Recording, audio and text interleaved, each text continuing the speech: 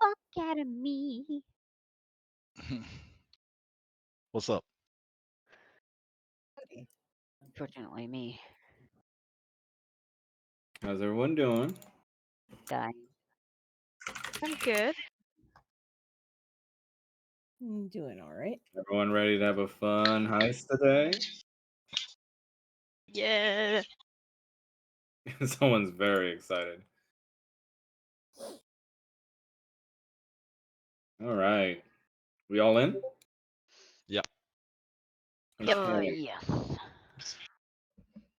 So let's get this started. Give me 1 sec. You're streaming, yeah, Mel? Okay. Oh my god, that's really fucking loud. Yep, just testing some things. If it's too loud, you might want to adjust your volumes. Volumes. Yeah, because you can adjust it how Many loud volumes. music plays in there. I'm just adjusting my browser. Say what?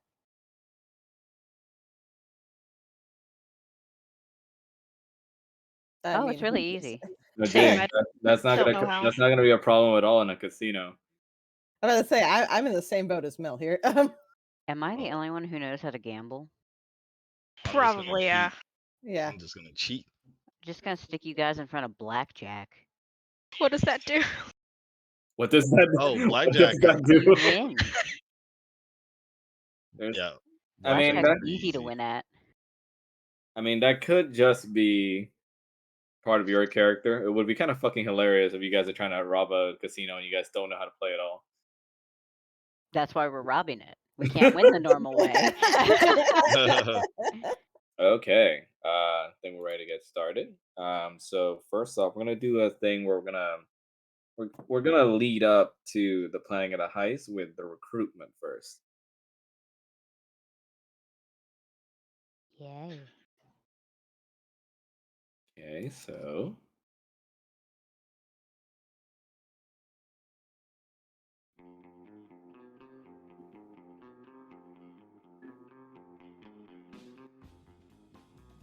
is the volume okay on that? Yep. Yes. So we first start off at the scene of an ongoing disturbance in the middle of the night in a rather foggy-looking town. The full moon lit in the backdrop, shining over the now ringing sounds of an alarm going off, and the consequently shattering sound of glass hitting against the cobblestone floor. And we now hear just various footsteps in pursuit of one individual who looks like a shadowy gentleman of sorts, making through the rooftops in the night with a bag of holding gently cuffed upon his belt.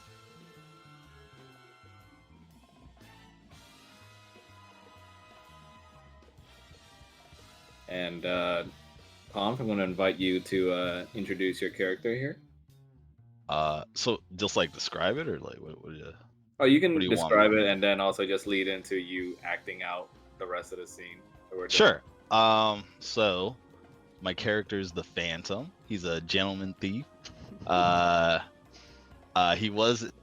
He's basically a noble down on his luck, and he's doing thievery in order to fill his coffers again and get back in the good graces of the aristocracy. And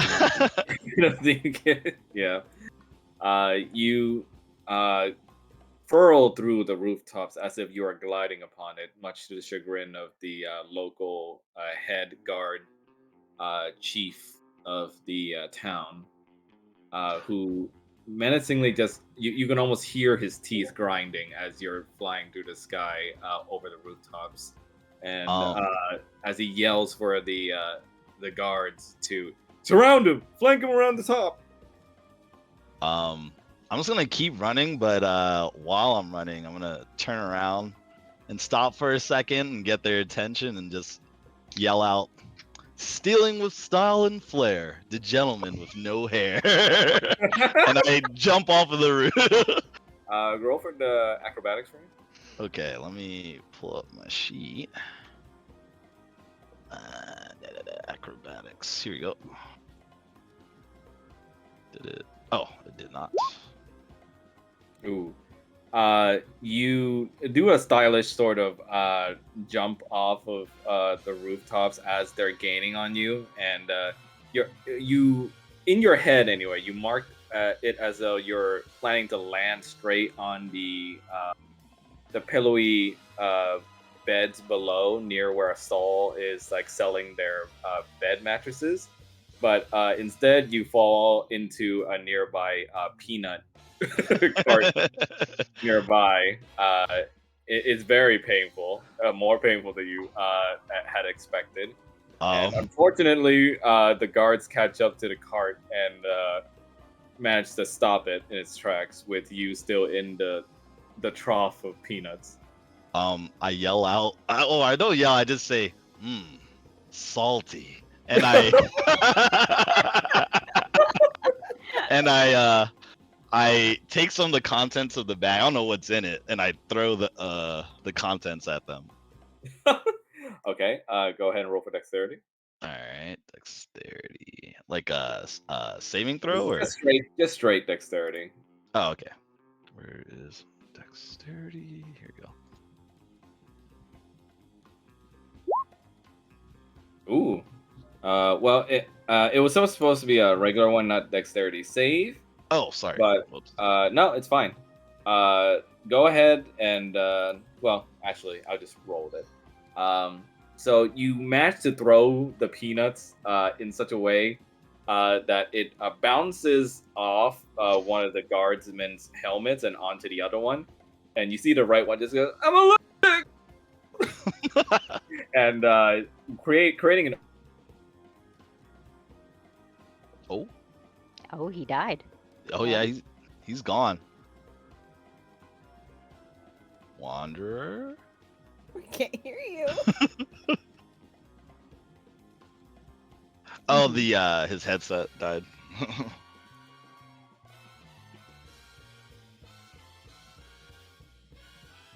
Let me ask.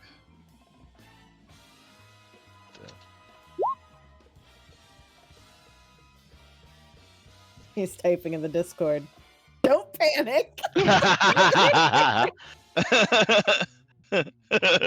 It's fine. We just paused the heist movie. It's okay. It's just mid peanut throw. That's all. My computer turned off for some reason. Oh wow, we're gonna be stuck in mid peanut throw. Time just stops. Even the slow computer, shots, you know. even the computer is like, y'all need to get the fuck off of Roll20 faster, because this thing for some reason takes up tons of shit. I was gonna say, like, even the computer's allergic to peanuts, but you know. I mean that too.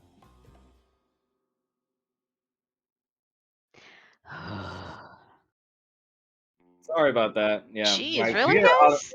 Mid narration, my computer just turned off. And yeah, so but I'm back. It's okay. Let me boot up my Windows.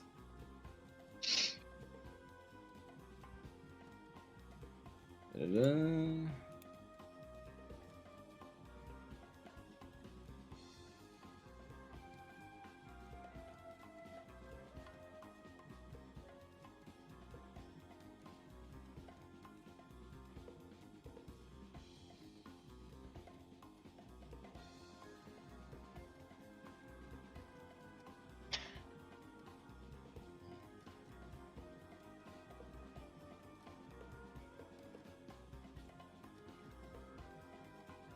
By the way, I'm just putting this out there. I was literally thinking of a gentleman thief minutes before Wanderer let me know that he wanted to do a one shot. That's about a heist. It's serendipity. Amazing. Yeah, literally serendipity. Perfection. I can read your thoughts. Okay. Okay. I think I'm back in. All right. Sorry about that. Continuing on. Did the music stop too, or did it Nope. still play? Still going. Nope. It's Okay. going.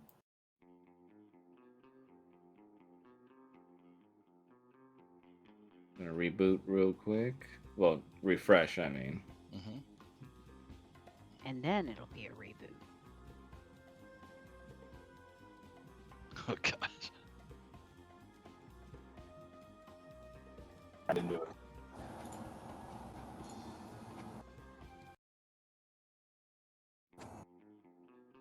Okay, music's playing again, right? Yep. Yes. Oh, now it stopped. Technical difficulties. I love them. All right. It's So continuing on. Sorry about that. You threw the peanuts at the guards. One of them had an allergic to and Oh, you're God. creating an open tree that runs through them. What you say, Ma? Yeah. I'm not far yeah, away. your audio quality changed. Either that or you're farther away. Is it using the Oh, right that's mic? why. Okay, because Discord rebooted, it decided to use my PS5 controller as the mic for some reason. Oh my God. It does that? I know a PS5. Oh, wow. Huh. Fuck's sake. Alright. Oh.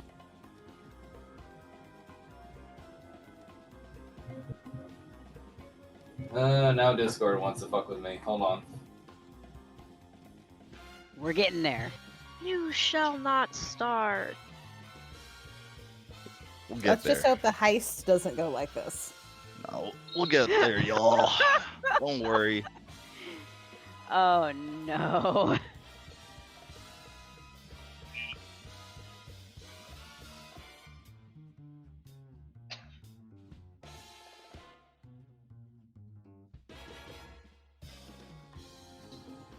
How about now? Better? Yep, perfect. Okay, we're back in the reins. All right, but yeah, this creates an opening for you to run through the guards that are in peanut distress. So yeah, I just bust through. I make sure to trip them over so I can make my getaway. Okay. What do I see anything? What do I see? Oh no. Oh no! No way! No way! Are It we can't gonna be, Are we gonna have to reschedule this? dude. That's bad luck. Oh no. What happened? Oh, okay. You- Someone you left. left. Oh, okay. Yeah, you vanished. Again? Yeah. You cut Well, you're here off now. and you All right. vanished. Oh my god! All right, so sorry for that. No problem. But yeah, you're running through the city streets right now, and you're about to run in the north facing where you are. You're about to run into what looks like a blockade of guards with pikes and spears ready for you, and also an open alley to the left. I'm gonna go into the alley. Okay.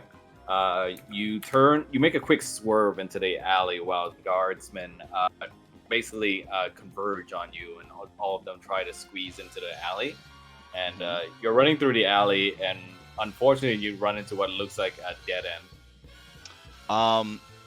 Is there? And from go ahead. the other end of the alley, you just see bashing through the bucket sounds of armors clanking. You see the head guardsman chief makes his way through his subordinates, and with a sly grin across his face, he looks at you and goes like, "Looks like we finally got you." I'm sorry, sir. I don't think you can get me. And I take my rope and I try to attach it to the nearest rooftop. Okay, go ahead and roll for a dex. Dex, Just straight okay. dex check, not Straight save. dex. Okay, sorry about that. Let's see. Oh, every time I hit this, here. Straight 20. Ooh, not 20. Nice. You managed to gracefully and dexterously toss your grappling hook rope over the rooftop above, and it latches on perfectly, and allowing you time to climb up if you want. I'm gonna climb up and start running on the rooftop. Okay. But not before I take my calling card and I drop it and watch it slowly land on the ground. Okay. What, you're dropping it behind you, or? Behind me, yeah. You drop your calling card behind you, and you're running across the rooftops. Right away, though, you come across what looks like a couple of guards posted at the rooftops, pointing crossbows right at you. I take my crossbow out and shoot both of them in the legs. Roll for AC with it, Okay. and you can roll AC twice since you're shooting two of them. Sure, yeah. Where is? Here we go. Can I? No, I can't. Okay. Oh, okay. That was good. Oh my god! That was a nat 20 on that one. Nice. Jesus.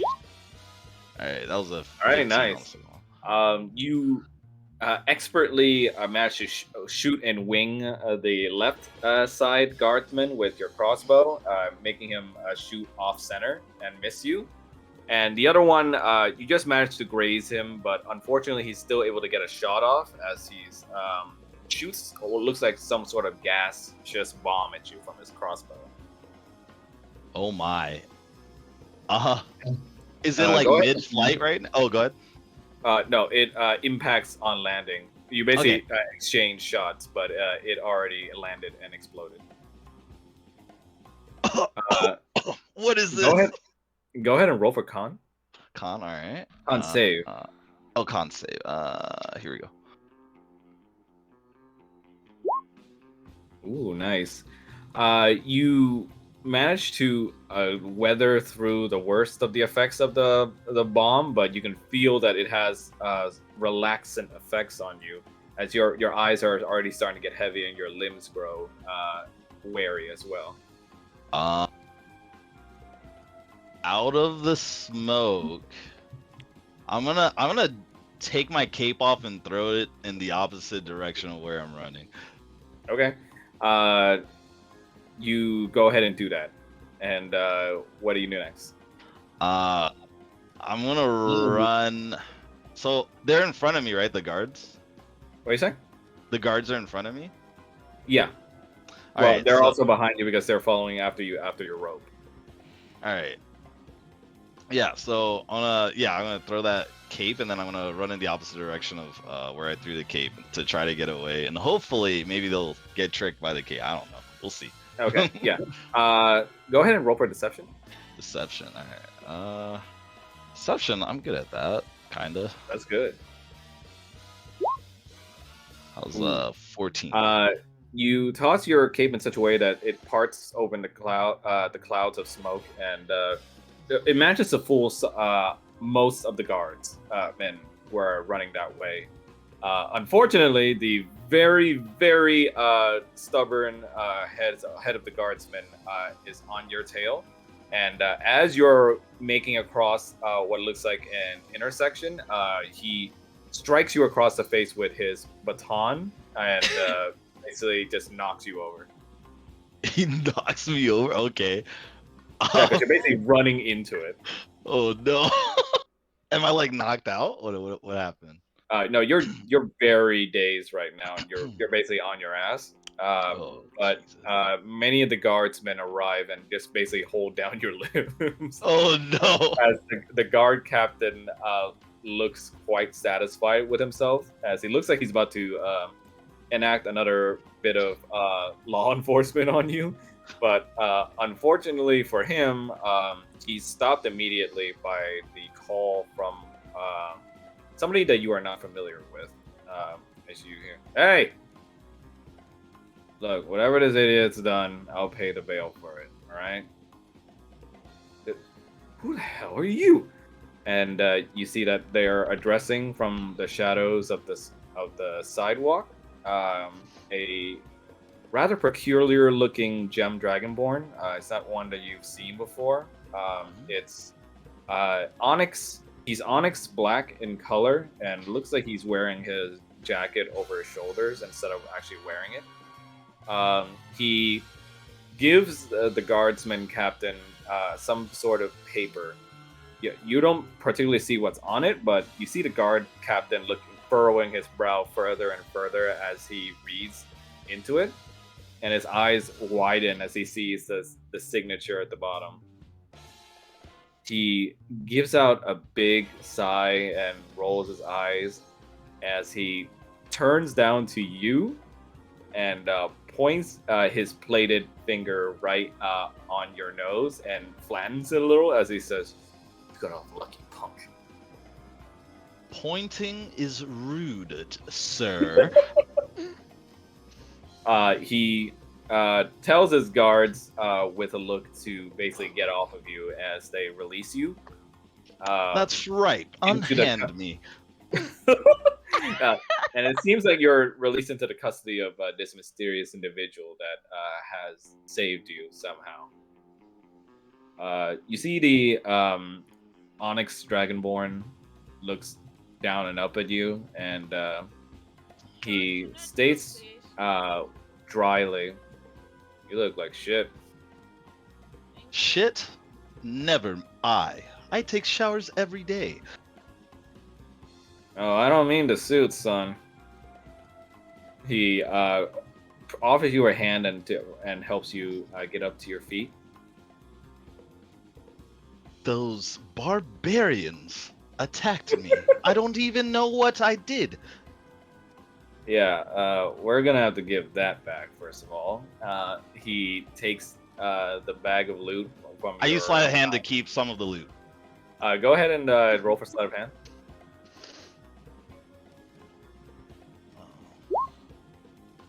15. Nice. You don't manage to keep a lot of it, but you manage to keep some of the loot, equaling to, I would say, about 30 to 40 gold. Okay, all right. He dumps out the bag of holding, but unbeknownst to him, you've already taken out some of it.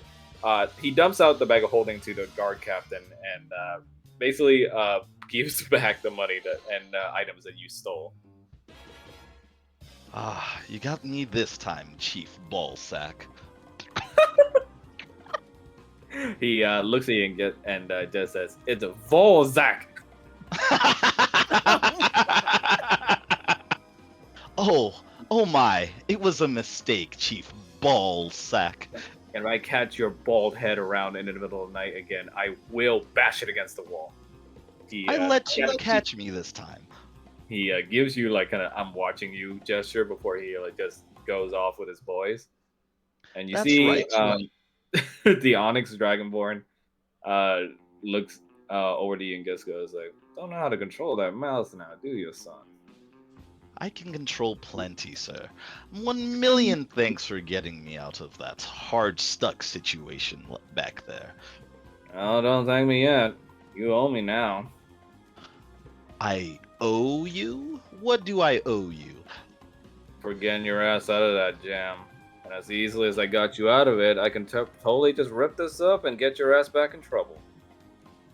But don't think of it as some kind of blackmail. Think of it as more persuading you to see the better job at hand. Tell me more about this job. He looks at you and says, "What you stole was chump change, kid. What I'm offering is a job that's equally as dangerous as it is lucrative." Okay. I'd like to hear more. And we then cut from there onto the next location. Oop. Whoa. What is happening?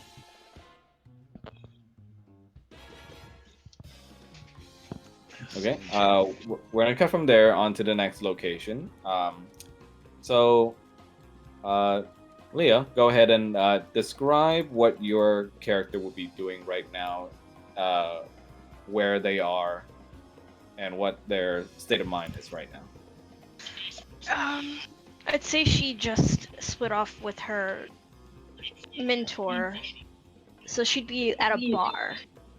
Mm-hmm. She's at the place where you order, and she's just waiting for the bartender to come back. Which she looks like a child, so they gave her Shirley Temple. Okay, so sorry, remind me again. Which kind of area are you at? I'm in the Is it like a Mortal- bar or a tavern? Just. I guess it could be a tavern-esque bar. Okay. Okay. You get offered the Shirley Temple, much to your chagrin. But immediately you see from the side someone sliding you what looks like an alcoholic drink. Not only that, but it's your favorite one. Thank you. Might I ask who you are? Name's Ash. And might I ask what a lovely lady like you is doing here with a Shirley Temple? And he looks out into the crowd, and you see what looks like two half orcs arm wrestling, and one of them wins, but not before you hear what sort of like a sickening cracking sound as his arm bends, pretty much the way that it's not supposed to bend. Ew. Ooh. And you hear a cry of pain out as Ash turns back to you and goes like, let's just be kinder about it and say, rough crowd. Just looking for I guess adventure. Well, then I dare say I might have something even better for you than that little drink of yours. Do tell. Heard a lot about your talents and felt like you could put them to some good work. The money is more money than you could ever earn in a week or two with your line of work. And, well, certainly amount of danger there is sufficient if you're in for it.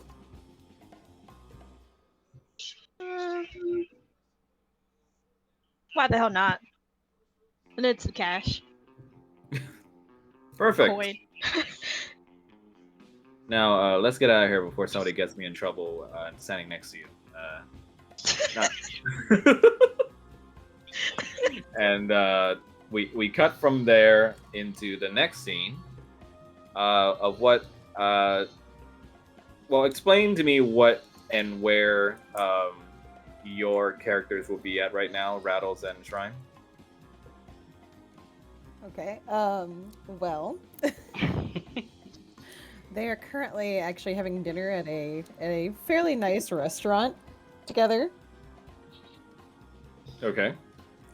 and sort of discussing just. It's basically him talking about how, upscale restaurants are nice and we're being skeptical. You have a nice dinner discussing amongst yourselves until you hear what one of the waitresses kind of shyly just looming next to you as Savaris, you hear them mention, I'm sorry, they kind of just awkwardly, because it's very easy for you to tell it's the same kind of people that are very uncomfortable around centaur creatures, as they don't know quite where to poke you, so they just sort of poke you right in the middle of your centaur body. Yes, can I help you? Miss, I was wondering if perhaps you'd like a more open table outside? No. We were just thinking it might clear up more space. You see, a lot of the waiters and waitresses need to get through this lane, and you're kind of. She hides her face behind a notepad. Blocking it? Then walk around. I'm so sorry. I'm afraid the manager insists.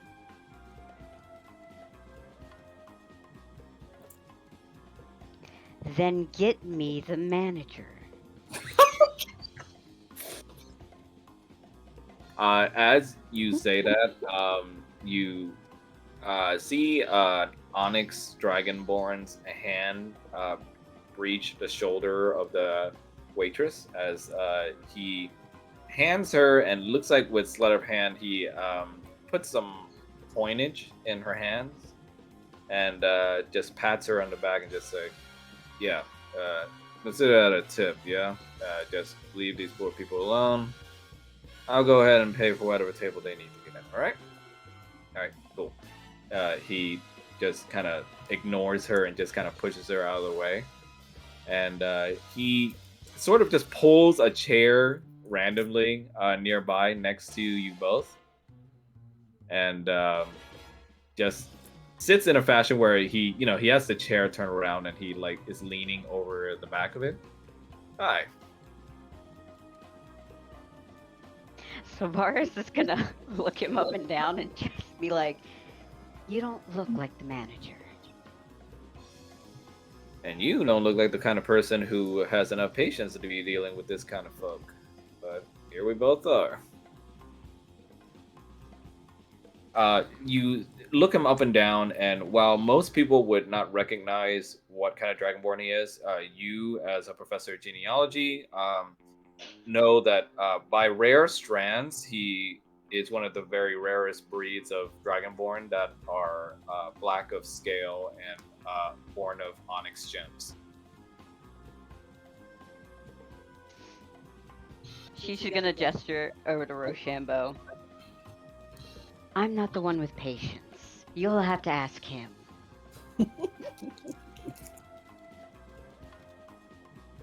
Oh, but I'm here to talk to both of you, really.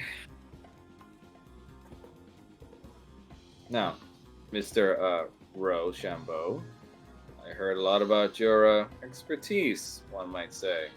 Very impressive. Probably the most impressive resume I've read today from the Court of Roses. Rochambeau kind of cocks an eyebrow, takes a drink of his wine, and is just like, "And where might you have heard that from?" I would not start asking questions. I'm sure someone from your line of work knows most about that. However, as weird as this might be sounding, I have a job for you. Or rather, both of you, really, if you're both willing to come.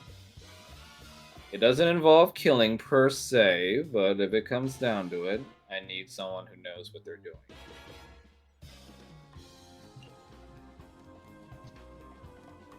Rochambeau's gonna look over at Savaris. "What kind of job?" You ever heard of the Golden Canary? "Vaguely." Well, let's just say it's a sketchy gambling ring that's held upon a mysterious ship. Location changes every year, and only exclusive members know where it is. It's holding a rather precious artifact that my client would be most thankful to see.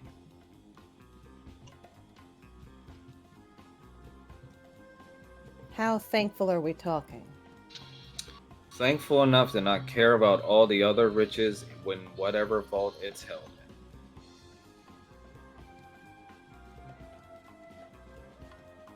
And by that I would mean, of course, that whoever is kind enough to give him the honor of seeing this artifact, they could do whatever they wish with whatever's in that vault other than the artifact, of course. "And if we want the artifact?" Then you might not be best suited for this job. Right, say that.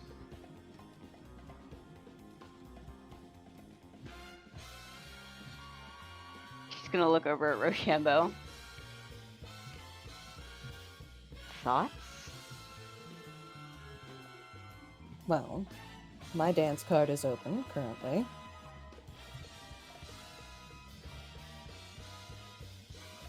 "Well, if you're up for it, I suppose I am." Perfect. I'll be in touch. And he gives you both a card. It doesn't state any kind of names on it, but it just has what looks like coordinates on it.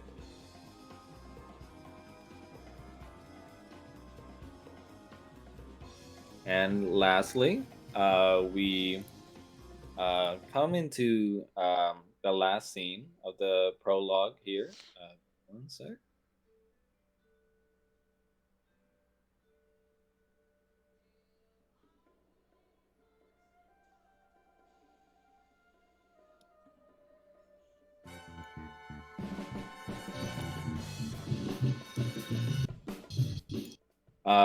We move now to the home of the very Onyx Dragonborn that's been visiting all these people, and he looks like he's scrawling various texts over a big giant board table that has schematics and maps. And with a furrowed brow, he seems rather frustrated. He has his jacket off. It looks like he's only wearing his pants. And from behind, um, we see what looks like a rather alluring silver dragonborn, uh, just gently caressing her hand over his shoulders. Someone's burning the midnight oil. Sorry, say that again, Mel. I couldn't hear you. I said someone's burning the midnight oil.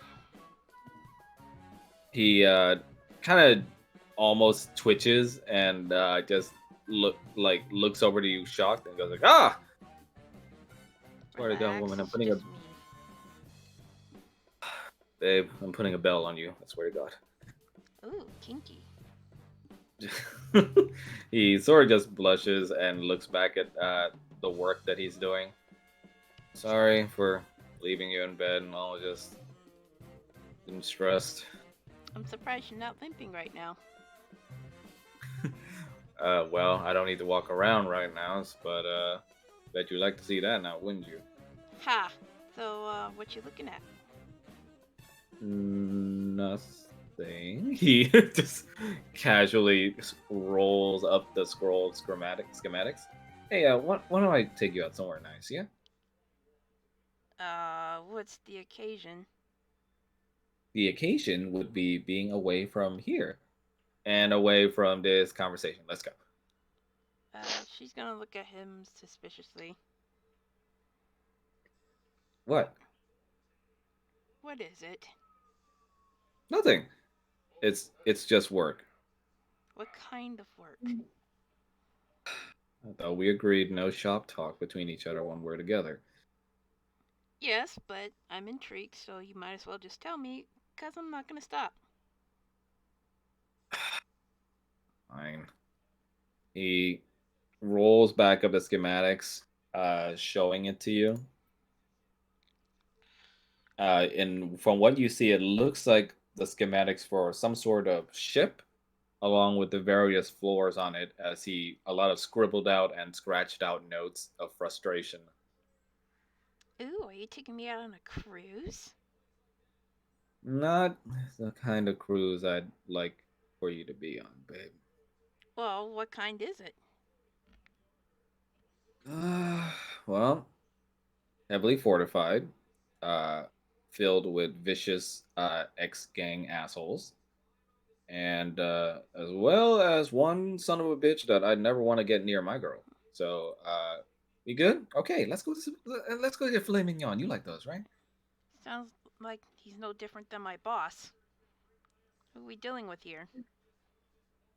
It's just a job that my boss wants me to take care of. It's nothing, okay? Just come on, come on. I'll even let you pay this time. You're funny. No, seriously. I want in on it. What's the issue? Go ahead and roll for persuasion with advantage. What the fuck? Oh. And yes, Pomp, she is indeed with the homie. Persuasion with advantage.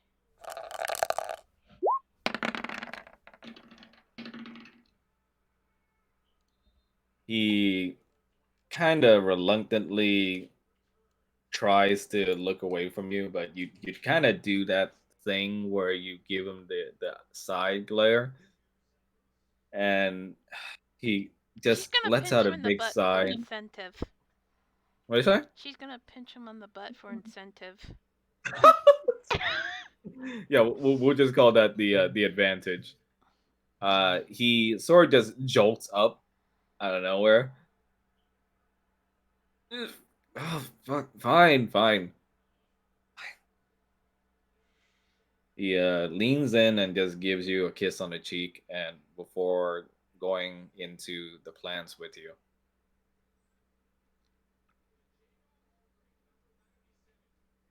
Okay. With that settled, we're gonna go ahead and move into the heistal.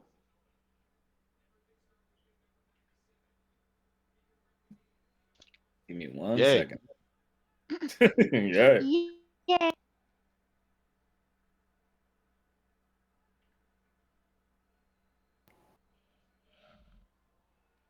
What the fuck is going on with Roll20? Come on. Roll 20's acting dumb tonight. Really is. It acts dumb every night.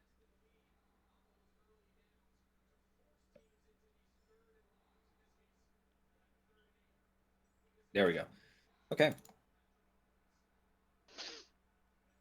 Are you using it on Google or on Firefox? Firefox. Maybe try using it on Google. Yeah. That's why I did. For whatever reason, like when I use Roll20 on Firefox, it acts like it's like a Windows 95. Oh wow. That's true. I don't want to go back to Windows 95. I miss my childhood, True. but at the same time, I don't. Now miss you're it. blocking the aisle. Oh my. Yeah. Did you just Oh. change the map? Cause Yeah, hold on. Did you change the map? Because I might have to reload too. yeah. If you did. No, I didn't yet, but hold on. Oh, okay. Hold on.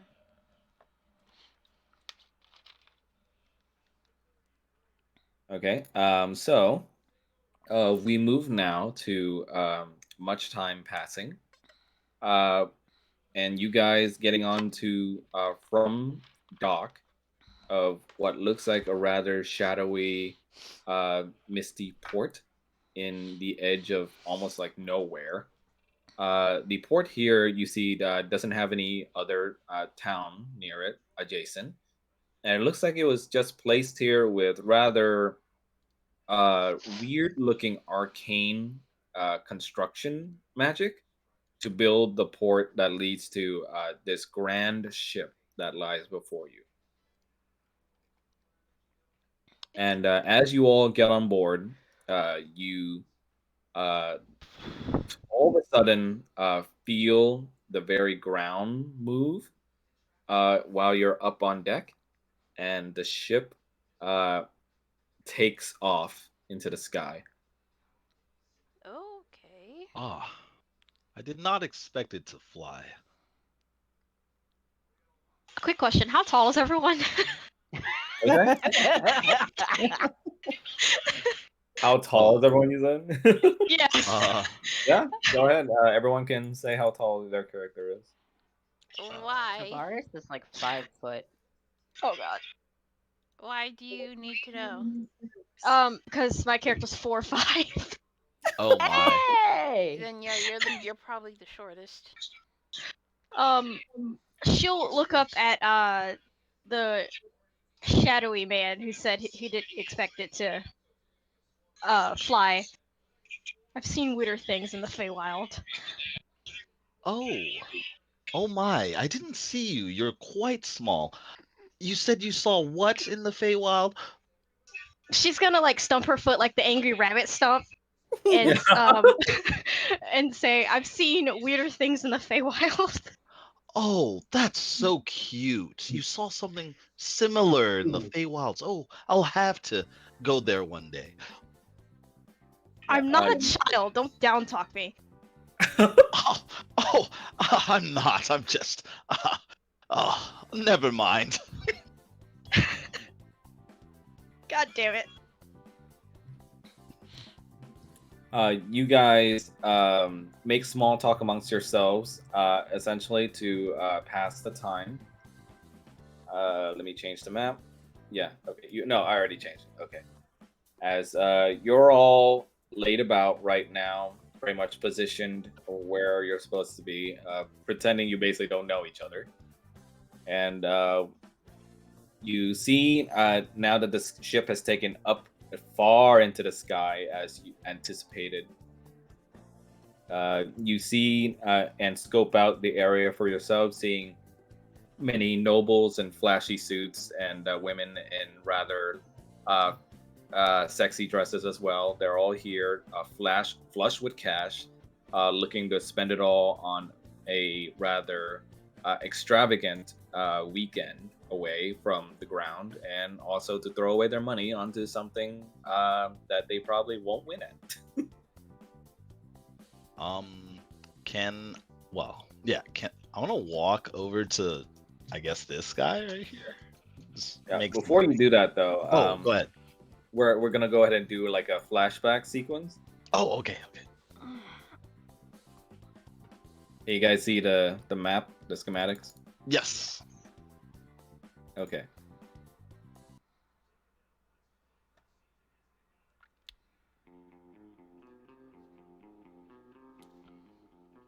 All right. You guys, in your separate situations, gathered all together in the coordinates given to you after you accepted a job from this mysterious Onyx Dragonborn. All except for Laverna, of course, where you practically coasted out of him. And you meet in some sort of warehouse inside of a remote location that's somewhat near where Ash lives, but you don't really know that. You look upon one, like, just sort of shaky light overhanging on top over what looks like a big round table where Ash has laid out various blueprints and schematics for the heist and the plan. You guys see the schematics, right? Yes. Okay. All right, folks. Here's the skinny on this. We're gonna be robbing a casino ship. Yay! He does like the little jazz hands.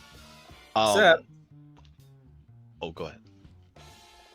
Except the casino ship is head to toe with fortified guards, magical defenses, and also, well, wouldn't you know it, a really angry asshole at the head of it all.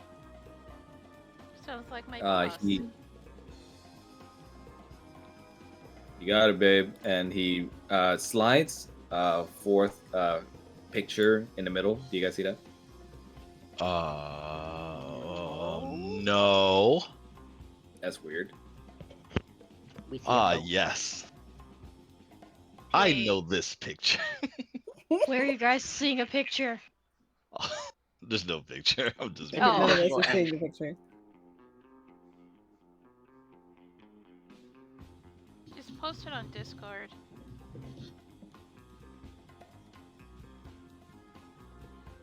Roll 20 strikes again. Roll 20 always strikes again.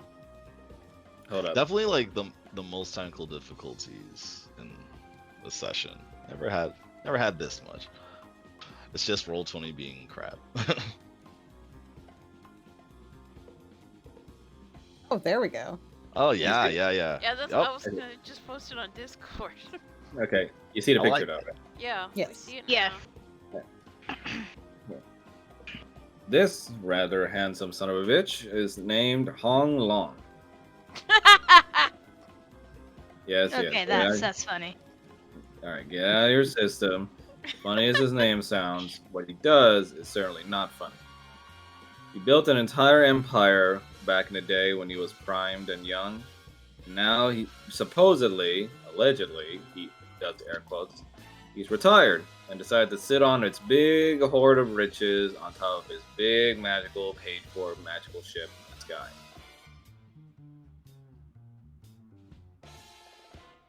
So like normal dragons, except a dragonborn. I would take offense to that, but in this situation, it's all true.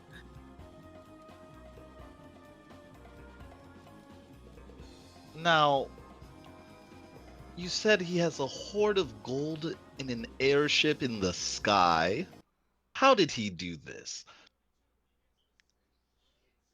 How did he get all the gold on there? Yes, this sounds difficult. Easy. He points towards the lower end of the ship, and you see he starts drawing on it. Now, somewhere at the base of the ship is going to be a vault. We don't know where the hell it is, but it's there. As much as I'd like to get a schematic that has where the vault is, the bastard made sure that none of his engineers knew where it was either. Well, very select few know, but not the ones that I got this schematic from, unfortunately. But we do know that there are magical measures inside of that fucking hoard in there in order to feed all the gold and finances that he gets into it. And supposedly, all the bankers and all the tellers in the casinos also have access to this little portal that he uses inside the vault. Specific process, we don't know, and anyone I ask ends up dead if they talk. This is gonna be tricky, but it sounds like Yeah. a lot of fun. You're the only one that would think that, babe. Are you sure you still want to be a part of this? Oh, absolutely. Hold on, she's not the only one who finds this fun. I find it very fun. She's gonna roll her eyes. Yeah, well, that's why I hired all of you. Figured this might be of interest. I need able young bodies and able young minds on this crap because I have poured through this plan over and over. And obviously there's a lot of blank spots that are going to need to be filled in by specialists like you.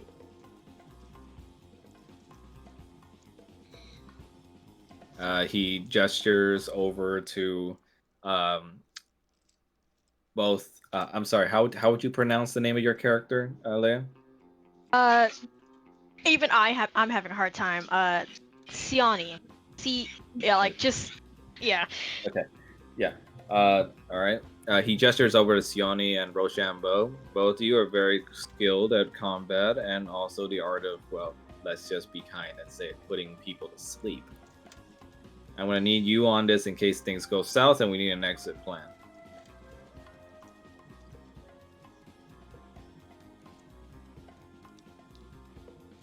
Do you know where the ship goes after the cruise is done? After the cruise is done, it returns to port as usual, but the current flight plan of the ship always changes itself when it goes over to the sky. Now, the docking location itself changes every year too, part of the Bastard's plan to make an exclusive club for those who can afford it, I guess.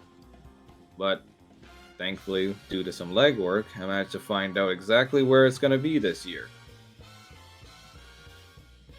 And, would you rather know it, I also procured, he puts out several slabs of what look like gold embedded slips of paper toward you all.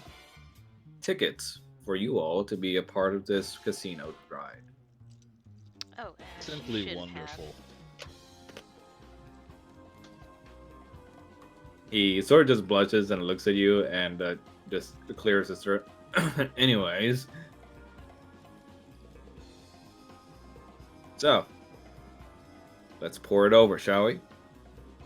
He goes over certain details of plan to you that are for now not going to be detailed to you guys. But eventually he gets to the main part of your flashback, which he says, when you're on the deck, just act natural. Don't make a scene. And don't even act like you know each other. You are separate guests here as customers. That is all. Now, number one thing to do. You see the 3 floors on this map? The first floor is the deck. Right here. That's where you'll be. And that's where you're going to start. Now, 2 doors here are going to be heavily blocked and unusable. or at least I don't suggest you doing so.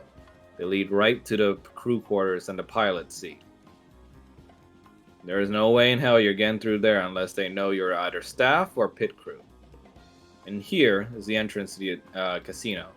The moment it looks natural to go in there without making a scene, you're gonna go in and you're gonna go find this asshole. He is gonna show this individual a picture of him on the table. Looks like he hasn't skipped a meal. Definitely Nice not. center. And you can certainly afford it. You're gonna find this rather pretty mug, and you're gonna convince him.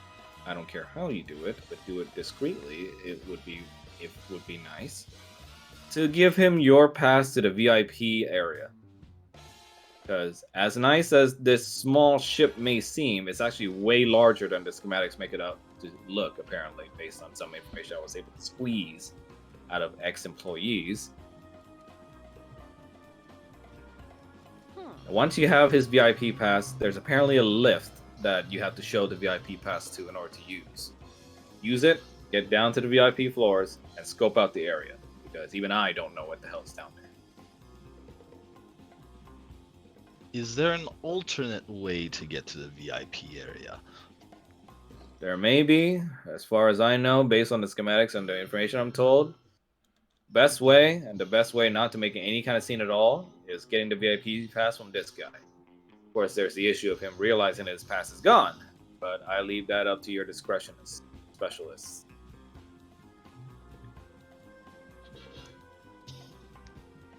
And we're gonna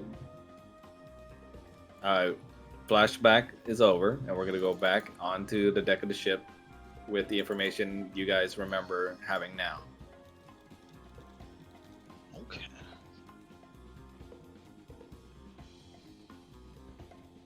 And if your character is wearing some sort of disguise for the trip, go ahead and also describe it to us as well.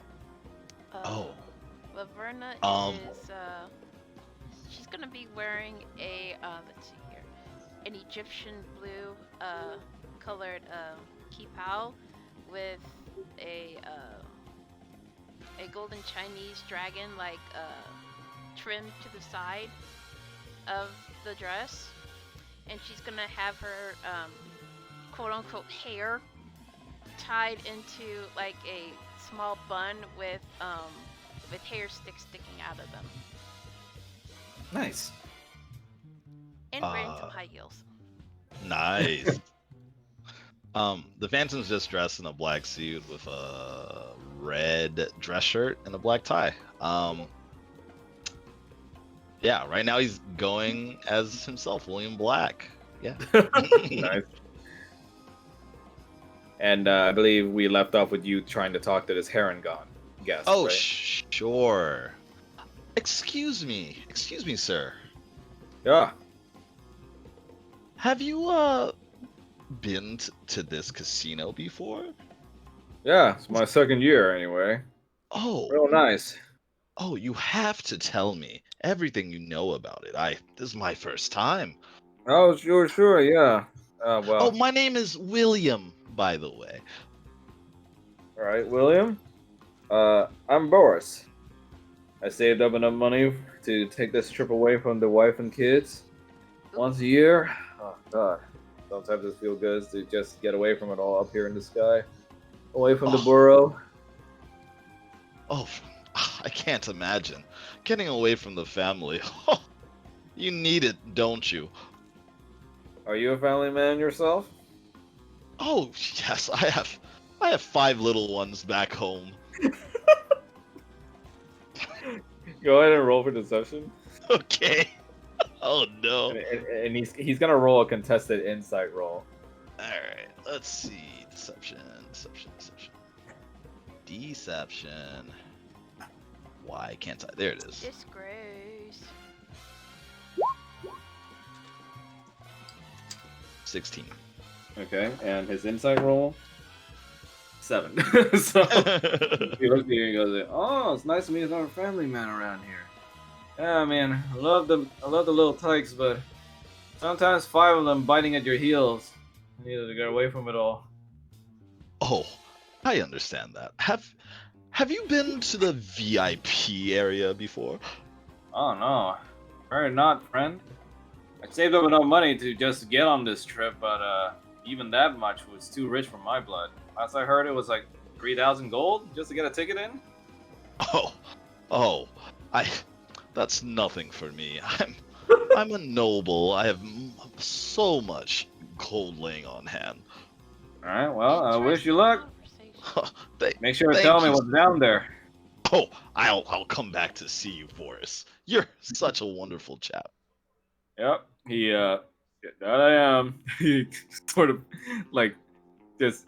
You see, he's wearing at what looks like his best attempt at fancy clothing, but you can clearly tell 2 words when you look at this man. It's tired, like, and middle class. Oh And no. his dress collar, his dress shirt collar is like undone, and he looks like the best fancy drink, air quotes, that he could get was just strawberry juice with like an umbrella on top of it, as he just kind of plays around with the umbrella. I'm gonna do one thing before I end my scene. I'm gonna walk up to Boris and oh, Boris, your collar's a little unkempt. Let me fix that for you. You don't really need to, but sure, whatever. And I fix it for him and say bye. Okay.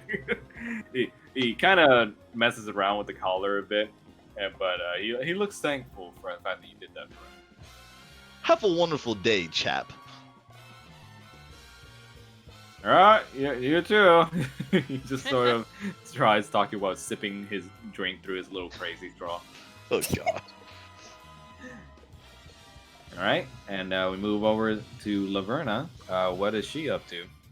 Oh, right now she's kind of just looking around the ship, like exploring, looking for any sort of weaknesses that she could exploit, and she's kind of like just humming to herself. Go ahead and roll for a perception. Okay. 4.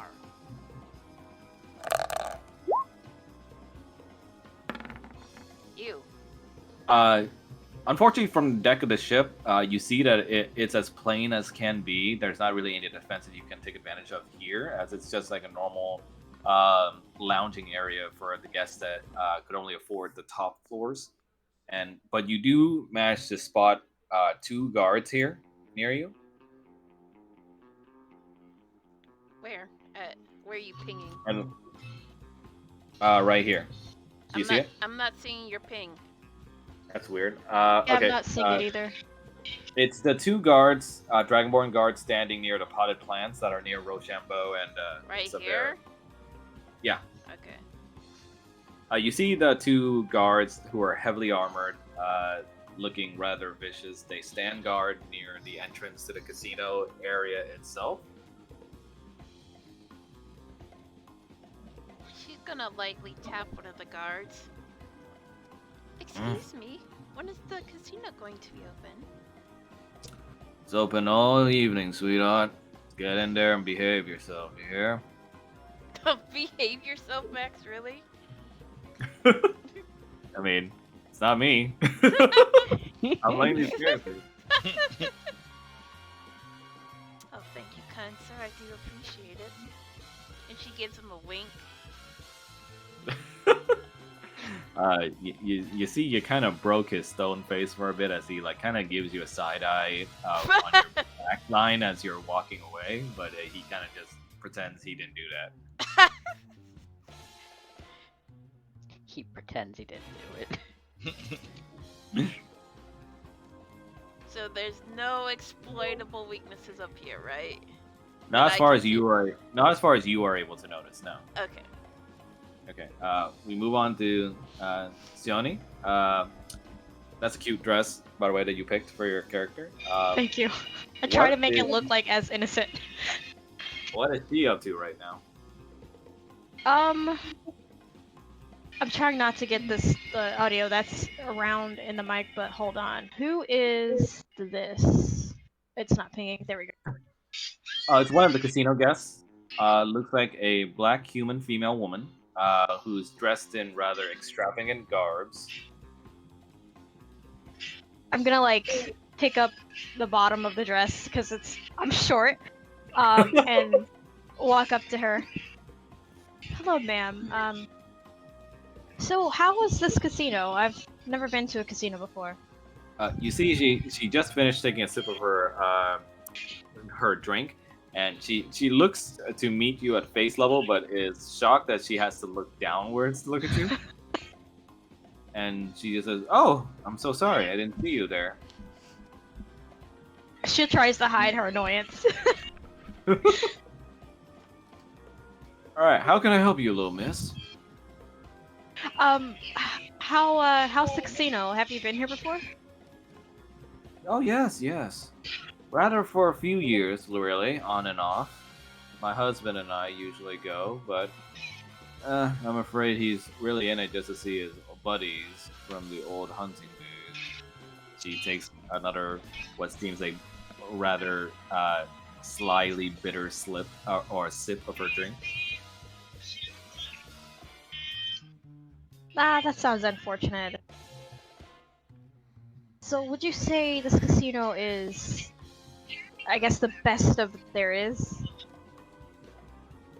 Oh well, darling, I'm afraid that I don't go to many, but sure, I'd say this beats a lot of the ones that are on ground, I suppose.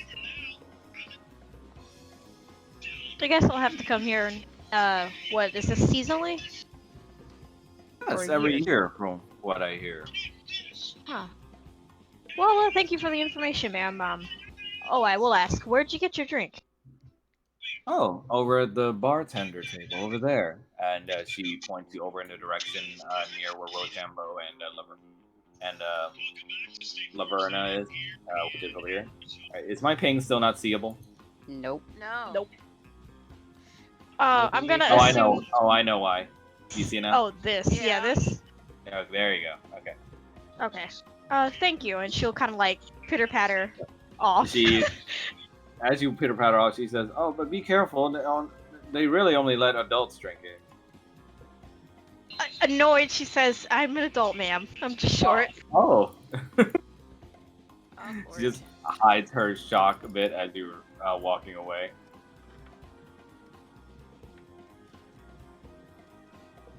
Yeah, she'll just hop on the stool and wait to be served. Okay. The bartender goes up, and as he's like wiping down the table, and goes like, "What can I get for you, ma'am?" I don't want to say your strongest drink, but your second strongest drink. Alrighty. We'll see what we can do now, shall we? Should I surprise you, or? Yeah. All As long as right. it's alcoholic, I'm not a child.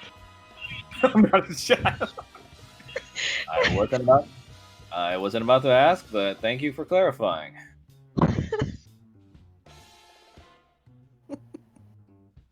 He with some panache and flair, he puts over together like a menagerie of colors and different kinds of drinks of different smells into the glass, and eventually he finishes with what looks like a rather cool-looking drink to you. It looks like wispy air on top that's like forming a tornado, swirling into the liquid that is beneath you. Oh, this looks good. She'll like take a small sip, chug it. Go ahead and roll for a con. Oh god.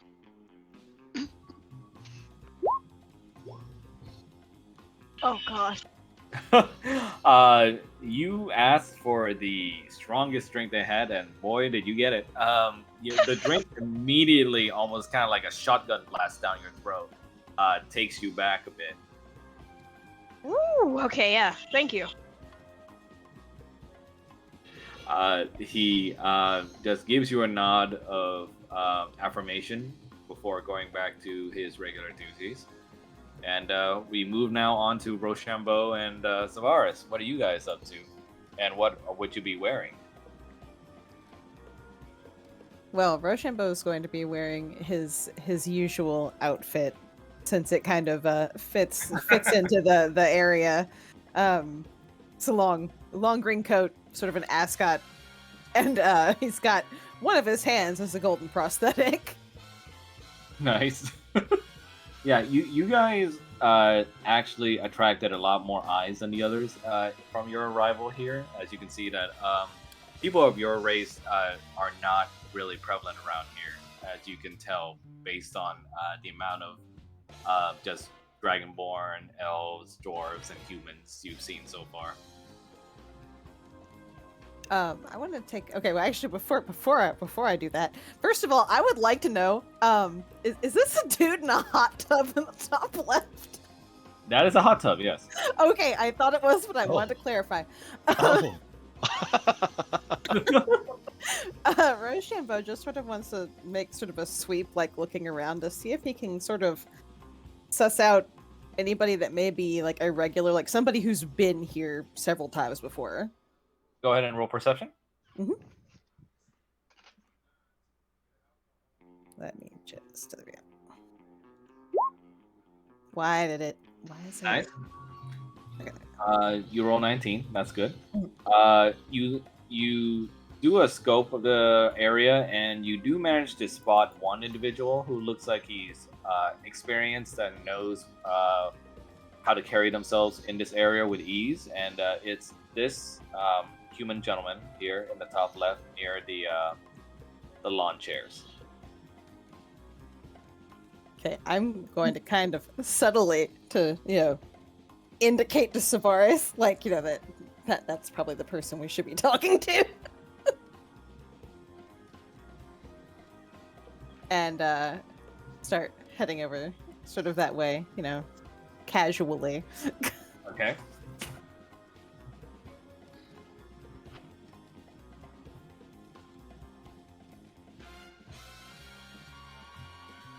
As you walk towards this gentleman, your hulking size kind of forms like a big shadow over the amount of sun that he's trying to get.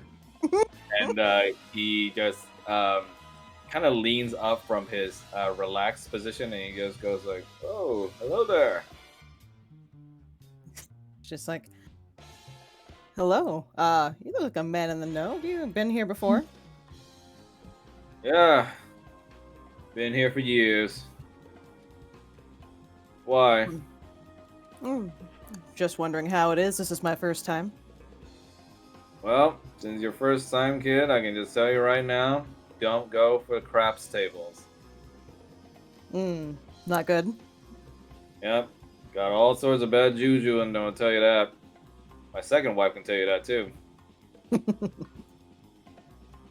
I can imagine. Yep. He's Oh. he's actually going to gesture and be like, that's mine over there at Savaris. Oh, well, damn. Don't seem a centaur around these parts. Well, you, sorry for asking, but are you, one of them Leonids? No, Manticore. Ah. You kids nowadays and your new names. Got a boomer. Oh my. God. Yes, he sort of just adjusts his cap and says, "Well, another tip that this old man can give you is whatever you do, don't play any games against Shapir. Bastard's a cheater, and he's been so for years." You said Shapir? Yeah, Shapir. Hard to miss him. He's a rather rotund-looking, lizard-looking fella. Sorry, Dragonborn, whatever the appropriate name is nowadays. I will definitely keep an eye out. Yeah, you do that. He just goes up and lays his back on his chair. Rochambeau's also going to be sort of sitting back on a chair, sort of eyes Savaris a little bit, like... Savaris is gonna look over in this direction and just kind of roll her eyes. And she is going to head over to the bar. Okay. As you head to the bar, you can spot CNE from across the way, but of course, remember your instructions. You guys pretty much pretend you don't really know each other. And what would she like to do at the bar? She is going to address the bartender. Yes, miss, how can I help you? I was like 5 of your strongest drinks, from most to least. Whoa. Just like this little lady here, huh? Must be a rather rough evening for you both. Lost a lot, or? No. Okay, good talk. He makes you the same drink that Sione got, except 5 glasses that he neatly pours out in front of you. Like, he does that thing where he fans out the drinks and just pours it over all 5 glasses in one stroke.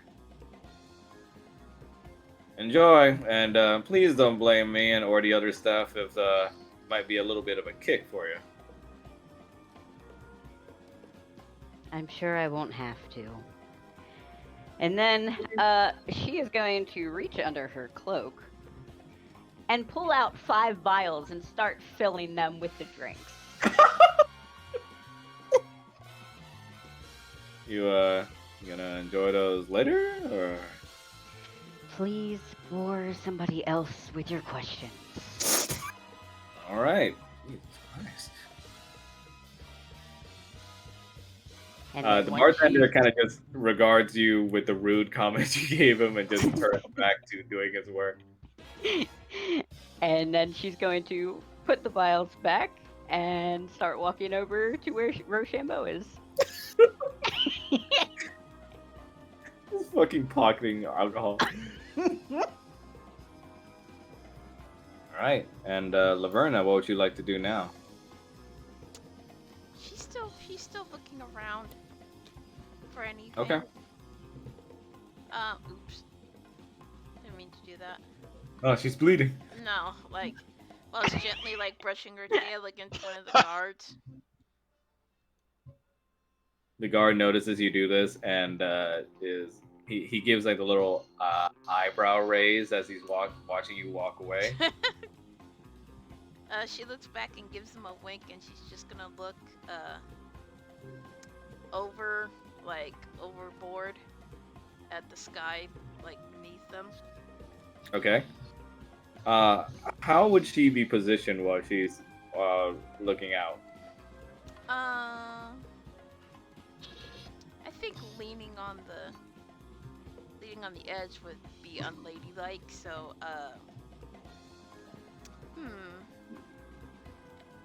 I guess she's got her arms crossed in front of her, and she's just looking like she's very dignified, while admiring the view. Nice, nice. As you're walking to the edge of the ship, you go ahead and roll for perception. Dick cheese.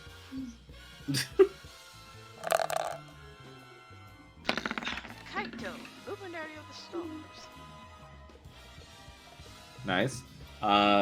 You do notice the very obvious way that the guard nearby is staring at you from behind while you're leaning there, and you notice a rather bespoke, kind of overly fancily dressed gentleman on the side of you. It looks like he's about to eat some sort of cracker that has whipped cream of some kind, or sour cream, and also some greens on top. But the minute he goes to his mouth, it just sort of falls over first over his mustache.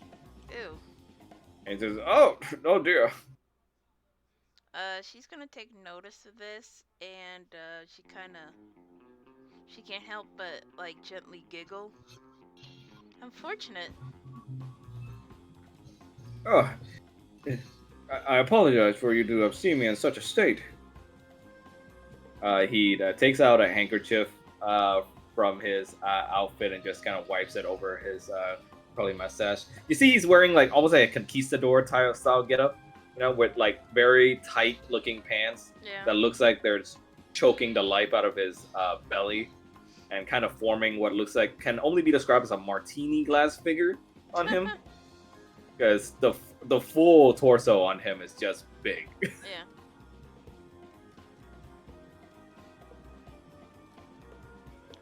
What a distinguished looking outfit you're wearing. He offers to kiss your hand as he motions to do so while looking to you for permission. She holds up her hand for him to kiss, even though he's probably got like that whipped cream shit on his mustache. Yeah, he does. Well, she's gonna let him do it anyway. He kisses your hand in a gentlemanly manner, but he still has some of the smush on his mustache from earlier, so you see some sour cream has gone on the top of your hand. She like, covers the top of her hand. Very lovely to meet you. Likewise. I'm sorry, I didn't quite get your name. My name is Beauregard. Max. Beauregard Pontificus III.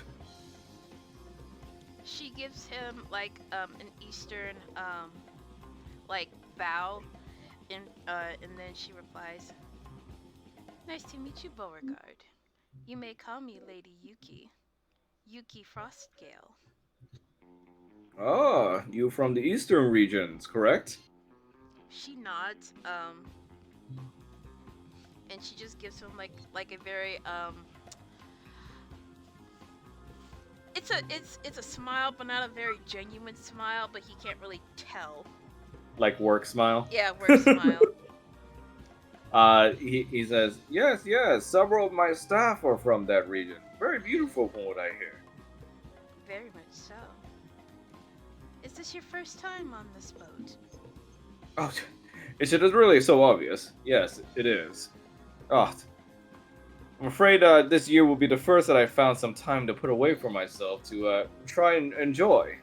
Well, you can see, it's been rather a bit of a mess, really.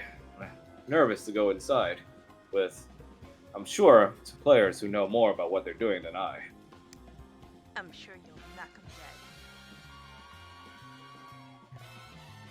dead. And may I ask if you are here with anyone else, Miss Yuki? No, it's just little old me. This is my first time too, actually. So I'm hoping to get a lay of the land.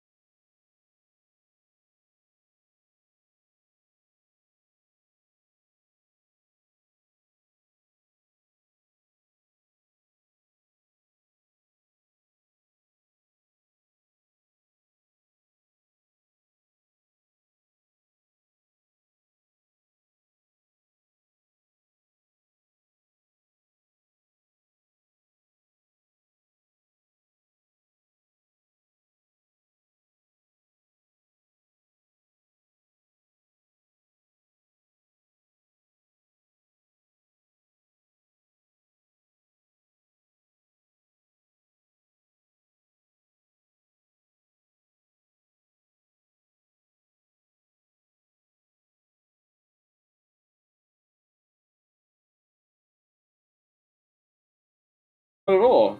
In fact, I might be able to buy you a ticket if able, but really, I'm trying to save as much of my money as possible, I'm afraid. But a gentleman will always do what he does best for a beautiful lady. She gives him like the most like how do I say this? A very appreciative smile, and she gives him a bow. That would be wonderful. Thank you. Oh my god. Of course, of course. Now, if you excuse me, I must find refreshments.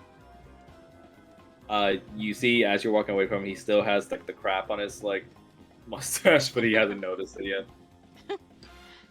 Oh, before I go, you have something on your mustache, sir. No. Oh dear. I so apologize. He starts like just rapidly trying to whack at the bits Whack. of like food left on his like mustache. And she's gonna slowly walk away whilst wiping off her hand that got the stuff on it. Ew, fucking gross. As you're walking by, you can tell the guard just like immediately trying not to look in your direction as you're walking by. Is he staring at her butt or something? What you say? Is he staring at her butt or something? Oh, he was, yeah. Oh my god. Maybe I should have made a back view. Oh, jeez. You head towards the bar area for refreshments and find Sione there, enjoying her strong drink. As you're quite surprised that someone of her size can pour down as much as she's doing right now. She's just gonna. I don't know how to say her character's name, I'm sorry. Sione? Siene? Yeah, I was struggling too. She's gonna look towards Siene as she takes a seat. How's the drinks? It's really strong. I like it. Right, I see. Oh. She's just gonna ask the bartender for some very, very cold water. He looks at you and goes like, "Are you sure, miss? We have other cold refreshments that would be nice." Just water for me, thank you. All right, no problem. He just goes over to the tap in the back and just gets you some very cold water with ice. Like, she's like thinking to herself she can't be tipsy while she's on a mission, so.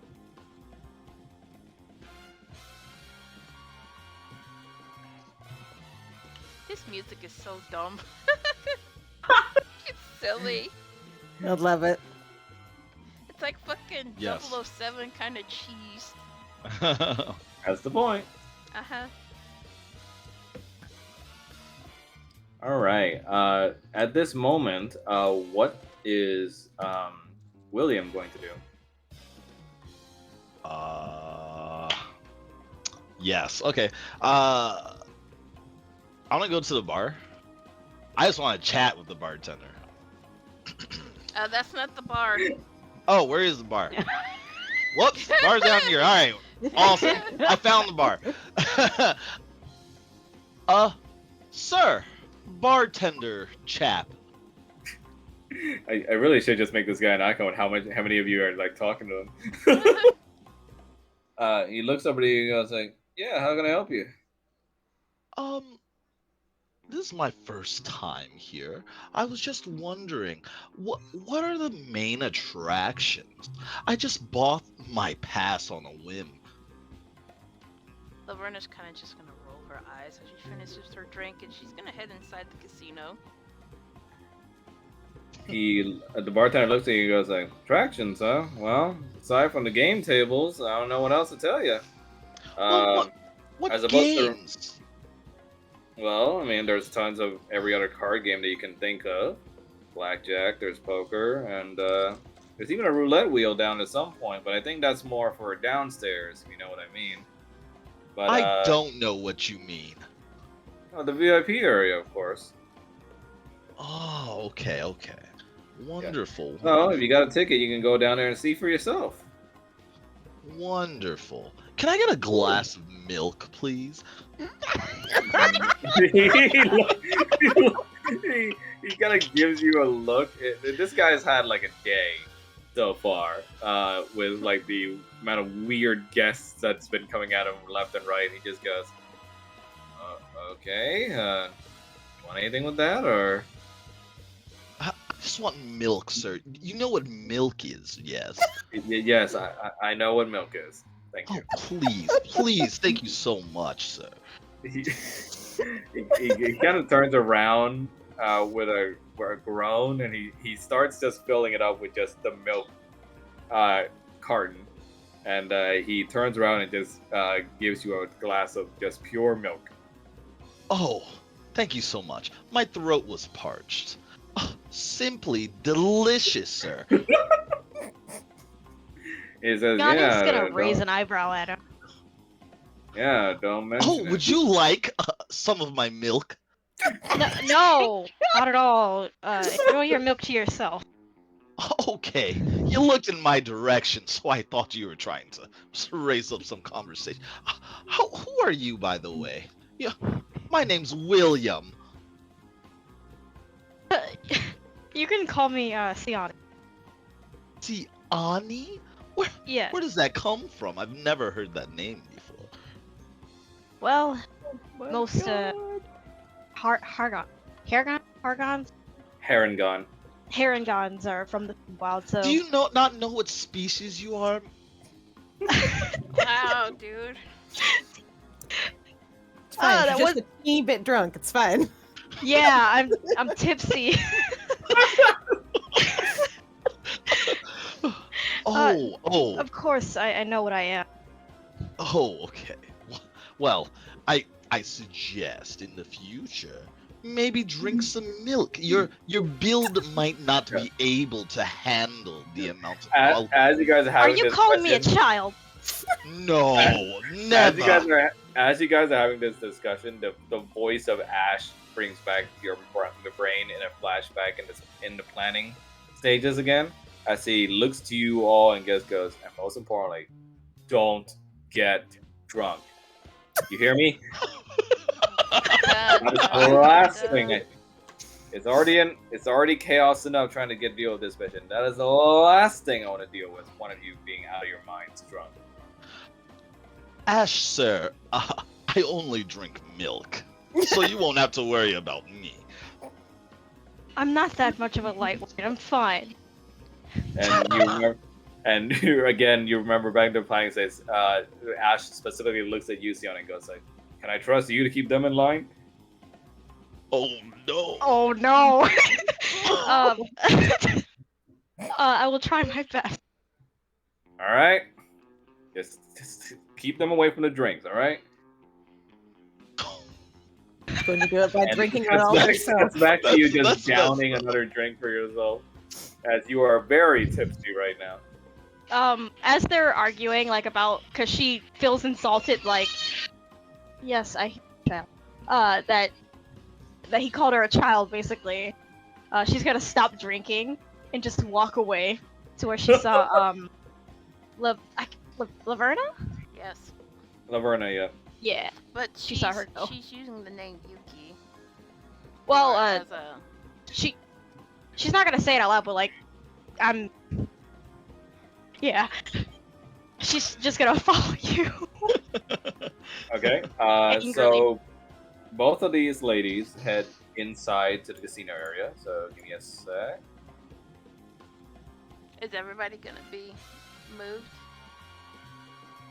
You two are so far the only ones going inside the casino, unless the others would like to join you.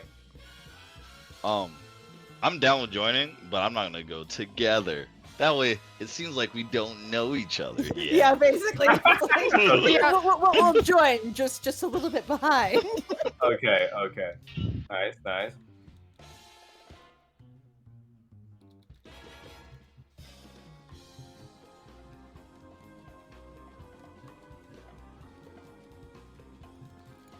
You guys see the new map change? No. It's black. Darkness. It is Darkness. Okay. Give me a sec.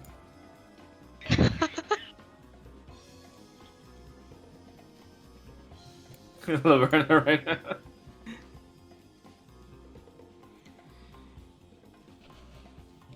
There we go. go.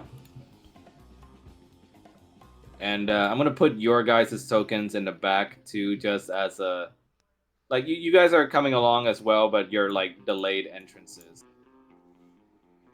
Yeah, pretty much. I shouldn't be able to see anything yet, right? Just making sure. You should be able to see something now. Oh, I don't. Oh wait, now I can. Haha.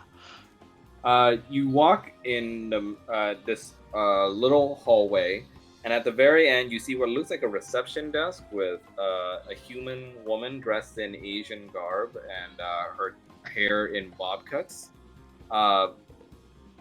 waiting there with her book of a registry. And nearby, you spot the gentleman that Ash had specifically mentioned to you from It's the the planning fat stages. fuck.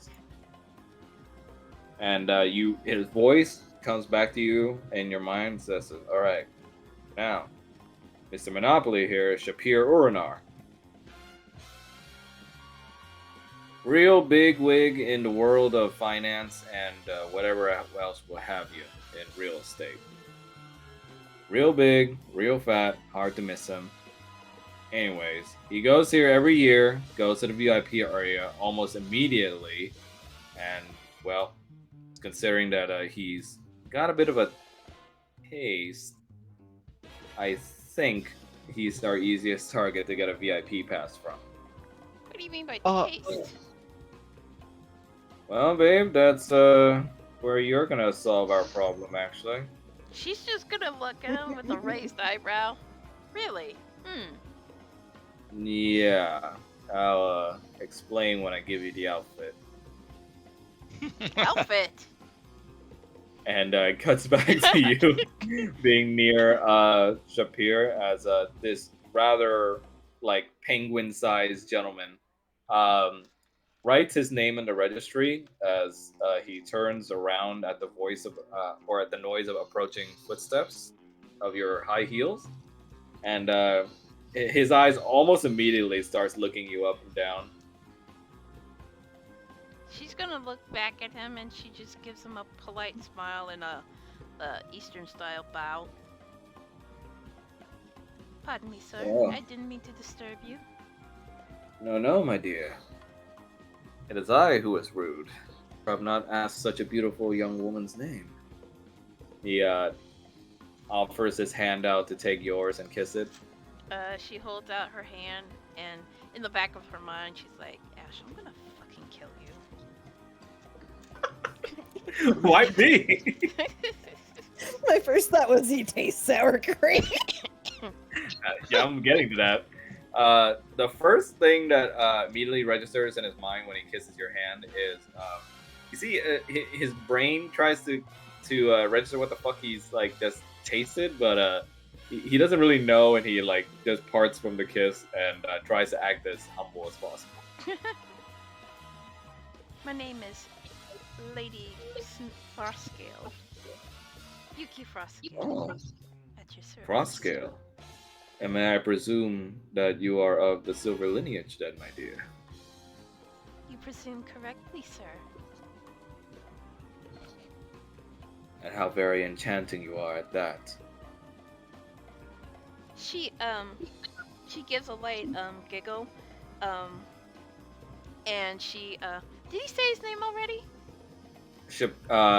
No, he hasn't introduced Okay. himself yet. And may I have your name, good sir? Ah, yes. I am Shapir Uranar, of Uranar Industries. I'm sure you have heard of us. Of course, of course. I didn't realize it was you. So honored to meet you. Yes, I'm sure it is. Wow. But Like this is like in her mind, like, wow, what a pompous ass. and he looks to you. He's not exactly being subtle about the way he's looking at you, but he says, "And from what I gather, I do not see a ring upon your finger, my dear. And I presume then that you are, unfortunately, without a man." Alas, this is true. I have no one to my name. Well, that simply will not do. Are you offering, good sir? She kind of looks at him with a sultry look. Go ahead and roll persuasion with advantage. Oh, really? That With old. him is advantage. I mean, That easy. old dude. Yeah, he is. God. He's an old Old perverted men are miser. perverts. The fuck? Jesus. Sometimes that's how it be. He looks at you and just goes like, "If only you would accept, my dear. I am, if nothing, but a man who simply wishes to show a woman a good time."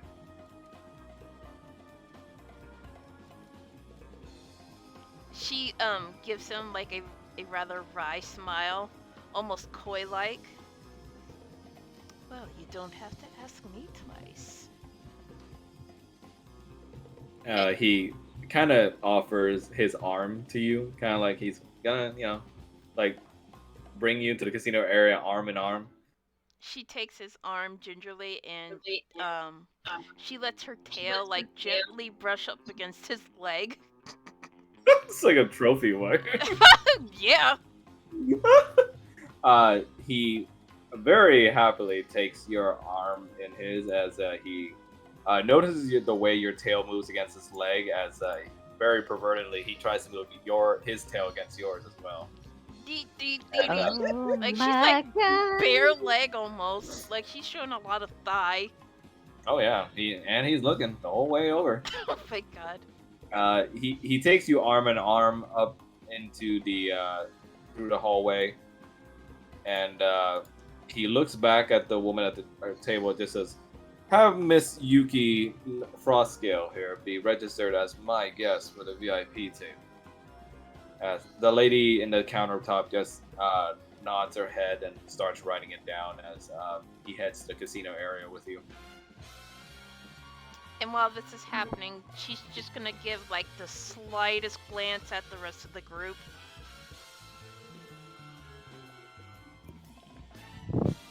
I think I'm the only one And in there. we're gonna but- flash Oh. back. We're I'm done. gonna flash back a bit to Ash as he's saying, as like mid discussion, he's hearing you say no, but he just says, "Okay, hear me out. Yes, he's a dirty old man, but I know you're good at this, and I know that you're not gonna let anything happen to you without your knowing." I would hope so.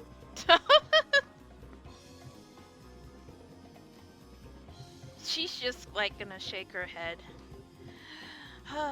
Fine. But if Look, I see one old man shrivel dick out, I'm coming after you. He's just like, yeah. Just, hey, you wanted to be a part of this. I didn't want you to be a part of this because of this. Ah, ha ha ha. Right. And she kind of just waves it off. All right, well, you're gonna have to put on this little number, I'm afraid. He shows you the dress. What in the What is that? Yeah. He just kind of looks at you and goes, "Yeah." When did you buy this? Are we there? Yeah, this is when you guys were all there at the table. I mean, It's like a it's a very flashback. pretty dress. Oh yes. It's so The embroidery open. is amazing. Yes. Well, So yeah, good. it is open, but it's very pretty. But it's so Open is open. better. Oh, you look Have a great. very in good argument. Ugh. He looks at you and goes like, "This little number was a rentable from one of his ex-wives." Oh, that will work so well. You must put it on. Ugh. Ash kind of gives you a look. "You wanted this." She's just gonna punch him in the nose and then takes the dress. Ah! Oh, Ash, you're bleeding from your nose. Would you like a handkerchief? He just says, "Yeah, you got one." Oh, yes. And I hand over a handkerchief. Oh, by the way, how will the rest of us get to this VIP area? Well, as far as I'm concerned, they have a system where you can register a guest to go with you into the VIP area. If you can't convince the old miser to give you all access, find a way. All right. I'll figure it out. And we cut back now. Laverna, you're headed deeper inside to the playing area with the old miser, essentially. Japir. Yep. And Ooh. in the meantime, who's next that would go through in the casino area? Well, shit. I'm assuming I was there around the time, seeing this. Like, her use the name. Yuki. Okay, good. Use the name. Well, technically at the planning phase, you guys already know your cover names. Oh, okay. Because I'm writing it down, but she'll head back out. Hey Max, keep going. I'm just gonna grab a bottle of water. Okay. Because now she needs to find someone. The VIP. I know the upstairs area isn't VIP. This is just a regular playing area. Okay, well, yeah, she'll head down to the casino. Yeah. Yeah. Okay. Oh.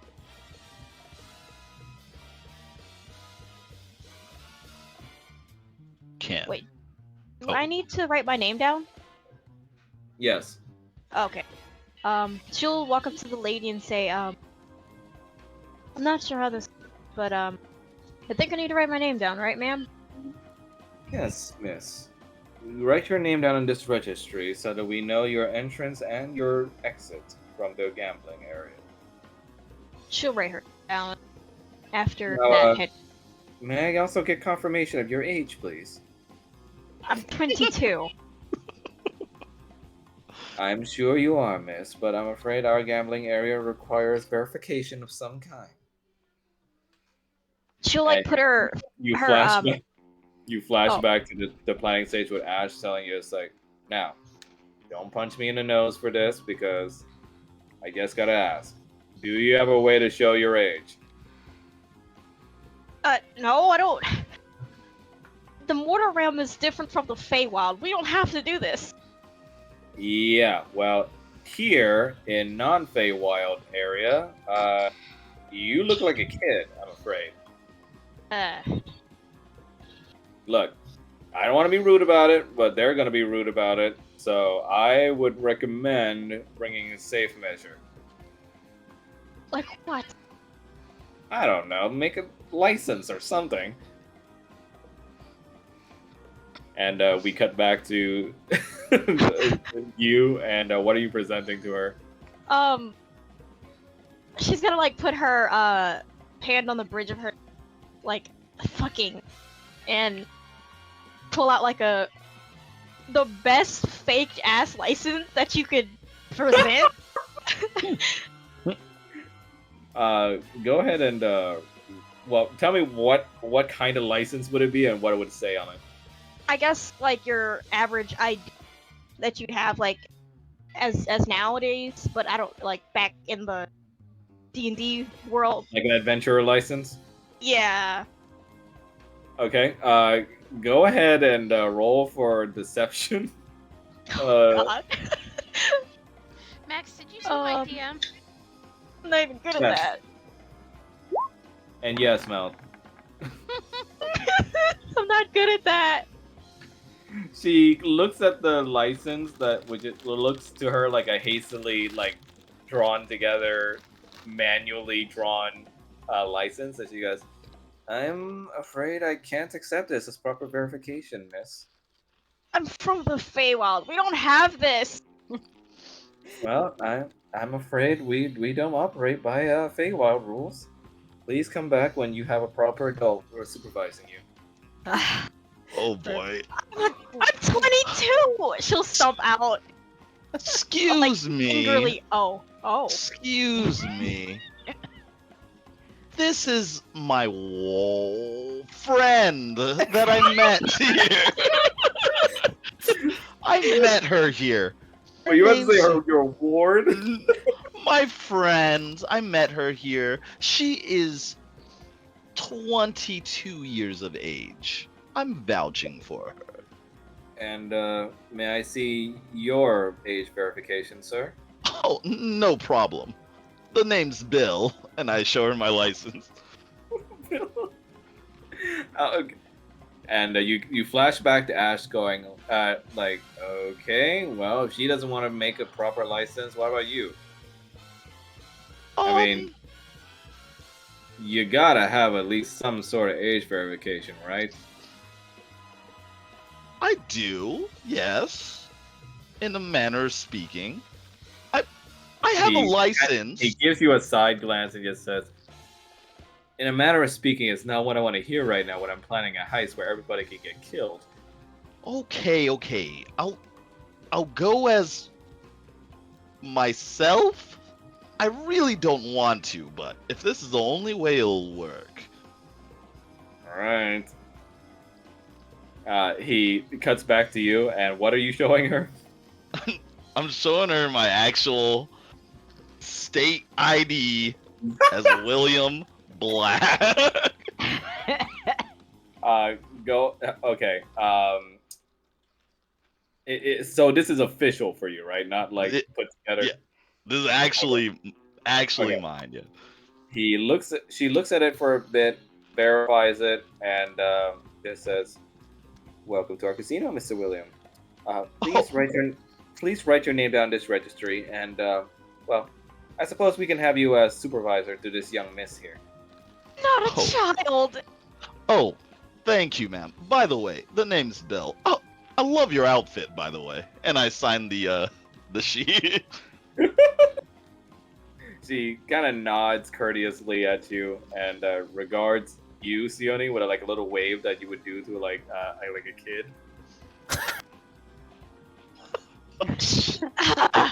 She's gonna storm off towards the casino. Oh, Sione, wait up. And I also head towards the casino.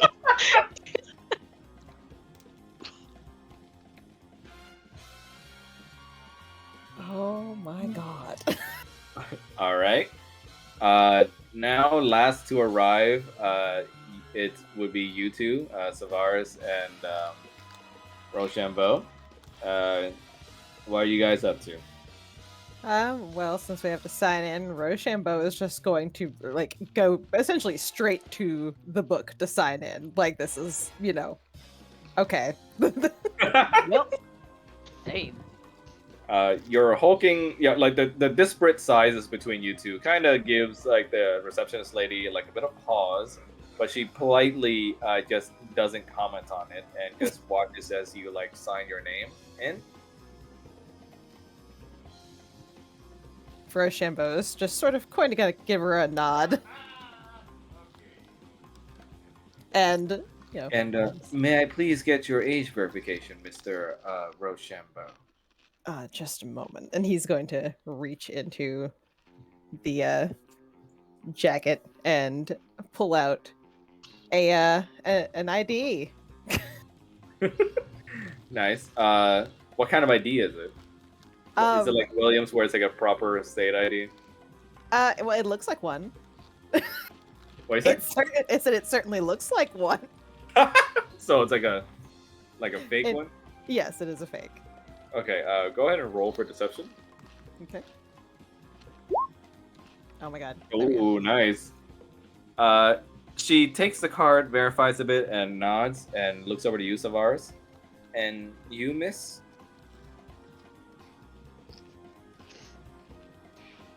It's rather rude to ask for any kind of identification that reveals age. Well, I'm sorry if we offended you, ma'am, but it is simply just for safety measures, I assure you. So you already know I'm of age to be here, given you're calling me ma'am. Well, we generally just use rather neutral terms here, miss, but, if you are a child, I will treat you with the same respect as any adult, but you would not be allowed to go into the gambling area without supervision, of course. Savaris is just gonna stare directly at her and just be like, "Are you aware that your airship is suffering from a lack of rubber coating in the fabric envelope in the front left hull?" Is she Karening right now? Okay, let's see how it is. Go ahead and roll for intimidation. That should be with fucking advantage. That sounded like some super Karen kind of shit right there. It's really funny. It's really funny because it's just a case of, is a child gonna say this to you? Let's see, intimidation. Oh, jeez. You got That's this. not gonna work out. No, you got this. I believe in you. Just a normal roll? Yes, just a normal roll. Nice. Hey. She looks kind of blankly at you first, but she says, well, I don't know anything about that. You should consider advising the pilot to add a metal-clad interior. Yeah, right, I'm sorry, miss. Are you an inspector? I suppose you could call it that. Well, I apologize, if you were offended. Please, accept my sincerest apology. That's all. I'll simply just sign your name underneath Mr. Rochambeau's here, as he is your guest. I appreciate it. And she just kind of nods respectfully towards you.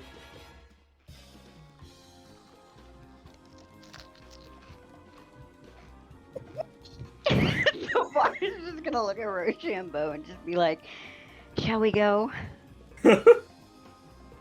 We shall. He's going towards the. He's Karen to this entire establishment. Oh my god. Randall is gonna Karen his entire way throughout this entire one shot, and it's gonna work. It's gonna work. Cannot believe. As they're going, Rochambeau's just gonna be like, "I'm your guest now." Her words, not mine.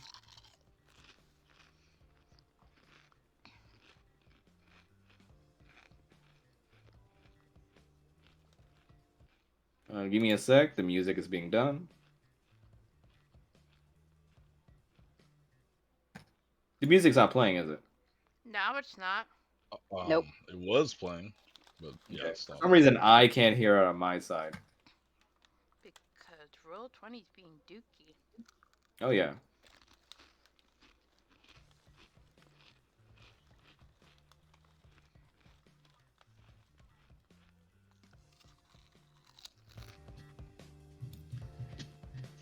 You guys enter the rather beautiful looking gambling area for basic members of this ship.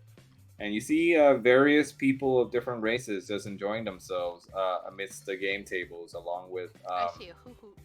Dragonborn game masters that are heading the tables and being dealers. I see a hoot hoot. Yep, that's an owlin. Aw.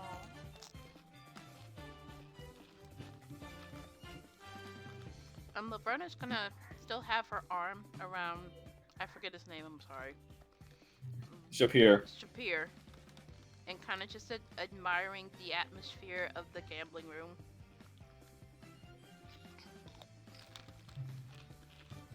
Okay, and what is everyone else up to? Well, now I have to stay next to my handle. What do you want to do? Well, okay, this is what I'm gonna do. Can I take, like, in the room, and I guess, I don't know the best way to approach it. I guess, you know what? Let's go to the bar. Oh my god. No, we shouldn't be drinking.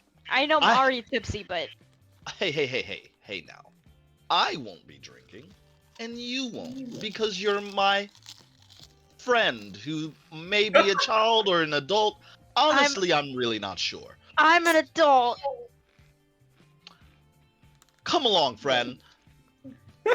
She'll reluctantly follow. Oop, that is not cool. Bartender. Yeah. How can I help you? Oh, hey, sir. May I have 2 milks, please? Oh my god. Drinking milk. Not drinking. Milks, huh? You're, The little one's a little grumpy. I'm not a child! How many Alright. times must I iterate this? Oh, He just looks at you and goes like, alright. I never said you were a child. I just said the little one, you're a little grumpy. I never said It's you were. insulting. I was gonna say assaulting. It's an assault. Assault my words. He pours out some glasses of milk for you, and he says, hope this one's at least somewhat palatable. It's a little sweeter than regular milk. We get it from the yaks down north. Oh, I'm sure I love milk, and so does she. I drink the whole glass in one gulp. Oh, tasty. Now, sir, could you tell me about the games in this room? Alright, well, you got the card tables on the side, and in the middle you got the roulette wheel. That's right about it. Oh, and at the very top you got the dice roll table. Dice roll? Is that you mean like craps? Talking about craps? Yeah, I suppose so. Okay. Could you also are there any interesting characters? I love meeting new people, so I would love to talk to anyone who's kind of crazy or odd or maybe eccentric. I can definitely say that you fit the bill for me most right now. So, Because I drank milk? a list of other things, I'm sure. Okay, sir. But, Let's be if you want- cordial. Let's be cordial. My name's But, Bill. What's yours? Name's Mike, and if you really want to talk to some of the interesting folk here, I suppose.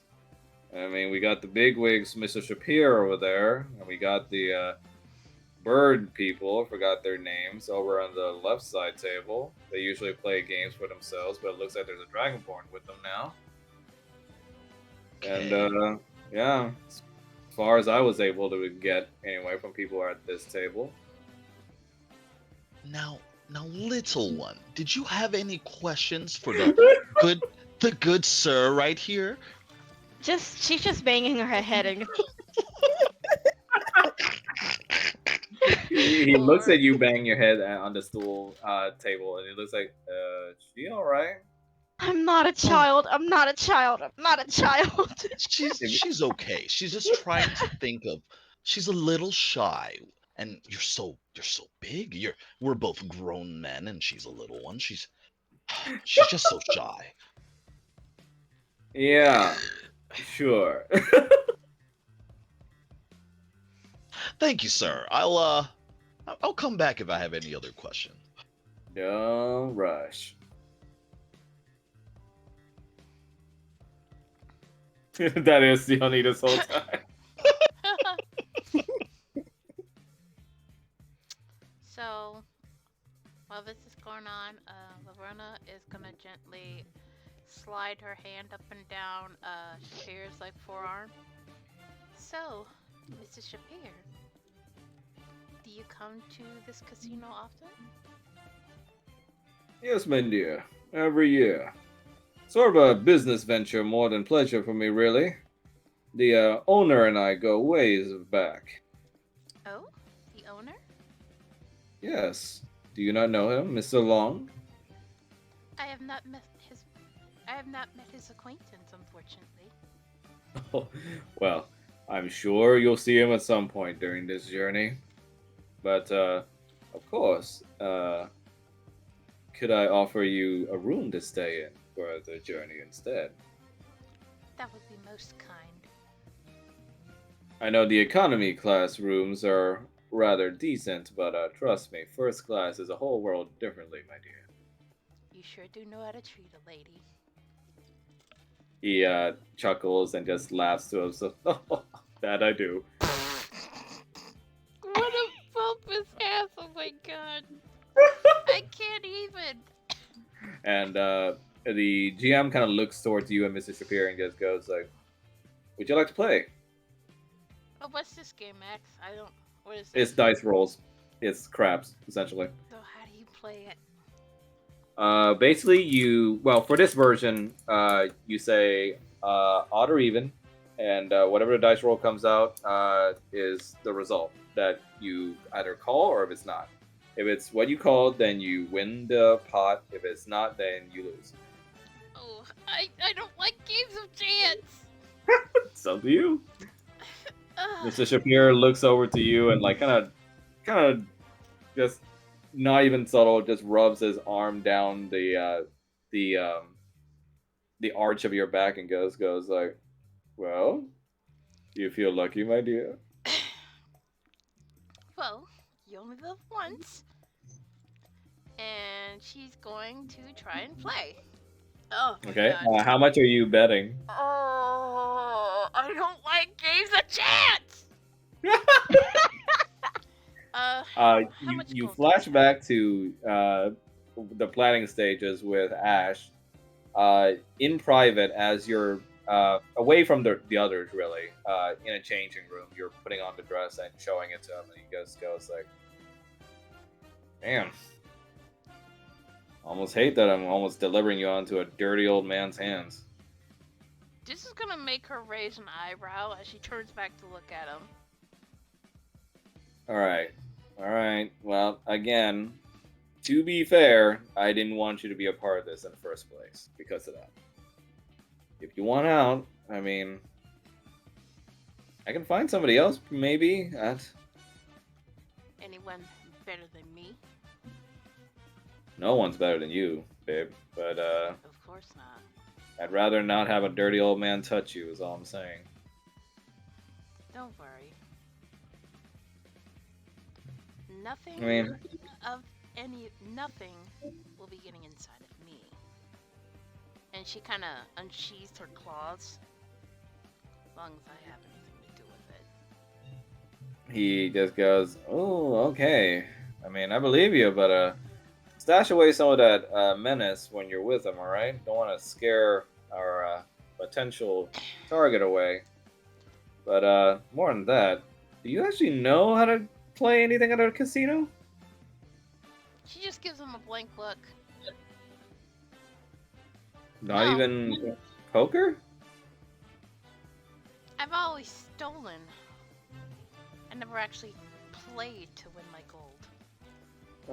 Alright. I suppose I'll go over the basics with you or something. Just try and pay attention, alright? He kind of gives you a hug. She nods.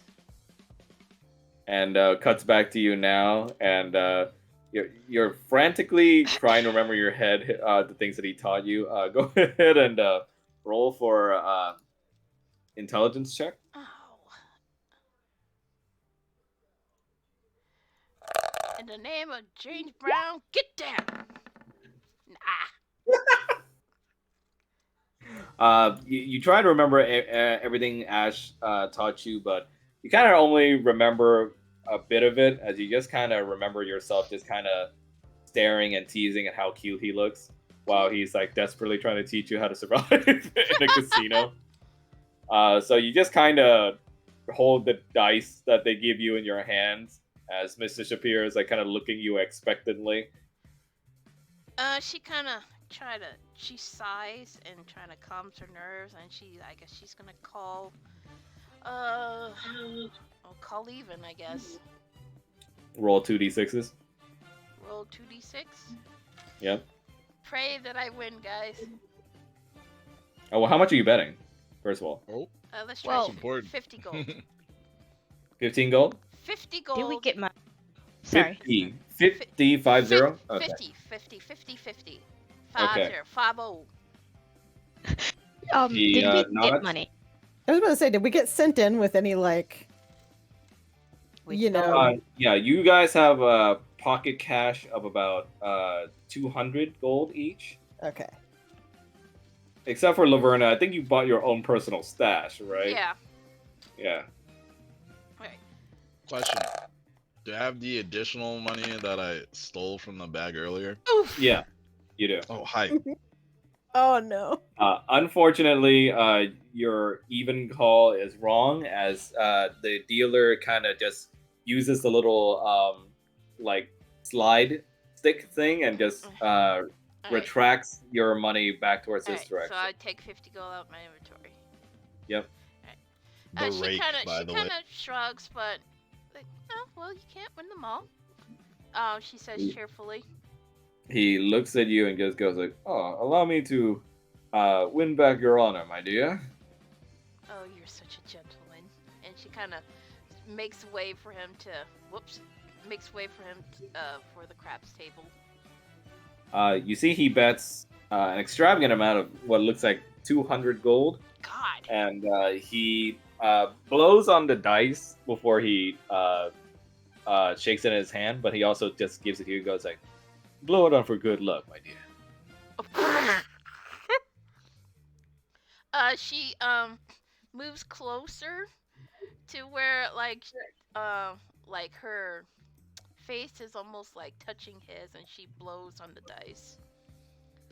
Nice. And then he's gonna roll the 2d6s, and he calls odds. Wow! What the fuck? Oh, seems I'm victorious. What the fuck, Max? You cheater. What'd you say? You are a cheater. I didn't cheat anything.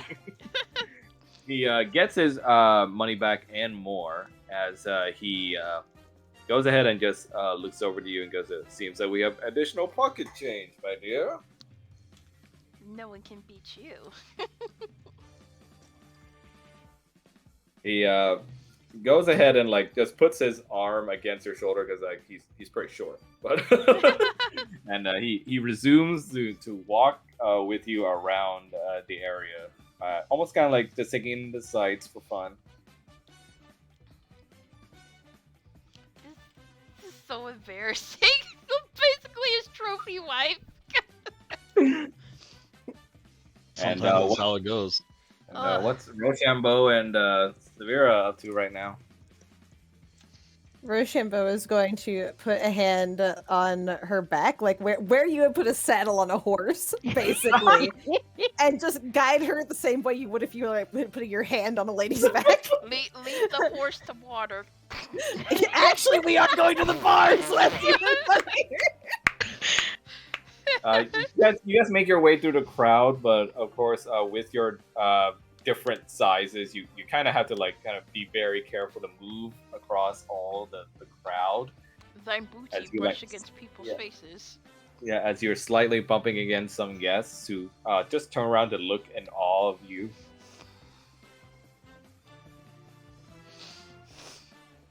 Rochambeau is just sort of going to give, like, you know, people a nod, like if he catches their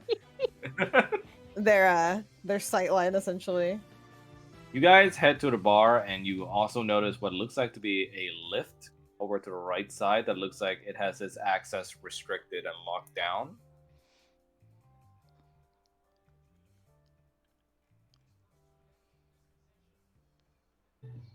Ooh, a lift. Lift me up. And it's this thing right here. Oh, I thought that was like some kind of grate. Oh, I thought that was No. He looks over to you to approach and goes, just like, "Oh, hey. Don't get many of you guys out here. Can I get you anything to drink?"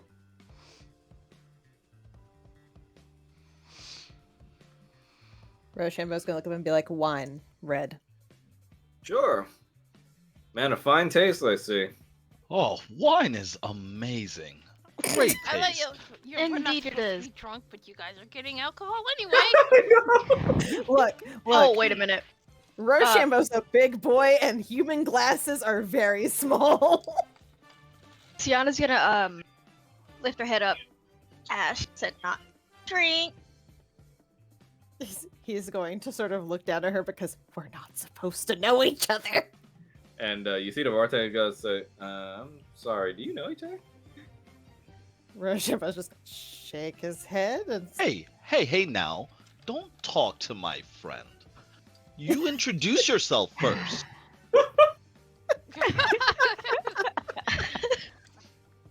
She's just done with everything. The bartender just kind of slides you the fancy glass of red wine, Rochambeau. And he looks over to Savaris and goes, and for you, miss? No. She's gonna turn away from him and wants to do perception on the overall room. Okay, go ahead and roll perception. The bartender just kind of regards your rude comment and goes okay then. By the way, sorry, I forgot to mention this is being recorded. We know. Oh, okay. Yeah. I'm dumb. Sorry. Human Sure, glasses are it's on the tiny. screen. I'm brain farting right now. Did you prepare this?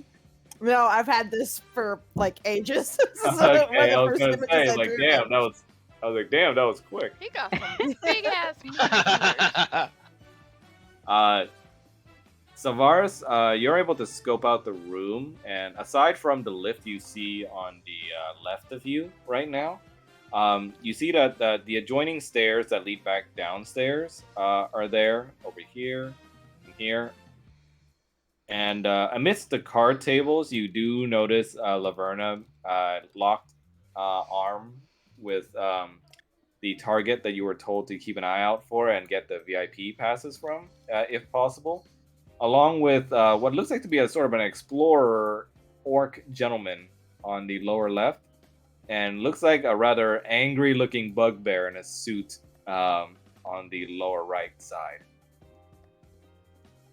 A bugbear? Yeah, actual bugbear, not Oh The, boy. not a bugbear with a serial numbers filed off like Rochambeau is.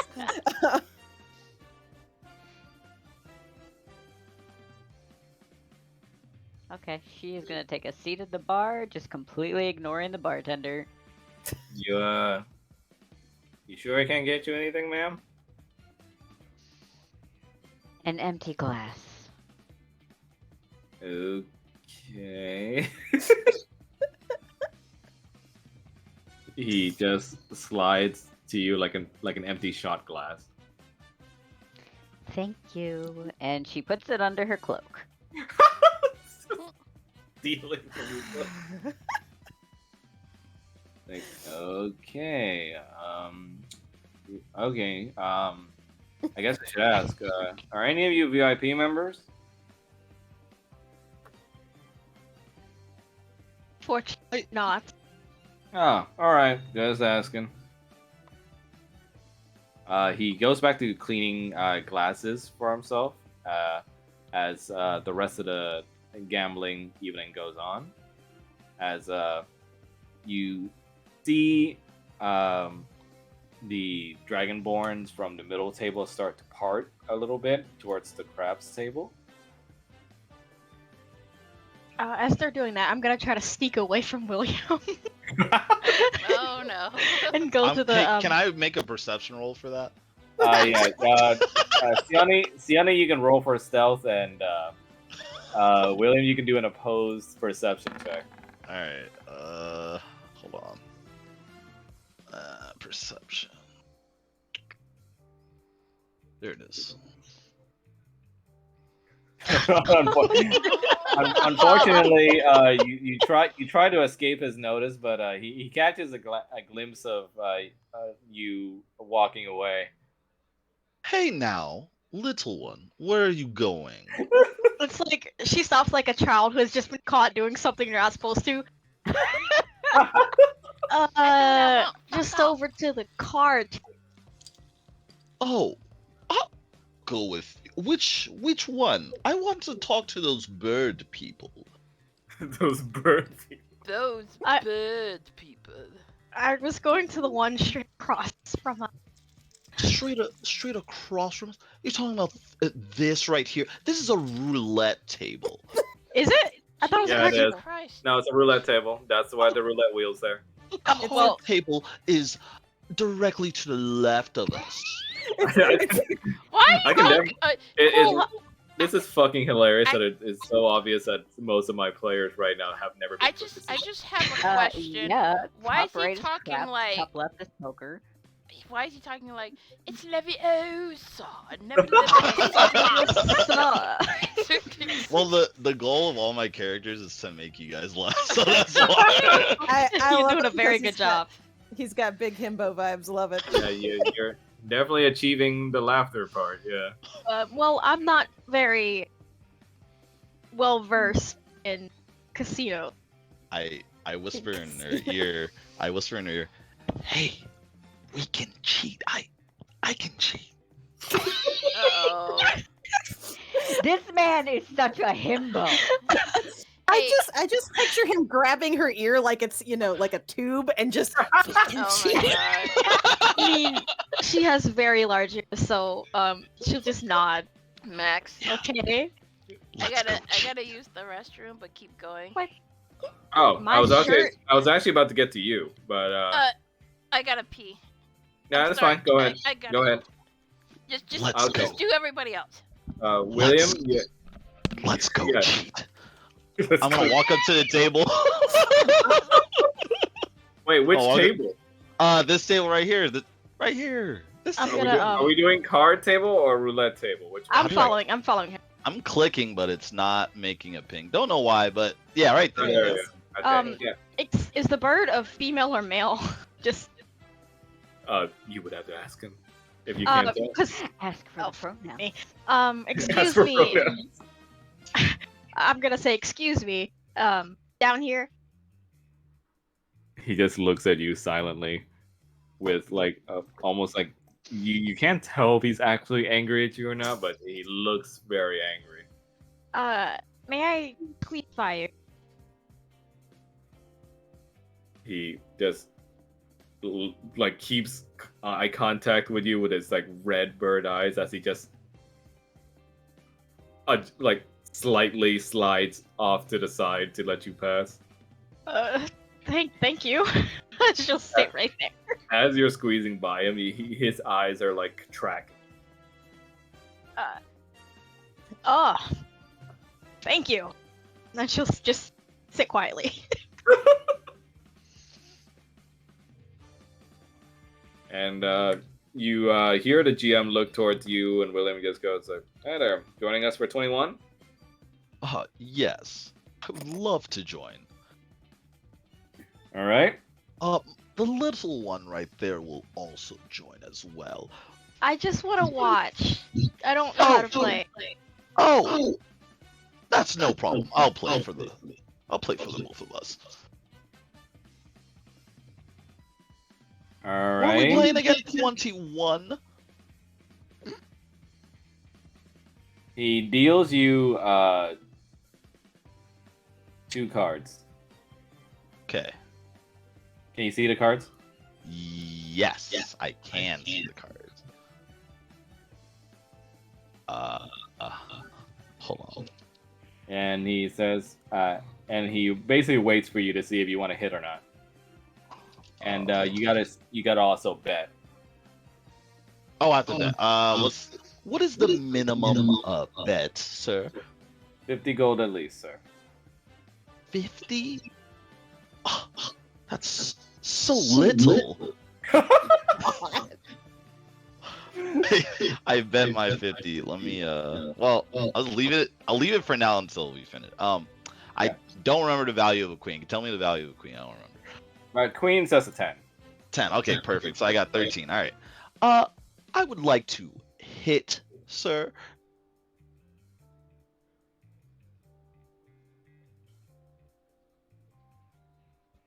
What do we get? Can't see it. Joker also counts as 10. Oh, damn, I'm over. He looks at you and gets like, bust. I'm afraid you lost, sir. Oh, that's fine. Can I go again? Sure. He basically takes all the cards back and shovels them again. And how much are you betting this time? Remove 50 gold from your. Oh yeah. Let me do that. Hold on. I'm betting 50 again. Okay. Okay, we're at 215. Okay. What we got? All right. I would like to hit, sir. Double hit. Where are we at?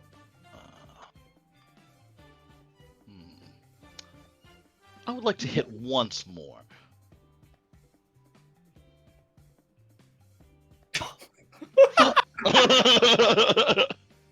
What does this mean? She doesn't even know. She's like, what does it mean? Well, Sione, I've gone over yet again. They shuffle the cards and goes like, and takes away another 50 of your gold and goes like, any more, sir? That's enough for me. I'm gonna go to the poker table. Thank you so much. It's a flashback to you hearing Ash's voice as he gives you all your 200 gold apiece. And goes like, now, for the last time, do not spend this on the first floor. Spend this when you're on the VIP floor when it matters. Oh no! What happens? What happens if we spend it on the first floor? Then you're broke. He just looks at you and goes like, then I hope you're good at begging, because one of those richies are probably not going to give you any more unless you beg really well. No problem. I'll just cheat. Okay, I'm so back, you stop. sorry. The GM looks over to you, Sione, and goes like, would you like to play, miss? No, sir. I was just watching my. Alright, to catch you up, Mel, William played 21 twice and failed both times. Oof. Betting 50 gold each time. Yeah, and flashback was to Ash giving everybody the 200 apiece and saying, do not spend this money on the first floor.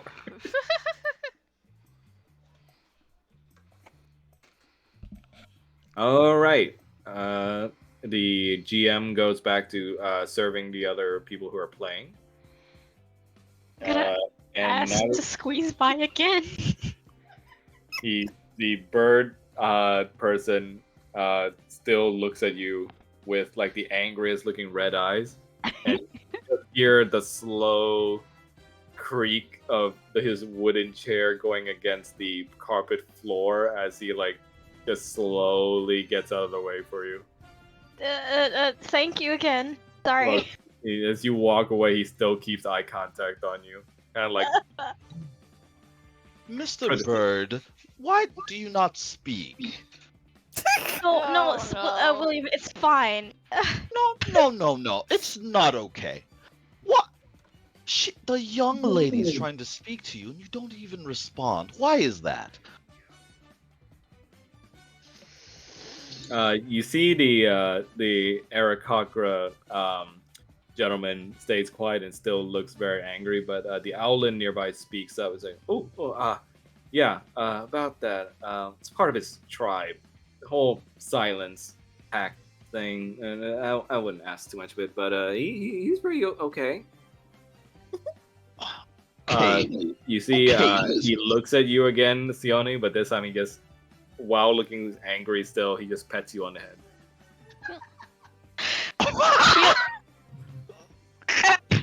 She allows it. She's more scared than anything, but she allows it. Yeah. I am a tiny rabbit. Yeah, that's basically what I'm going for. Oh, thank you, Mr. Bird. I'm glad that you finally showed some emotion. Let us go, Sione.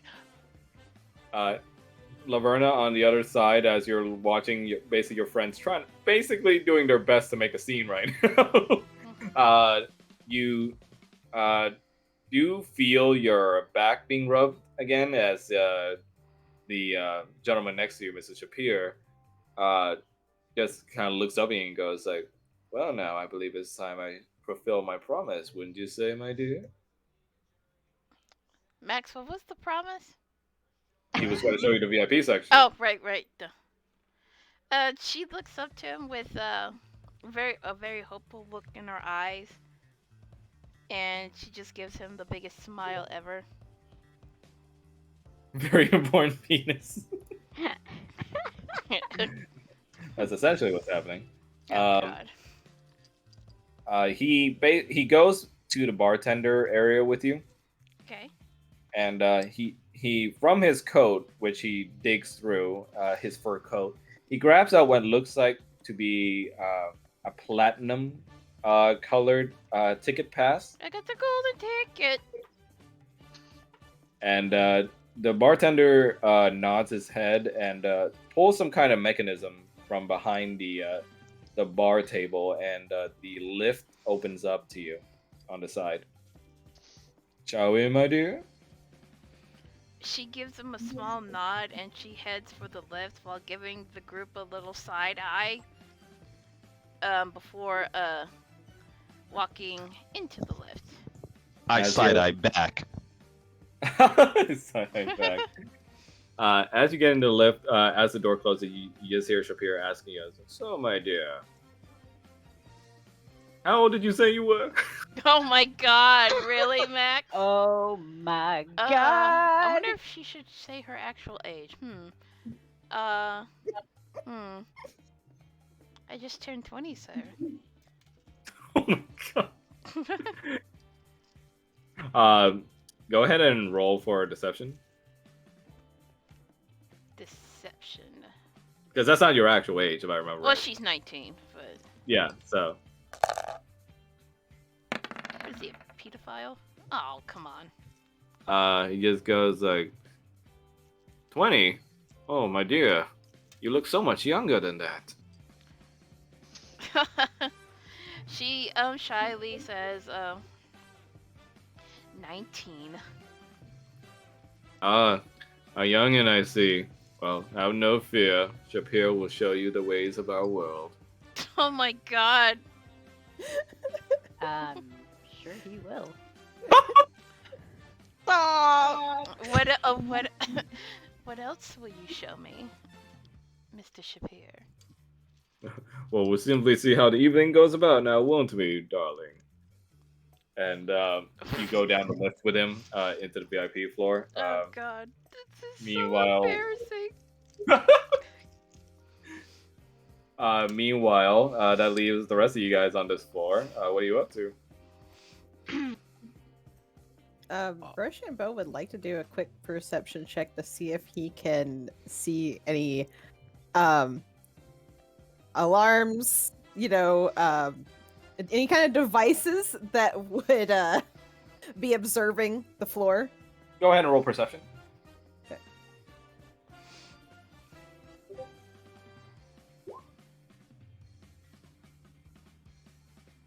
You look around and you don't see anything to the naked eye, but you flash back to what Ash told everybody, and let me see, change the screen.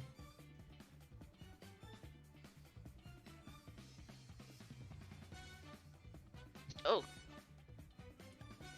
As he looks to you all and puts another picture on the table.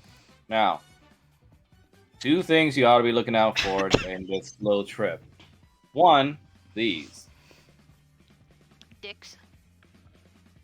Now you're gonna see these suits of armor lying around. Now they're for a little bit more than just to flex that old bastard's riches. They're actual arcane eyes in there.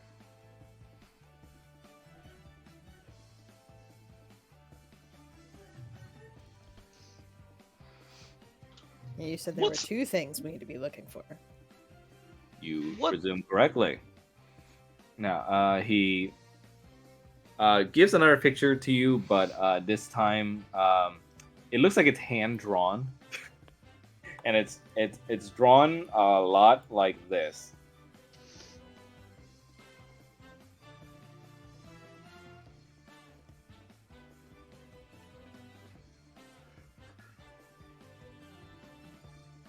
And this stands Where out is to you. this? This stands out to you the most, Laverna, because it harkens the most to what you know of him, and that he's just terrible at drawing. And let me see. Mr. Ash, I do not see a drawing here. I Hold up. see a suit of armor. I see the crime boss dragon. I see Shapir. I do not see a work of artistry. Give me a Maybe sec. if you shut up and give him a second. He said it was there. Okay, there we go. Now it's working. So it looked like this, what he drew out to you. I'm telling you, Mac, just put it on Discord.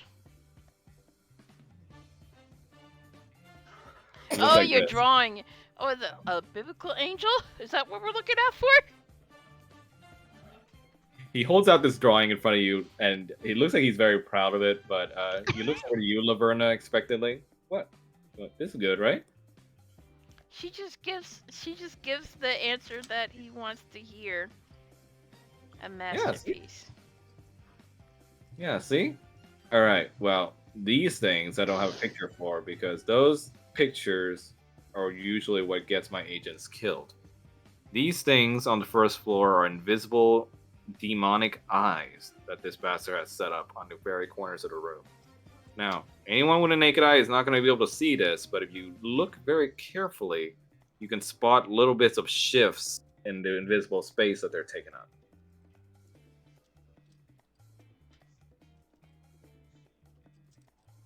Now, what do the demonic eyes do? Are they like security cameras? What do they do? What are security cameras? I don't know. I came up with it just now. He looks at you all and just goes like, well, they're surveillance, mostly. As far as I know, they probably got some kind of caster or some kind of magic user and that it can have a contract with these. They feed all visual imagery to him. Which goes to the other problem. Anything you do, you gotta watch out for these little bastards here. If they catch anything wrong, there will be hell to pay. Right, so don't screw up. How do we mitigate the demonic eyes? Well, anyway, a way that you would do with all kinds of other eyes. Try to impair their vision. Though I suppose if you try to do that, whoever's in control of them is going to know immediately. That doesn't sound great. But No, it does not. we'll figure out something, I'm sure. We're all capable. Well, in case you aren't enough to take care of this, I would just recommend behaving around these things until you can find a blind spot. And cut back to the ship.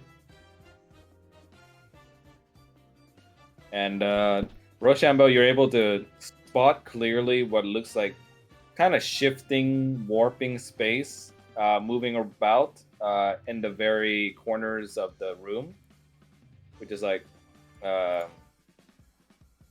here, here, here, and here. Wait, could you put like small circles or something? That way Yeah, we can just I'll put it.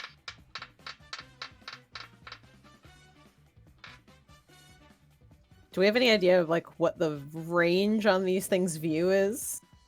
You yourself won't know unless you somehow test them. Okay.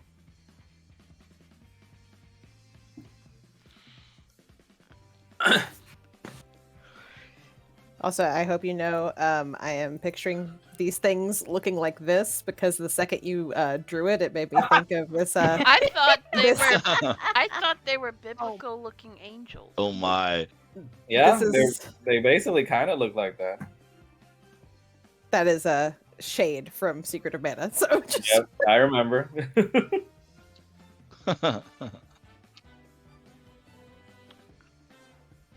Oh no, they're like the eye monsters from Final Fantasy 14. They are. Yeah, they are ones. Yeah. I want to look around for like Look. anybody that looks like they have a VIP. Go ahead and roll perception. Oof. Oh my god. You don't really spot anything over the loud noises that kind of impair your senses right now, because your ears are pretty big. Lots of noises, lots of clamoring going about, making it harder for you to like use your senses on things.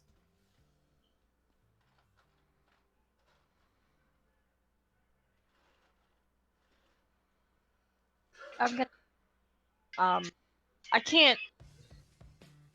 Well, actually, I should probably pull him away.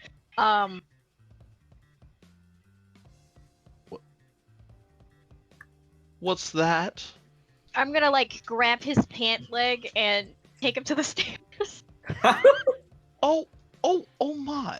Okay. What's man. wrong, little one? My senses aren't the best right now, and I can't see a way that could become VIP. Well, we might just need to chat with people. What was your idea? Well, I looked around and everything's a little too loud. I need someone taller. Taller? Okay, just tell me what you need me to do. Please don't down talk me.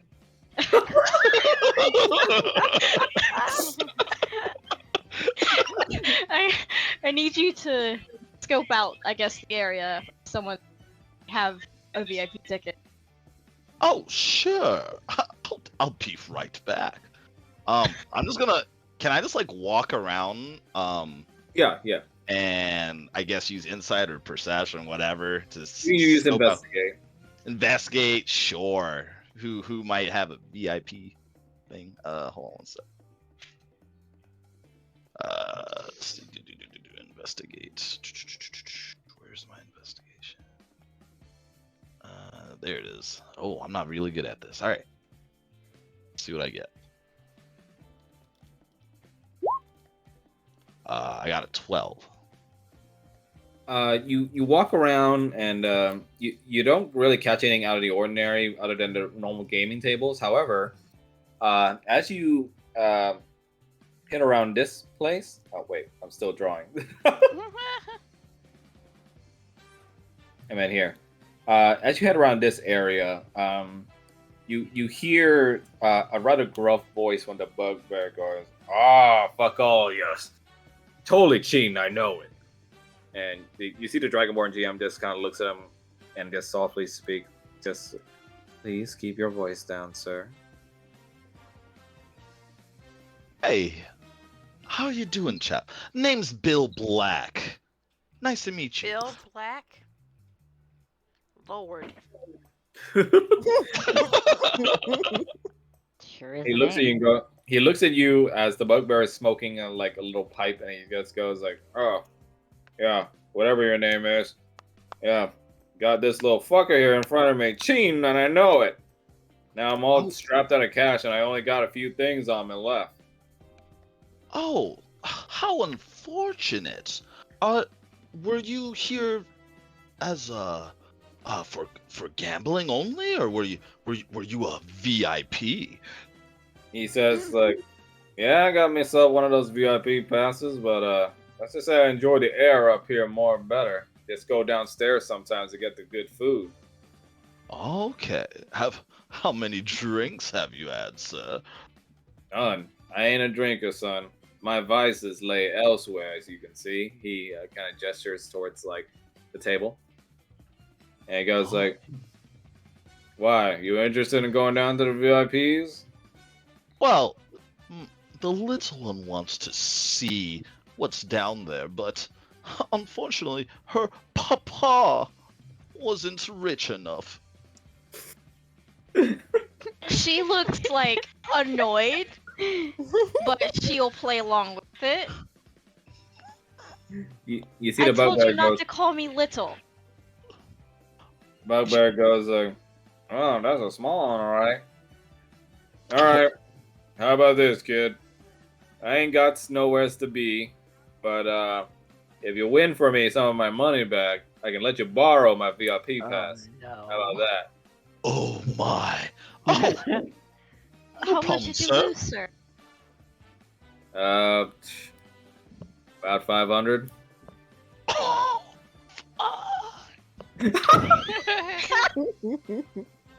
500? A pittance. We'll. Bit of a steal considering how much these VIP passes cost, kid. He shows you the pass. So how about it? Let me take a moment to gather my thoughts. What? I walk away. Walk away, Sony, and I whisper in her ear. Okay, I can cheat, or we can try to pull money and just give it to him. What do you think? How should we do this? How much money did you have? I have I 185 remaining. 185. What's? I'll turn back to the table. What's the game? Sorry, say that again. I couldn't hear you. What's the game? Oh, this table is also 21. Fuck! Ain't no winning that. I suppose you could try to. After 2 losses, I suppose we're out. How do I cheat at 21? You can't cheat at it, really. I can count cards. That's the only way you can count cards. I don't. That's not a skill to get my character at.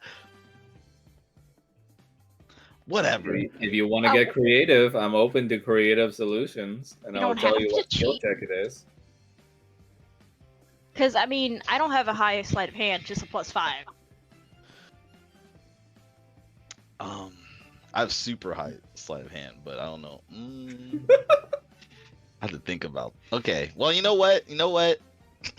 There's also, I mean, you could maybe convince him to play at a different table. So there's no poker tables, or You guys were at one, and it's driving me crazy that you were trying to play 21 at a Texas Hold'em table. Oh, what table? As an avid gambler, that drives me nuts. I don't gamble whatsoever in real life, not even a little bit. All right, let's continue. Sir, so 21. I don't think that's the best game to win back your money. Is there a poker table nearby? He goes like, "Oh, you want to play some poker? Yes, very much. You got some stones on you, kid. All right." And he goes with you over to the poker table, which is like literally right over here. I'm gonna assume you're saying here because I don't see it. Yeah. Okay. Alright. All right, I sat at the table. Garçon, I would like to play. I would like to play some poker. Okay. Give me 1 second. Let me see if I can find better music for this. Can we do an intermission? Because this man is gonna make me piss myself. Oh, okay. Yeah, no, we can have an intermission. Everyone go ahead. Okay. This man is himbo above all himbo. It'll give me a chance to also set up different music too. Yeah, Like go ahead. we're all rogues except for Savaris, right? Am I right? And me. Oh, Sealy is a wizard. Yeah, I'm a wizard, blade okay. dancing wizard. Or blade singing. Okay. Oh, that's cool. I like that. Which would mean the rogues know thieves can't.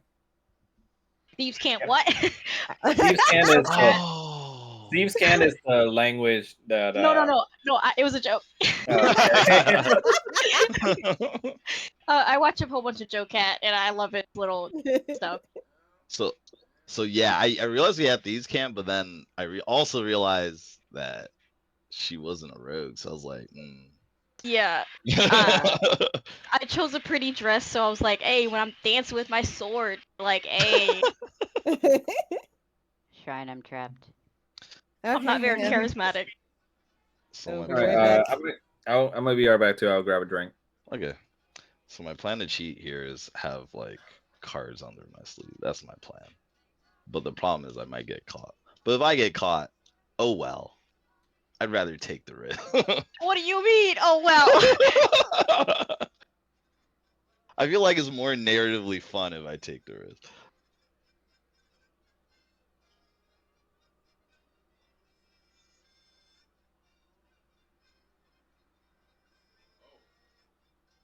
So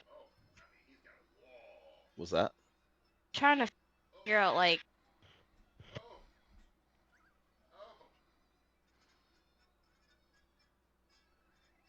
Also, I don't have magic. That's the other thing. So the only way I can cheat is like mundanely. well, what do you What's that? what do you You keep cutting out after you say what do you and then you cut out. Oh god, hold on. All right. What do you need to cheat?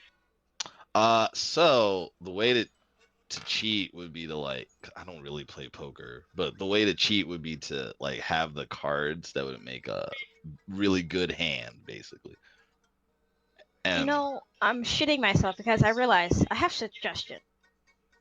oh, Wait, that whole encounter. That whole encounter could have not been this. oh my, that's funny. You know what? Let's just roll with it. Yeah, yeah. We'll see what happens.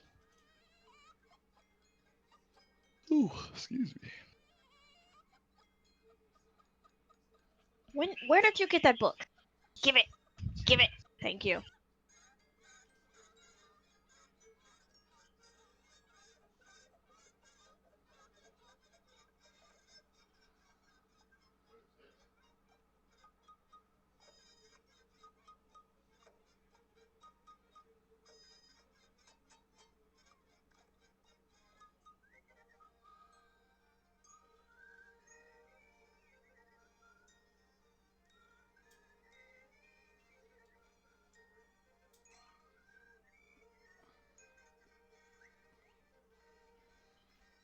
I'll be back.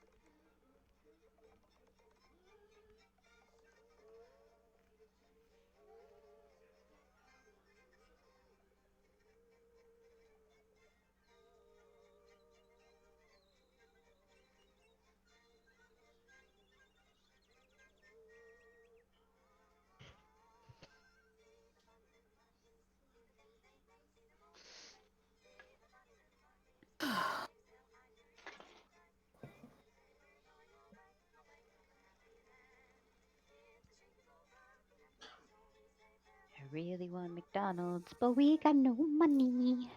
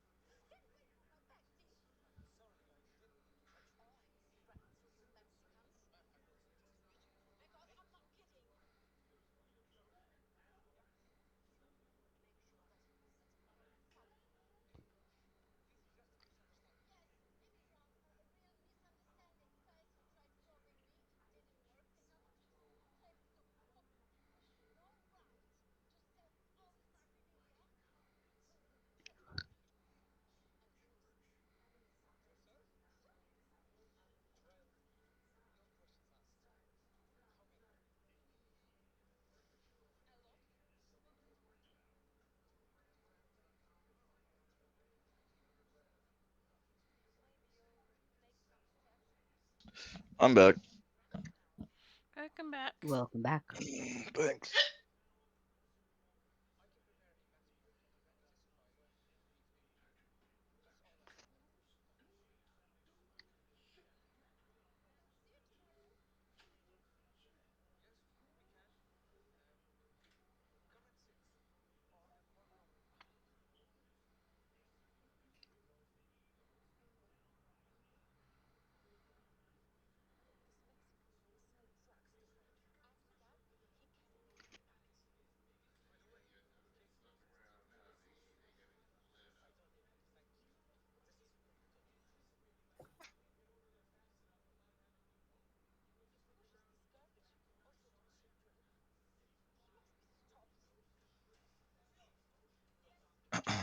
I like the heist so far.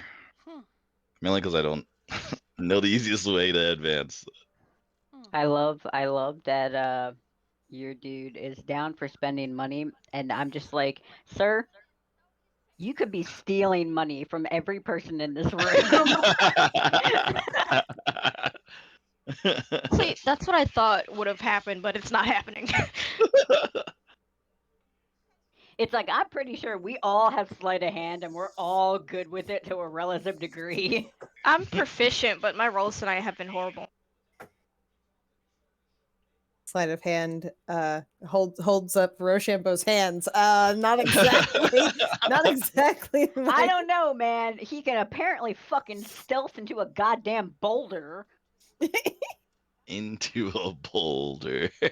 Giant ass fucking manicore, and this man's got 10 stealth. Yep.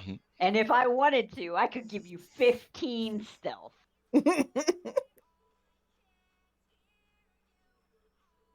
Yeah, my plans to cheat at poker, that doesn't I'm work. We're gonna steal. All right, I'm back. Steal. Hey, back. welcome back. Welcome back. All right. So you wanted to play poker. Yeah. Okay. You see that there's already a big game of poker going on. It's you against what looks like one other orcish traveler man, and the Where's the GM being a music? dragonborn at the opposite table. What is that? Where's the music? Oh, I'm not putting on the music yet because I have to like Okay. explain what's going on. Welcome, Nice to sir. meet you. Oh, Fancy your nice to play? meet you. Yes, I'll be playing some poker. Okay. Let me see.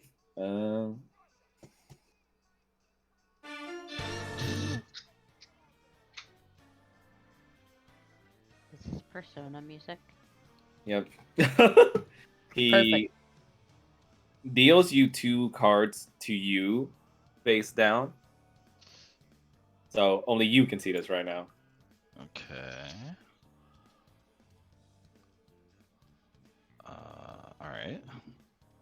And he deals 2 hidden cards to the other player on your table, the orcish gentleman.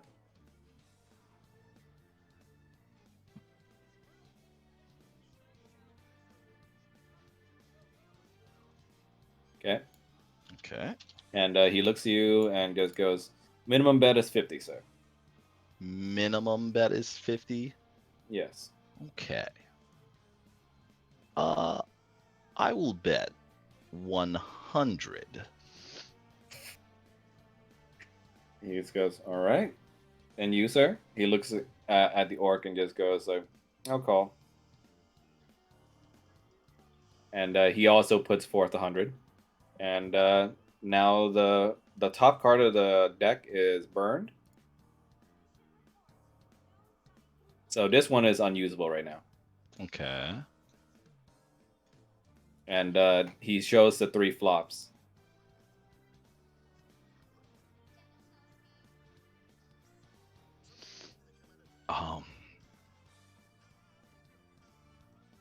Okay. So.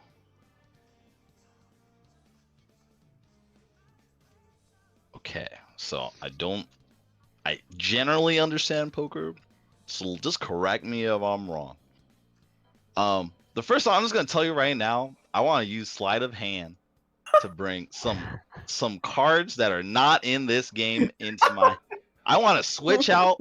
I want to switch on my cards so I can make the highest hand possible with the 3 cards here. I don't know poker, so I don't know what's the best hand I can make. But I mean, just you- help Royal a. flush. Right now, you have a pair. Okay. I mean, And I suppose if you want the highest hand right now, I mean, do you want the highest, or do you want just You can go for a straight. yeah? Straight. That's when you do like 6, 7, 8, 9, and 10. Yes. Okay. That's also assuming your opponent doesn't have something better than a straight too. Yep. I'm gonna go for it. What do I have to do? Just tell me what I You're have to do. using slaughter hand right now, right? What are you trying to switch out? I'm trying to switch out my because I can't touch those 3 cards because that's too obvious. But I'll switch Yes. out my 2 cards to Okay. a 8 and a 9 or 8 and a 9 works. yeah, 8 and a 9, I guess. Yeah. Okay. Go ahead and roll for sleight of hand for me. Okay. Know that there are consequences should you fail. Oh, I'm assuming there are. I'm assuming there are. So let's just pray for me. Let's see here. Sleight of hand. Here we go. Find out what happens. Rolled a 21. Ooh, nice. oh, thank God. Bated Okay, breath.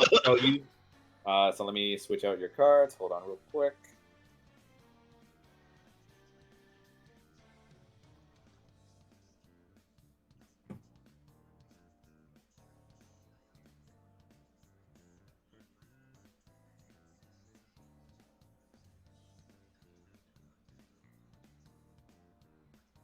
And you wanted it to be an 8 and a 9, right? Just making sure.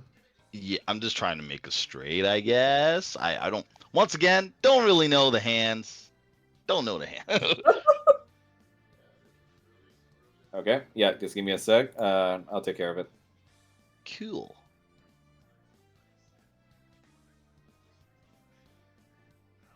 Sir, Orcish gentleman, how do you think you have a good hand? Yeah, give me a sec. I'm just spotting the cards first. Okay.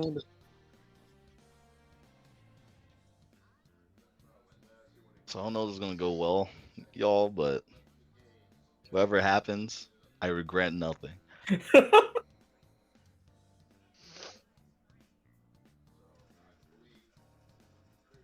Would have been better to change the aces to an 8 and 9. Damn, you're right because it was 6, You 7, would 8, have 9, had the 10. flush. Fuck. Either that or you could also pull the 2 aces and then swap out for more aces. We'll see. This is all assuming he doesn't have the same cards in his hand. True. But if that happens, I know what I'm Okay, gonna so do. now you have an 8 and a 9. Okay. I don't know if it's a good hand, but we'll play it, I guess. Okay, would you like to raise? No. Well, but you made do a I comment. have to raise? I You have made to. you made a comment to the Orcish gentleman, right? Oh yeah. I was like, Right. I And he basically, says, yeah. Well, rather all right on my end. How about you, sir? Oh, amazing on my end.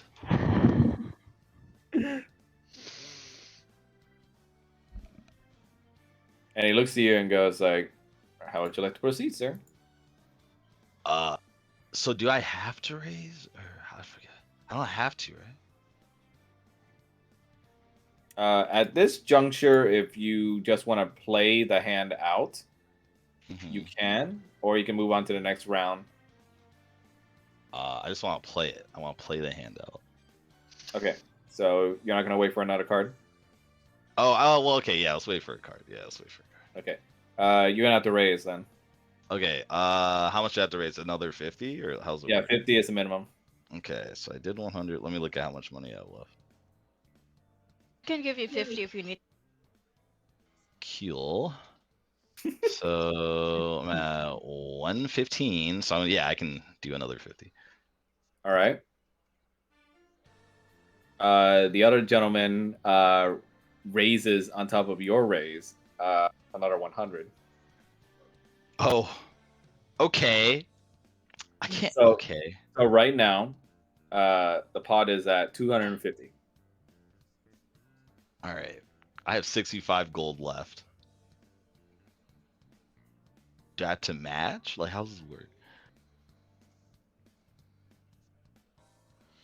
If And you then, need like- to match, I'll give you gold. Oh, okay. Yeah, you pretty much have to match. Okay. So I just put an additional 50 since I already raised 50? Yeah. Okay. I have enough. I'm at 15 gold left now. All right. Since you're moving on to the next round, they play out the next cards. Okay. Well, what the fuck? Uh-oh. Come on, game. There we This is go. the darkness. Oh, okay, there we go. Oh, chap. One additional 100 card gold is isn't enough. Oh, what did you say? One additional card is added to the flops. Okay. So now we have 6, 7, 8, 9. Okay. And 2, 7. Okay.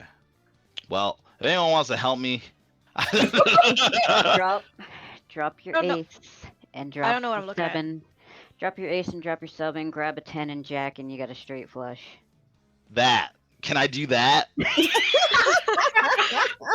Okay. Years of gambling paying off. Okay, so what are you switching out?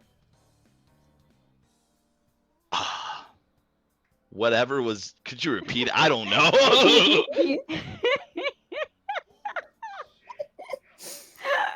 Oh my god.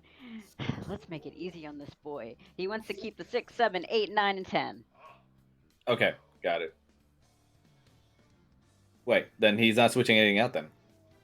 He's got to switch out for a 10. Oh, okay. So he's switching out the. Ace for the 10, yeah? Yes, or Yeah. the extra 7. Either or. Okay, but these are flops. You can't switch them out. That's what's on the table, right? The flop. Yeah, that's what's on the table. Oh, okay. That's Okay, the- okay. Those are the community cards. I mean, you could try to switch them out, but there's way more obvious that he's gonna see you reaching for those. Why I'll doesn't he do- have a 5th card? That's the burn card. If I had to switch out the 2 cards I currently have to get a better hand, I will do that. I will do sleight of hand again. I just need to know what to switch to. That's literally it. Because I have an 8 and a 9 right now.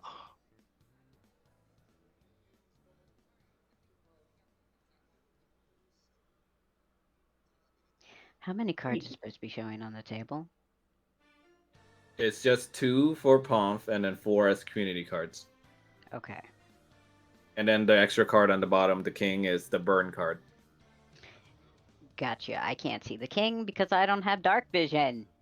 Yeah, I intentionally put it out of the way because, it's just a burn card. So the burn card. Sir, you are fucked. Okay. That's fine. I'm doing it. Let's just go. Let's just continue. I mean, can't if make you got if you got a good deception check,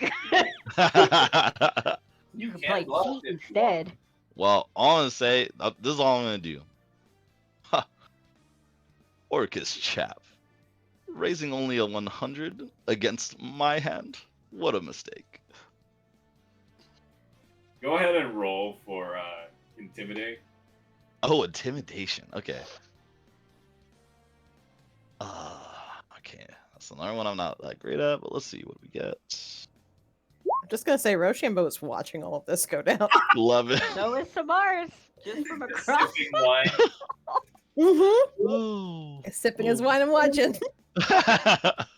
Unfortunately, your bluff doesn't really seem to, scare him. And he just goes, well, I'd rather let my cards do the talking for me, good sir. Okay. Will you Okay. call? I'll call with my last 15 gold, I guess. Okay, so Well- Or raise, I mean. well, it's not. Well, yeah. Okay. So you're raising with 15. I'll Yeah. give you how much money is Remember- the other guy putting in? Remember, well, you as the player is gonna have to bet first. or raise, or yeah. Well, Minimum is 50 or raise. How much Oh, money do that's you right. want? I need 50. Well, if you give me 100, I'll have 115. Then I can raise twice. Or you could alternatively just give me 85, and then I can still raise twice, and you keep whatever's left. Yeah, I'll give you 85. There we go. So you're raising 85, or I'm raising 50. I'm just raising. okay. Let me add that to the pool. This is so fucked. All right, so now I have 50 So- left. All right. He calls your raise. Okay. Okay, and now I don't know what call means. I don't know what that means. it just means he matches your raise. Okay. Okay, He is and one more card is now. What do you say? Ralph? He is accepting your bet. Yeah. Oh, cool. Okay. Thanks. One more card is added. See what we get. All right, so there's a king now. And that's the last card, by the way, for the community card. All right, phone. I'm phoning a friend. Voting your friend. what cards do I switch out to Okay, possibly win? are you signaling right now to Savaris or? Oh no, not in game. Absolutely not. Absolutely not. No. Hey. You could flag over Sabaris. You could. We're You not know supposed what? to know each other. Yes. You know what? This is true or not. This is what I'm gonna do. Oh, Centaur, would you like to watch? I've noticed you've been watching us play. Orcus chap, do you mind if there's viewers? I suppose not. Come along, watch me He, summarily defeat this chap. the Orcish gentleman, makes sure he sits in a different way though, so to make sure that there's not like any cheating goes about. And the GM just looks at you and goes like, "Sir, this is highly inappropriate. I would recommend not doing anything untoward in front of me." Oh, my mistake. I didn't know that you don't want other people to play the game. I People would can assume. certainly. Oh, spectators are welcome, sir. It's just, well, there's always a potentiality for cheaters, you see. Oh, cheating? Calling us cheaters. Of course not, miss. But if they wish to spectate, they're welcome to, so long as there's nothing untoward about all this. And I assure you, we will catch it if there is. Oh, Jesus. I'm fucked, guys. I'm still going for it. I'm risking it.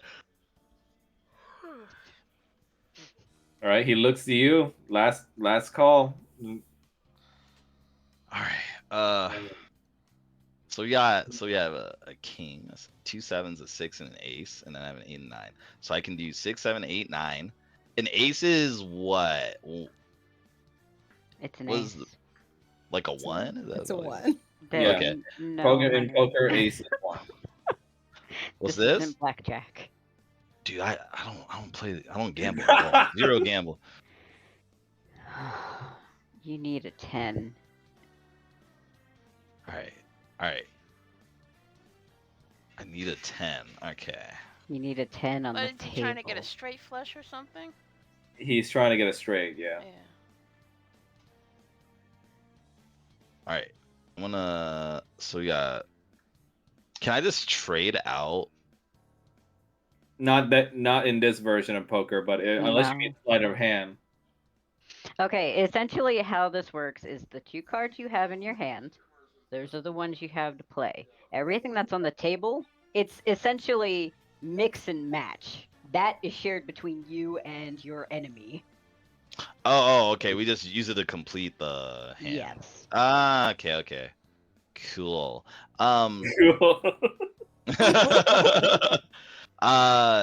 And king is what? What's the value of a king?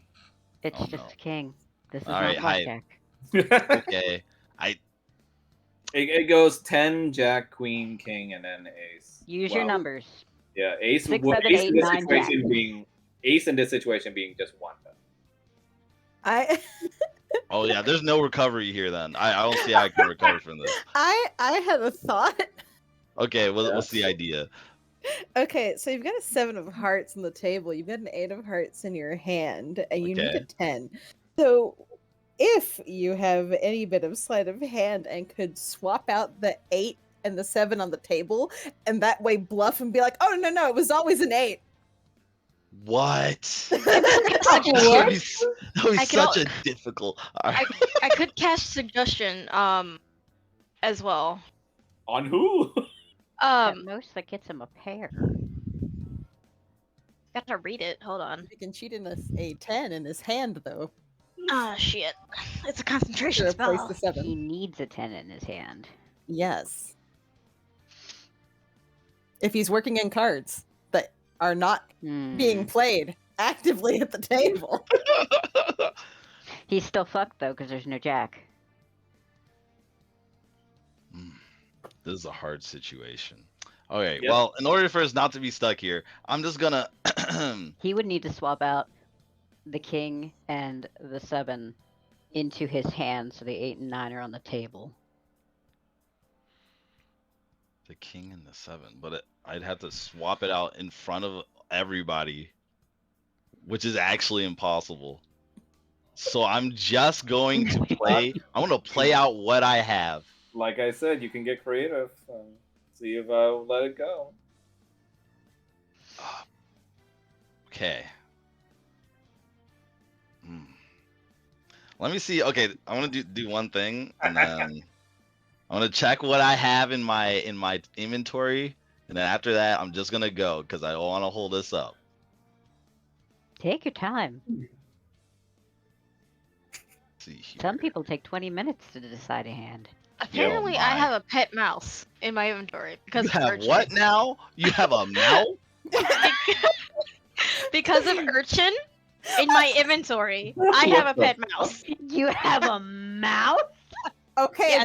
but what's maybe that's why the bird was staring at you. uh, But what's its Um, name? yeah, I I have don't- nothing good. Oh, go ahead. I could like subtly, hopefully, my roll's been shit. Put the mouse on the table, Oh God. and you For could what? sleight of hand it up. You mean use it as a distraction to sleight of hand it? Make it look like the mouse jumped out. Yes. Okay. All right. Oh, I'm my down God. for that. I just need to know. Tell me exactly what cards I gotta get, and I will do it. You need the 7 and the king, the 7 and the king in your hand, All right. and then those need to be swapped out. All right. I'm gonna take this. While she's doing that, I'm gonna do what was just said. I'm gonna take the 7 to king. And I'm gonna swap the 8 and 9 onto the table. All right. That's what I'm saying, right? All Okay, right. so Mhm. you're trying to put the 8 from your hand and take Yeah. the 7 from the table. The 8 and The- 9 swapped with the king and 7 once I have a distraction. I'm gonna do that. Okay. I'm doing it. Which 7? The hearts or the spades? Doesn't matter. Doesn't matter. Yeah. Okay. Um, Ooh, how I'm gonna do this is like I'm gonna be like acting like a kid, like I'm in the chair, I'm swinging my feet, and then I'm gonna look down. I'm gonna pick up the mouse, like, oh wow, guys, look at this, and then I'm gonna like, I guess startle the mouse enough to where it like jumps out of my hand onto the table, and like where it like ooh, scatters all the cards, I guess. Is that a sir? You Okay. let rats into this casino? Okay. Sienna, you roll for animal handling, and and based on that, that will determine how good his sleight of hand rolls will have to be. Okay, guys, wish me luck, cause this is a +0. Crossing my fingers. Did it roll? Oh no! Oh no! Oh Well, I mean, no. I'm trying Okay. to get it to no! Wow. like jump out of my hand. Unfortunately, I had to respect the nat 1. Oh no. Oh. You do your best to try and startle the mouse to attack into GM, but instead it attacks William, Is this like is next this to a you. mouse? Get And off of William, right then and there, the mouse starts assaulting your face and crawling all over. Get this off of me. What the hell? You guys have mouses in here? That perfectly Help me! cut scream. Someone. Yeah, you cause such a fucking disturbance that everyone at their tables are now looking in your direction. And you're like basically just writhing around on the floor with this mouse like crawling all over into your suits. God. And ironically, you've achieved your purpose, but in a much worse way because now the GM and the other player isn't even looking at the table. Where are his cards? Were you holding onto your cards, William, as you fell? My cards are on the table. Okay. Well, his cards are still on the table. Okay, who's not looking at the table? Who all is not looking at the table? Nobody's looking at the table right now. Fuck. Can I do what he? Can I do what he wanted to do? Such a shit show. I love it. You can do a sleight of hand, but this is your last chance. Okay, I'm turning off fucking dice options because like I've been fucked too many times. Let's go. Oh my god. Damn! Yeah! In the ensuing panic of everyone looking at this mouse attack on this weird guy right now, you take the opportunity to take a look at his cards and swap them out for the cards that you see on the table. Yeah, the king and 7. The king and a 7? Yeah, that's what we wanted, right? Yeah. That's exactly it, yeah. Somebody help my friend! Help! Help! Get this thing off of me, help! This is a Thor and Loki thing. Are we doing help me? Seriously, someone, anyone. I am a noble. You have other people and the GM helping you get up to your feet. As everything starts to calm down, everybody just starts clamoring amongst themselves, kind of laughing amongst themselves about seeing the distress you were in, and the situation that's happened. Meanwhile, the mouse just kind of runs off through the floor. Sir, you allow mice and other rodents into this establishment. While all of this nonsense is happening and everybody is distracted, Rochambeau would like to try to stealth to the elevator. Oh my! It's closed off, and It's closed off. Okay. Remember, you can only be accessed by the bartender with the switch on behind us. That's right. Okay. All right, then we will continue on. He's just gonna be sitting there rubbing his temples, like, oh my god. I'm gonna like scratch my ear in the way to do like the okay symbol, but like I'm scratching my ear, like wow. I take notice, and I say, little one, do you have an itch behind your ear? Would you like me to itch, to scratch the back? In fact, I just do it. Are you sleight of handing to get your right cards? Oh my. Oh my. Let's finish this game, please. Okay. They finally do the last call, and both of you reveal your cards to each other. Wait, And, no, we wanted to like sleight of hand switch the 7 and the 6. I mean the king out for what else? We did that. Yeah, but No, now that the king and 7 are in your hand, you have to swap them out for a 10 and a jack. Oh, yes. Let's do that. I forgot. Oh my god. Okay. You go ahead and roll for a sleight of hand. Man, poker's complicated when you're cheating.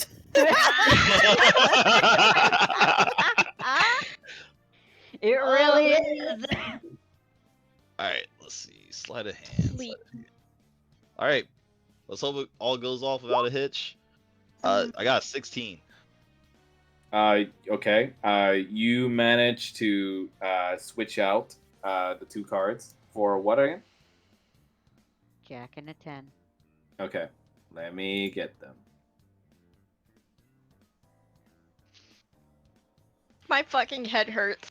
You know, you could have won like 10 games of blackjack at this point. Okay, so you said it was a 10 and a jack, right? Yes. Yes.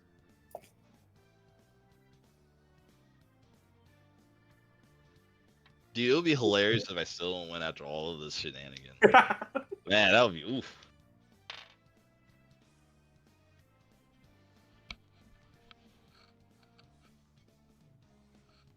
Okay, let's see.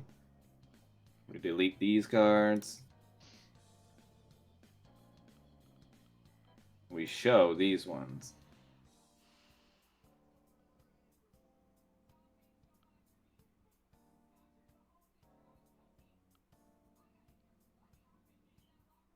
Read them and weep at them, sir. Oh. Congratulations, you now have both a straight and a straight flush. Nice. And, the other orcish gentleman reveals his hand. Oh my. And a little bit of confusion starting to form on the dealer's face as he sees that you both have the same suit of Jack. Sir, are you a cheater? And the 8. And Are you a cheater? yeah, the GM looks at this and goes like, "What? How can you have 8 of hearts and Jack of clubs? You've cheated twice, sir. I like this man thrown out, and I like his money right now, Mr. GM. Go ahead I and see it. roll for deception." He does have 2. He has 2 cards that are off. I'm just saying. All right, deception. Let's see. Oh, I'm actually decent at this. Yeah, 20. Not that. The orc looks at you and goes like, "What? No, I'm not the cheater. You are. No." Sir, You see the GM already like he seems to be talking into some kind of headpiece, and he immediately some guards, Dragonborn guards, show up and just start dragging the orcish gentleman away. And he goes like, Oh. "No, there's a mistake. I'll take him. He's the cheater." cheaters never win, sir.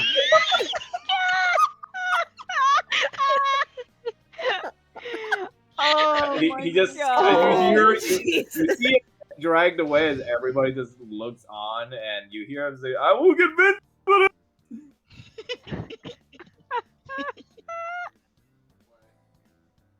And While this is all happening, I looked at Sione and get eye contact, and I give her a wink. you So, look at the bugbear gentleman, looks at you and goes like, "Well, hell, kid, that was definitely a show." Yeah, isn't it odd? He cheated. He created a mouse distraction, perhaps. And oh, that makes sense now. He made the distraction the mouse. Okay. Oh, no. Yeah, look, all sorts of crazy shit can happen, but yeah, you gave me a bit of a laugh on the show, so even though you didn't get all my money back, here, kid. Fuck you. So how Thank much you, did we sir. get back? What do you say? How much did we get back? You won so far 450, so you're 50 short, but you still managed to get the ticket because you managed to give him a show. Okay. I'm gonna give her half of the winnings. Okay. But you know, you have to give the money to him. Oh, my B, I forgot. Yeah. I forgot. You just got money left and right. Oh, my fault, sir. I forgot that I needed to give you the money. Yeah. Here you go. He just kind of yanks the coin pouch for you. Yeah. Funny how that works. And he just Thank goes you, on in his kind business. sir. Yeah, enjoy VIPs, kid. Just have it to me back by the end of the weekend. Oh, surely I will, sir. Thank you so much. All right. I walk up to homegirl and I whisper in her ear, "Hey, we did a good job. Let's go to the fucking elevator as fast as possible. Let's go. Come on, let's go." I grab her hand and we run. Hey, little mama, let me whisper in your We ear. have a VIP ticket, Mr. Bartender, sir. Yell, "Did we have a VIP?" Press the button, sir. I have the VIP ticket. Press the button right now. You just had one or two. They can have a guest. Yeah, they can have a guess. Lovely. This is my guest. Uh, This child. he takes a look at the pass. Okay, then. Rochambeau is downing the rest of his wine glass and just going to join Savaris at the bar. The bartender hits the switch behind the bar counter again, and the elevator opens up, allowing you to go downstairs as well. Yes. Thank you so much, lad. Come along, child. God. And you join Laverna downstairs, leaving you and Savaris, Rochambeau. What would you guys like to do? Rochambeau clearly wants to get drunk. Oh my god. At this No. point. Rochambeau actually wants to take a look around and see if he if using safe haven, if he can recognize anybody in the area that might have affiliations with the court. Go ahead and roll for perception, or rather, Yep. investigation with advantage. Okay.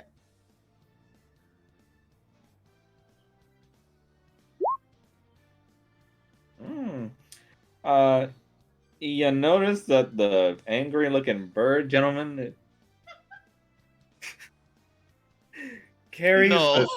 carries the same telltale disciplined stance as you were trained to in the Court of Roses in I High love Court. this. Oh, excellent. Okay, he's going to, hopefully without attracting the bartender's notice, just sort of subtly nudge, Savaris. Yes. I'm going to go have a chat with our friend over there.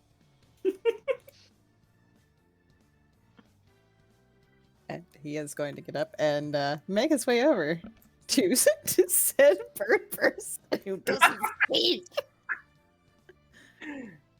The bird person just sits there still. It doesn't even look like he's playing the game. He just sits there.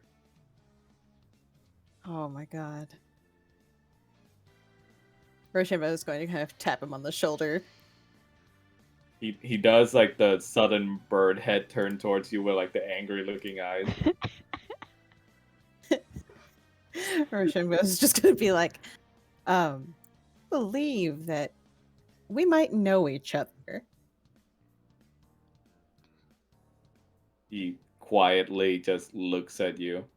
Yeah, you can see like the slight breathing as his his beak to neck thing just like starts moving up and down to indicate that he is breathing, but like through his little nose hole. This man is intensely breathing.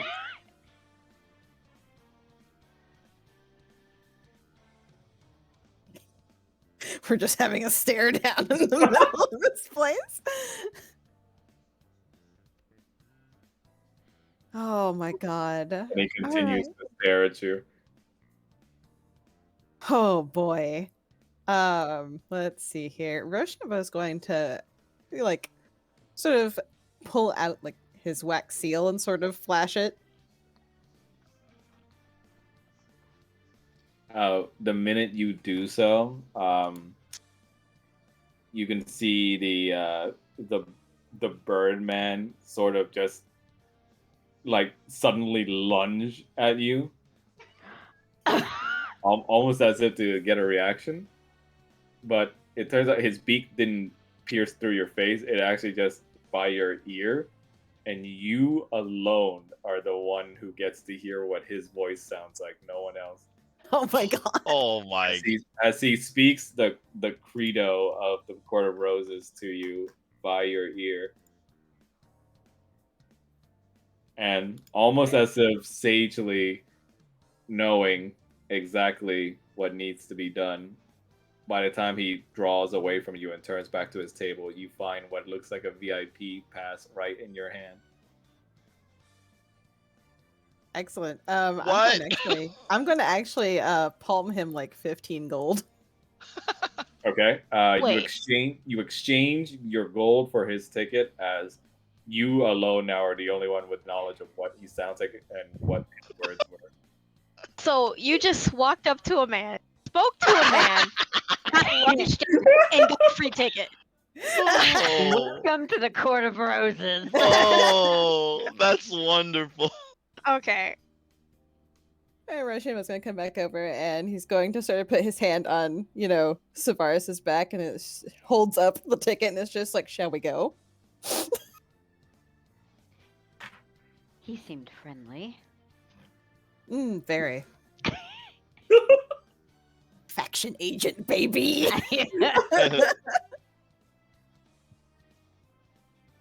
And you show your ticket to the bartender as he says, "Oh, you got some VIPs too?" He's just going to give a nod. He's like, "Well, gee, why didn't you say so before?" All right, here you go. He pushes the lever and the elevator doors open. I'm just going to sort of nod his thanks. To the elevator. Oh my god.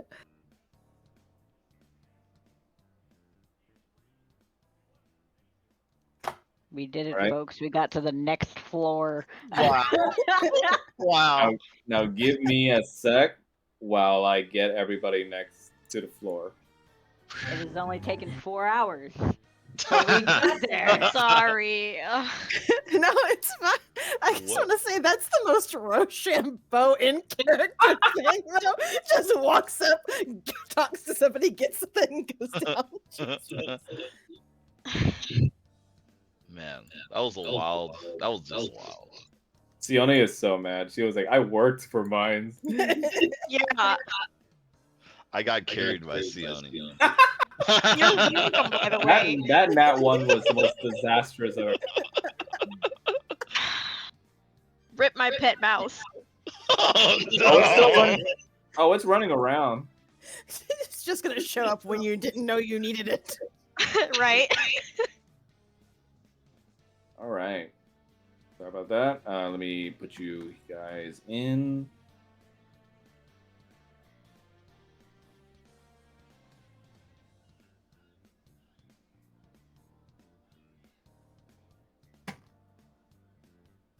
Fancy.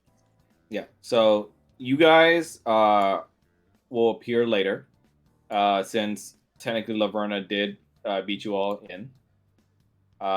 So we're gonna do her first, and so Laverna, clad in the perverted old man's arms, you travel through the VIP floor for the ship, and you see that it's a completely different setting. Everything looks like it's clad in gold color. The tables are a lot nicer, and even the atmosphere seems a lot cleaner as well. And also way more spacious rooms and areas. He's in the stream, Shrine. Oh, I didn't know he was in the stream.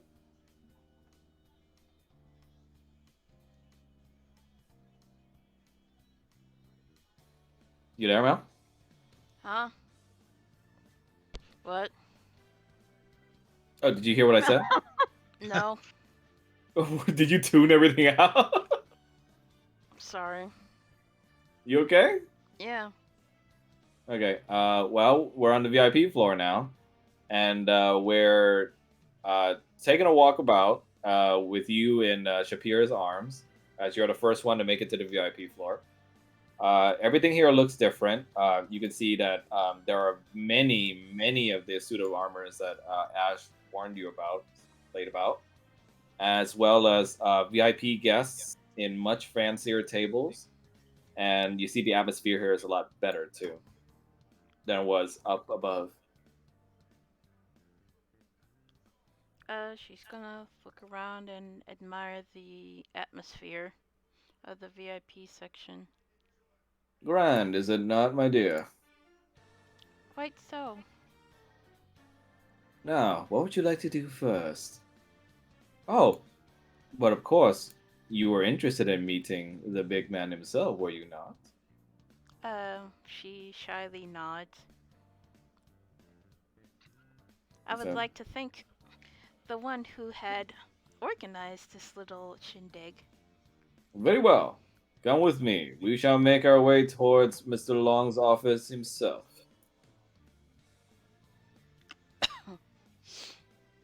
He takes you, of course, takes is operative word. It's almost like he like it's almost like you're carrying him.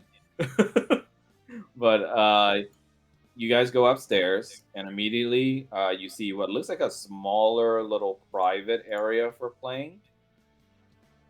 And at the very tippy top of it, you spot two key individuals. You see a rather clean looking, rather like silver fox looking old red dragonborn man. He looks like he's wearing an eye patch over one of his eyes. Um, Eyes are blue, bright, to contrast against his red scales.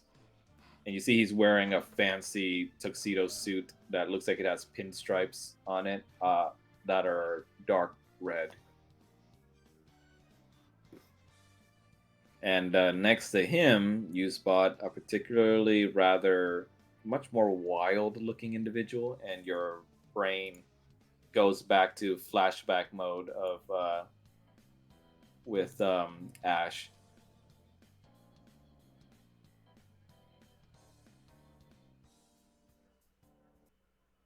As Ash puts out another table on the or rather another picture on the table for everyone to look at.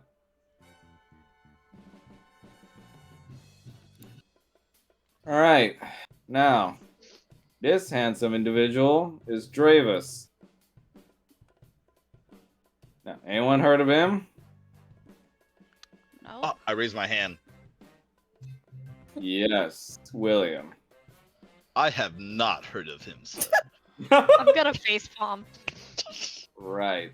Anyways, name is Draven Ebenscythe, mercenary for hire and supposedly new security specialist for our big boy himself, Hong Long.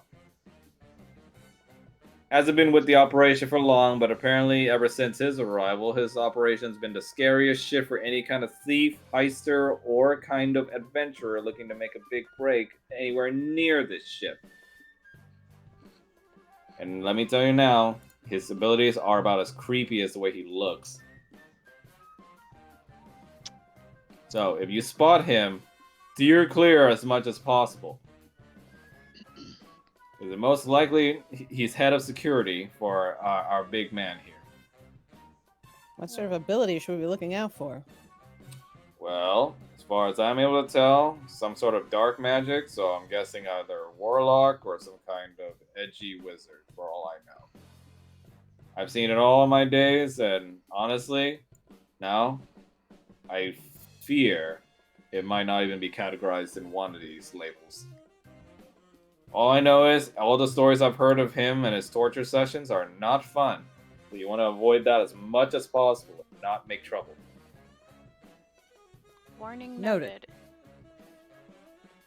noted. And you cut back to where you were at. Whoa, sorry, wrong page. Okay. Laverna, you bear witness to both Hong Long standing there discussing things with his, as far as you know, security specialist, Dravis.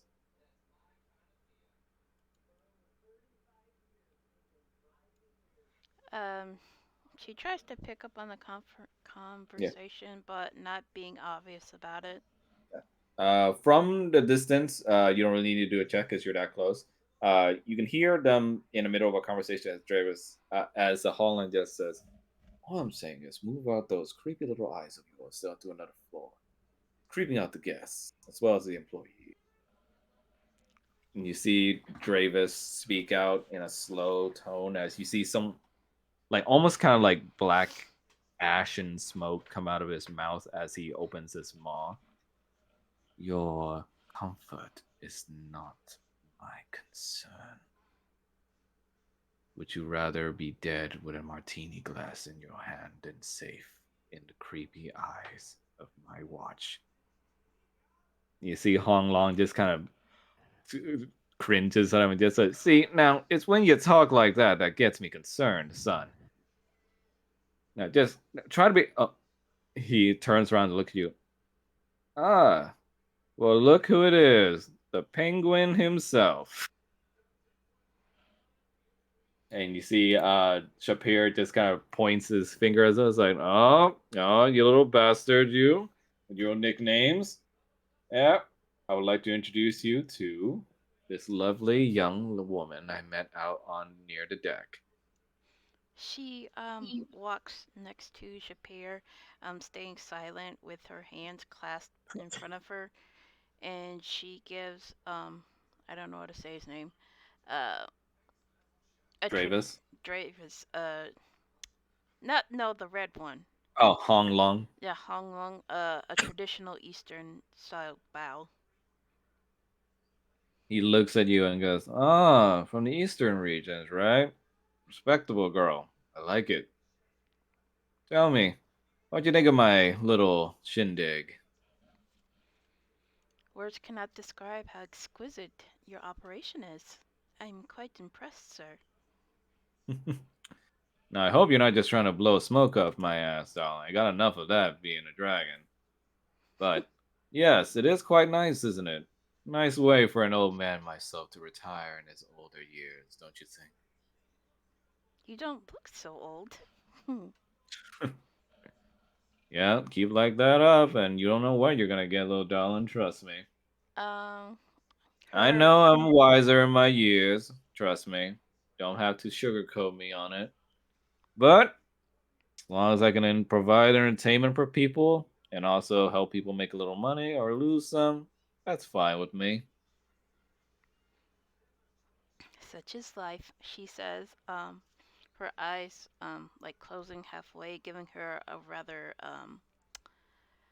uh surly look, almost kind of like puffing up her chest a little bit, to where her cleavage is showing a little bit more.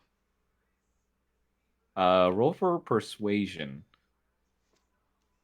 Why do I have to roll for persuasion? Is the music supposed to be off? Yes. Okay, that's creepy.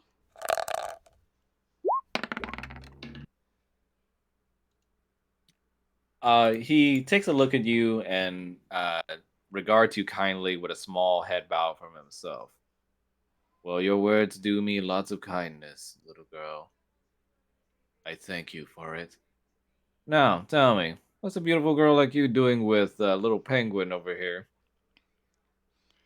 It's my first time on this lovely ship of yours, and he just took me in out of the kindness of his heart. Kindness of your heart, huh? And how much in monetary dollars is that? And he takes a look at Hong Long and just goes like, "Oh, pish posh! Enough with your jokes.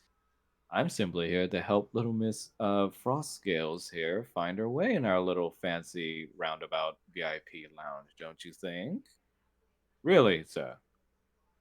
At this point, I thought you'd just move it upstairs by now and keep everything up below." He looks at the little nobleman and just says, "I like my stuff where it is, and it's down where I can keep it safe. Enough said about that. Now, is there anything else I can help you with, dear?" And as he's saying so, Dravis is already like kind of giving you or like a wary look.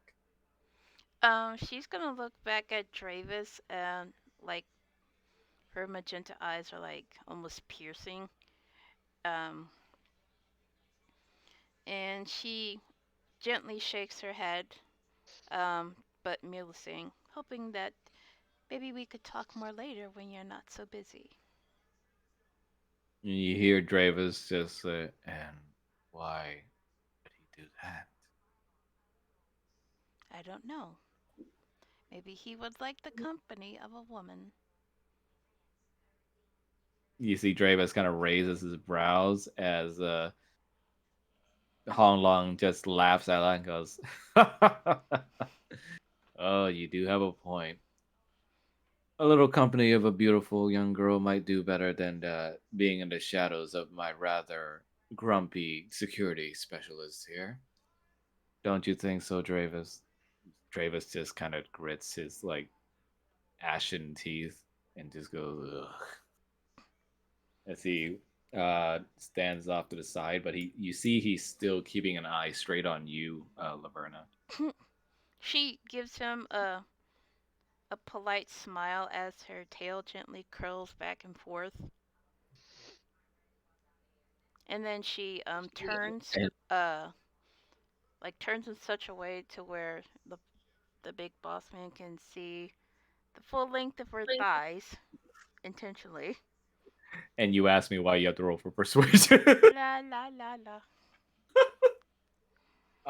Shapir looks at all this and almost kind of like penguin flap manners. He like flails his arm over to you. He goes like, "Okay, well, enough of those things. You met the big older now, and I believe he now knows of your gratitude. Now, Mr. Long, may I take this beautiful young lady to an executive suite?"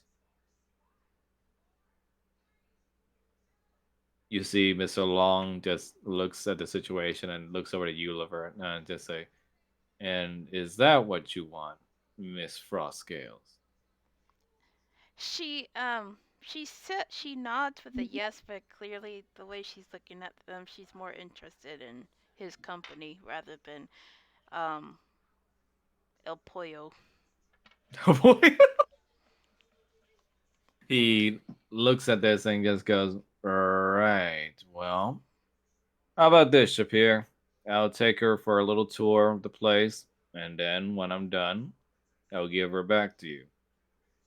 We clear?" You see, Shapir goes, well, I was really planning to just, I mean, you kind of see Long just furrowing his brow and his eyes just getting more slanted as his irises start getting brighter as the the small nobleman just says, "Very well. Uh, I shall be in room 213, darling, when you are done." Yes, Mr. Ship here. And she gives him like a traditional Eastern bow. And Shapir pretty much just fucks off.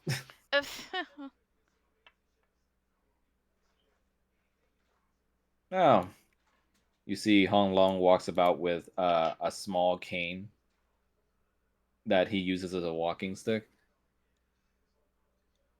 Now that we're away, you can speak freely, darling. I noticed you were a little bit uncomforted. uh, Forgive me, sir, but your right hand man seems a bit creepy to me. That's all. You say that you can see and hear almost like a low bellowed growl coming from Dravis's direction. Yeah, he'll do that, but it's his job. It's what I paid him for. Of course, sir. Anywho, come down with me. He politely extends a hand like a true gentleman and like helps you down the stairs as he sees you're wearing high heels. She walks down the stairs and she gives him a very surly smile. Yeah. How long have you As been in this business? Oh, years, darling. In the ages long past. Oh, was it a better time then? People like me, in our business, we had honor, respect. As your conversation is going on, you see what looks like a a rather gray-scaled looking dragonborn head your way. Her hair is long and rather flowing looking white.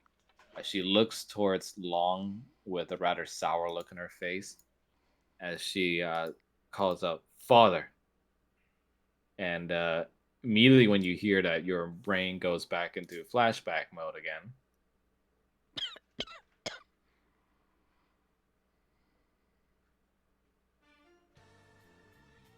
Oh, wrong music.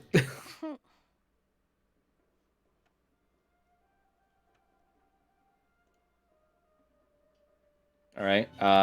So lastly, he puts out an image on the table that looks a bit larger than the others, a little bit suspiciously larger than the others. But he puts it out, and it looks like a rather pin-up picture of what looks like to be a beautiful dragonborn mistress. There he Laverna's goes, just gonna like- snort at this. And she says, "All right, William, keep your tongue back in your mouth where it belongs, because this is also one of the targets that I'm gonna need your help with." Oh, I bet those me? are fake. Huh. Hey, Ash, don't worry. I'm not attracted to this woman. I'm a professional. I don't need you to be. What I need you to do is distract her and get a key from her. A key? Huh. I do that all the time. He rolls his eyes and just says, "This will be, well, as far as he kind of just looks towards your direction, Laverna, and like kind of just starts not sounding as much of a fanboy as possible. This is Fei Long. As far as I hear, she's a popular pinup model for various breeding material. And you would know this how? Research? Anyways. He's just gonna leer at him. Yeah, well, let's just say she's very good at what she does. Top one this month. And she does signings almost every other bi-weekly month as well. And how do you know that? Research. She just Anyways. rolls her eyes. As beautiful as she is, she's definitely the seed of her father, I'll tell you that. Attitude couldn't be for the worse. A little diva herself. But we need her, because it turns out the only thing I know about one of the vault's locks is that it requires genetic material from either Long or someone with his blood. And that is going to come in handy with her. Oh, so we just need her blood. And she takes out her dagger and starts to Babe. gently play with it. Assassination might be a little too far. What are you talking about, assassination? Hey, you just said we needed her blood. Didn't say we necessarily needed to kill her. Not that I wouldn't mind anyway. Babe. What? Anyways. Why should I care that you do so much research on the crime boss's daughter? It's for the job! Uh-huh. You guys all around are all seeing this transpire as like a little mini argument breaks out between Laverna and like and It's Ash. okay. I don't have long flowing hair like she does. Or You don't need or big fake bosom like she does. you don't Miss My small tits do not compare. your Miss tits are fine. I love Laverna. your tits. Miss Laverna. Just because Fei Long has a nice dress, smooth skin, silky hair, does not think you're mean she's making this- better than you. I don't think you're making this argument any better. She just rolls her eyes and goes quiet, just staring at Ash. Anyways, aside from getting the blood from either one or the other, another part of the key, from what I find out, is a little jade necklace. And guess who has it on him at all times? Around his neck. and he shows a picture of what the necklace looks like. Okay. Apparently, it was given to him by Faye for one of his birthdays. Who can tell? He's old as shit. But apparently, he's probably either stupid or he's very sentimental. He made it into one of the keys needed for the vault. And so one way or another, we're gonna get it before we can pass. So, do with that what you may. Okay, to clarify, I need to talk to Fei Long and get her blood. Yep. Okay, I've done that before. Because as it turns out, her number one interest is, and then it cuts back to the ship as it continues off of where Faye left off. Father, you said you should let me attend the annual magic show down in town. And Hong Long just says, my daughter, if I could introduce her, Fei Long. Please meet this lovely young woman who I'm giving a tour to. Her name is... Yuki Frostclaw. A pleasure to meet you, ma'am. And she gives her a traditional Eastern bow. You see Faye just sort of brushes her hair past her shoulder and just says, you don't have to do that around me, trust me. Disingenuous enough when I get tons of sweaty fanboys just looking at me about it. Her What? eyes kind of just sort of narrow, and she just gives her that fake, polite smile. My apologies, ma'am. So you're gonna stab her? No, it's Uh, it's more like how do I explain this? La Cienega and Penny Proud. I mean, yeah, suits. I don't understand the reference. Me neither. What you say? I don't understand the reference. It's from Proud Family. Yeah, Oh. probably. If you've ever seen that show. They're just enemies. So that's like They're frenemies. Wow. yeah. Ah. Cartoons. And you see Hong Long just says, my daughter here is very famous in the fashion industry, as well as certain reading material as well. Am I correct, darling? Say it, father. I do pin-ups for the sweaty nerds that manage to read what I have to put out. There. Happy? She just looks at her father, who can only look as embarrassed and begrudging as he could be right now. As she turns back to you and goes like, anyways, once you're done giving her a tour, we're going to talk about that magic show. Hey, Daddy? And he just says, very well. And she just goes off for the evening. Her eyes like half closed, and she's just like, bitch. in her mind. Charming daughter you have. Yes, charming indeed. Part of me wishes I did not raise her upon such foundations of money as I did, but when you're well made, you are well made. One does what one must, I suppose. I will never be ashamed or regret giving my family a better life with the money and well means that we have now. She looks like she was well taken care of. For sure she was. Though I wish she'd be a little more thankful about it.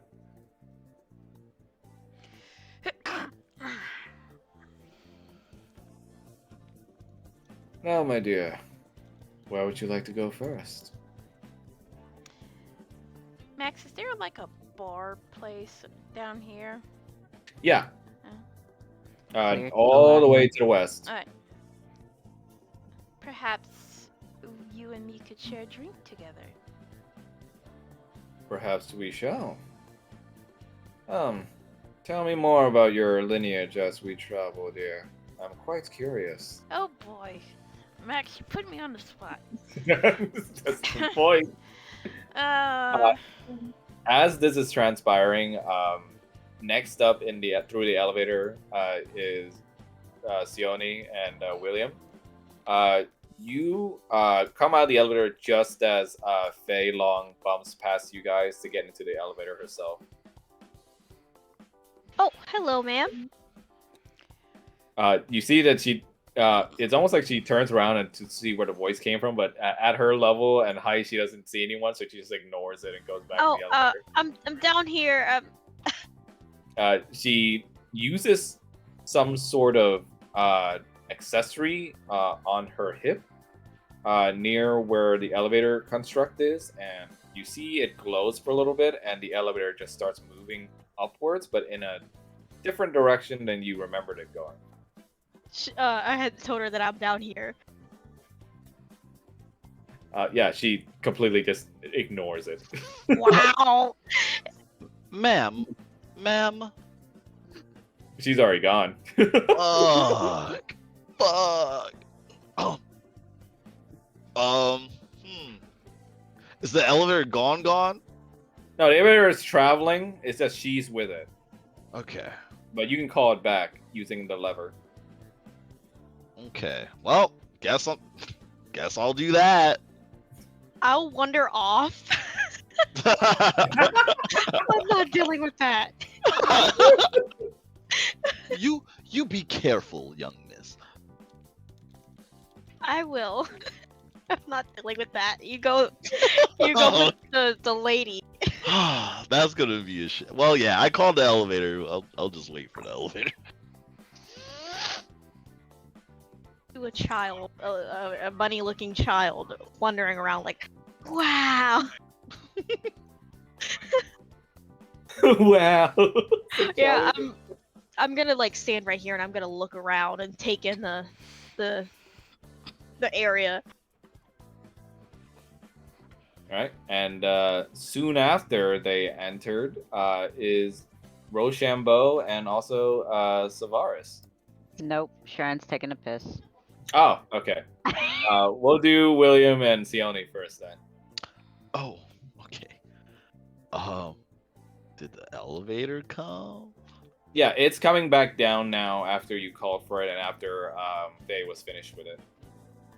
And it's coming. So okay, well, I guess I'll find out. I guess I don't know. I'm gonna go chat up people while I wait, I suppose. Let's go No, talk. the elevator's down. The lift's down Oh. to you now. Back to you. Oh, it's to me? Okay. I want to go in the direction Faye went. You try to do that, but when you activate the lift, it only takes you back up to the regular gambling floor you were at. It seems you don't have the means to go where Faye went yet. Okay. Well, time to. And you kind of remember in your heads Ash's words about there being a lot of floors of the ship that even his schematics didn't show, and you're gonna have to find out how to get to them. Okay. Can I use? All right. I don't actually know the best way to approach this. Can I don't know, use perception, insight? Is there someone who seems knowledgeable, experienced here? You can try and do either perception or investigate. Perception means you would just look around for anyone interesting. Investigate would be you try and chat up people. I'm gonna do perception. Yeah, I'm gonna do perception. Okay, Give me one go ahead. Let's see what I get. 22. Oh, nice. You look around to see if anyone knows much or would be experienced in what you're trying to look for. And as you're looking around, you see Laverna walking towards the bar area with Long in the background. Okay. And yeah. I'm just gonna move you guys up to the bar. I start walking towards the bar, I suppose. Friend, or he called me that I was his daughter. Papa, where are you going? She sounds very pained saying it. Oh, Leonie, my daughter, you're the best daughter ever.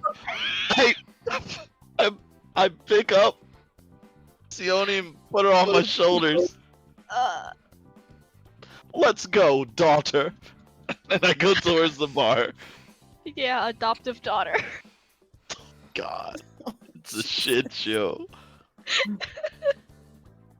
You guys approach the bar area and you see Hong Long himself, the primary owner of the Golden Canary from your briefing with Ash. And Laverna, now here at the bar, what shall you do? She's going to order a fruity drink, not like super alcoholic to where she's super drunk or anything like that, but just enough Okay. to get her relaxed. Okay. And she's gonna cross her legs. Ooh, okay. So you're gonna order a fruity drink. For that, I believe you can have a strawberry daiquiri. That's not too alcoholic, but it's like still fruity. Yeah. Okay, nice. And for Hong Long, he just orders for himself some jasmine tea.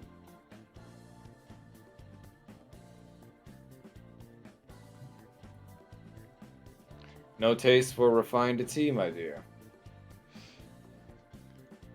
It's not often that I get to drink something as this. Yes, I suppose it can all be glamorous your first time here. My father always kept the alcohol under lock and key. Wise man, to be sure. I would certainly wouldn't want my daughter near any alcohol, but so it'll be. So, tell me. He sips some of his steaming hot tea. And you see some of the steam coming out of his flared nose, almost like he's breathing out fire. Tell me more about where you're from, dear. It's not often I meet another dragonborn from the eastern regions as myself. God damn it. I don't have anything prepared, Max. It's time to improvise. Ah, come on.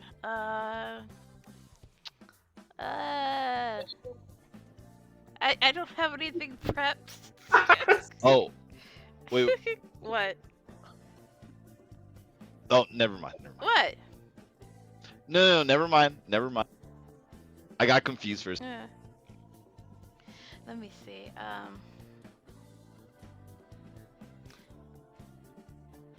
I don't have anything prepped, Max.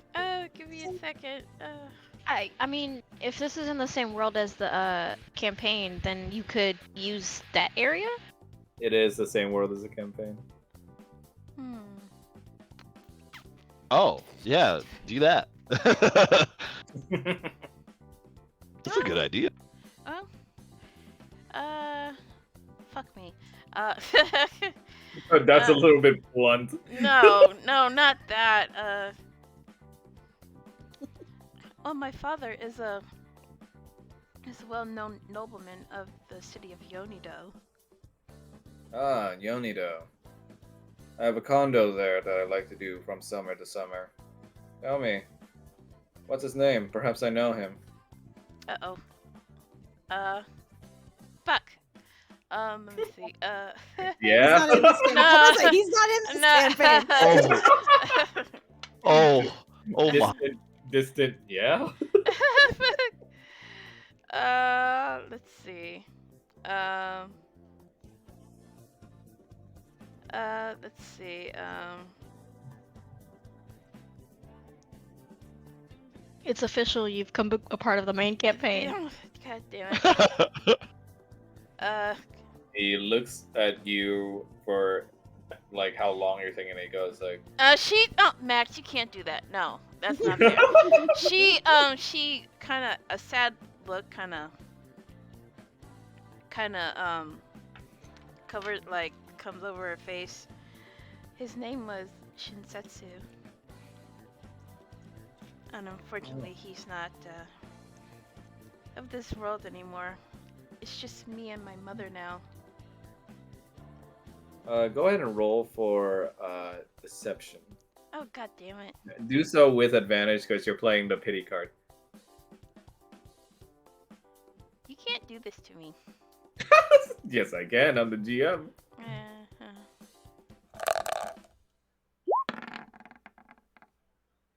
Oh, nice. He softly and gently puts his hand over yours in comfort, and a look of sincerity goes about his old face as he says, "My apologies.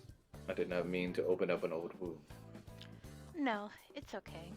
It's nice to talk about him sometimes. And she kind of, like her fingers almost kind of like wrap around his as she gives him like a sincere smile. He notices your gesture and kind of lets you just get away with it by holding his hand as he says, "Tell me, what sort of work was he in?" He owned a mine, not too far from Yonido, Hmm, full of jade, if I can recall. jade. Yeah. Very interesting.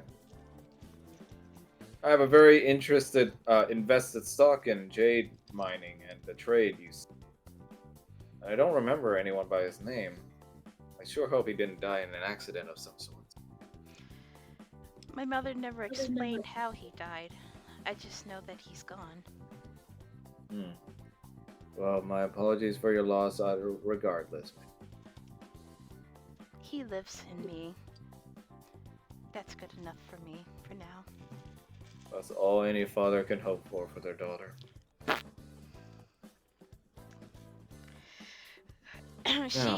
She kind of takes a sip of her drink as she like puts a finger in and kind of gently like twirls the liquid in it a bit as if like almost like playing with her drink.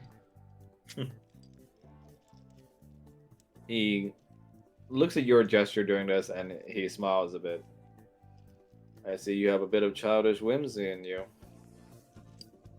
Yes, well, I wish my mother would not see me as a child anymore. Well, speaking as a parent myself, I cannot blame her. Our children will always be our children in our eyes, be they big, small, or anywhere in between at that point. It's hard not to feel overprotective, especially with my daughter. As big as she is moving up in the world, more eyes are set upon her. But, of course, as a father, I have to regulate which eyes are appropriate to view her or not. I see what you mean. And she starts to giggle. Do you think I am being too overprotective? I believe not.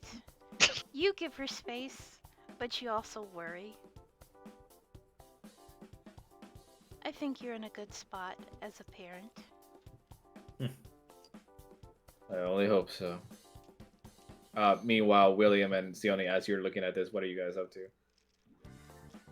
Oh, go ahead. No, you go ahead. Oh, a bartender. Miss Bartender. He goes, I'm a man, and how can I help you? That's a man? Oh, you're a man? I'm so sorry. Yeah. I can't give you enough apologies. It's Could I fine. get a hot chocolate, please? You're We're just trying just- to give me anything with milk. We're just getting progressively more like non-alcoholic but froofy kind of drink. Eventually, one of the bars is just gonna have Hyrulean milk, and then that's when we'll get there. Why is hot chocolate funny? He looks at You're you and giving me goes, anything with milk. You are slowly adding flavor to the milk. yeah, he looks at you with a bit of bewilderment and goes like, hot chocolate. I think he means Oh. a Shirley Temple for me, sir. Right. Yeah. I mean, we can do both, I guess. Either. You all are bartenders at this casino and you can't make hot chocolate? We can make it, sir. Thank you so much, lads. Just picturing this poor man's face.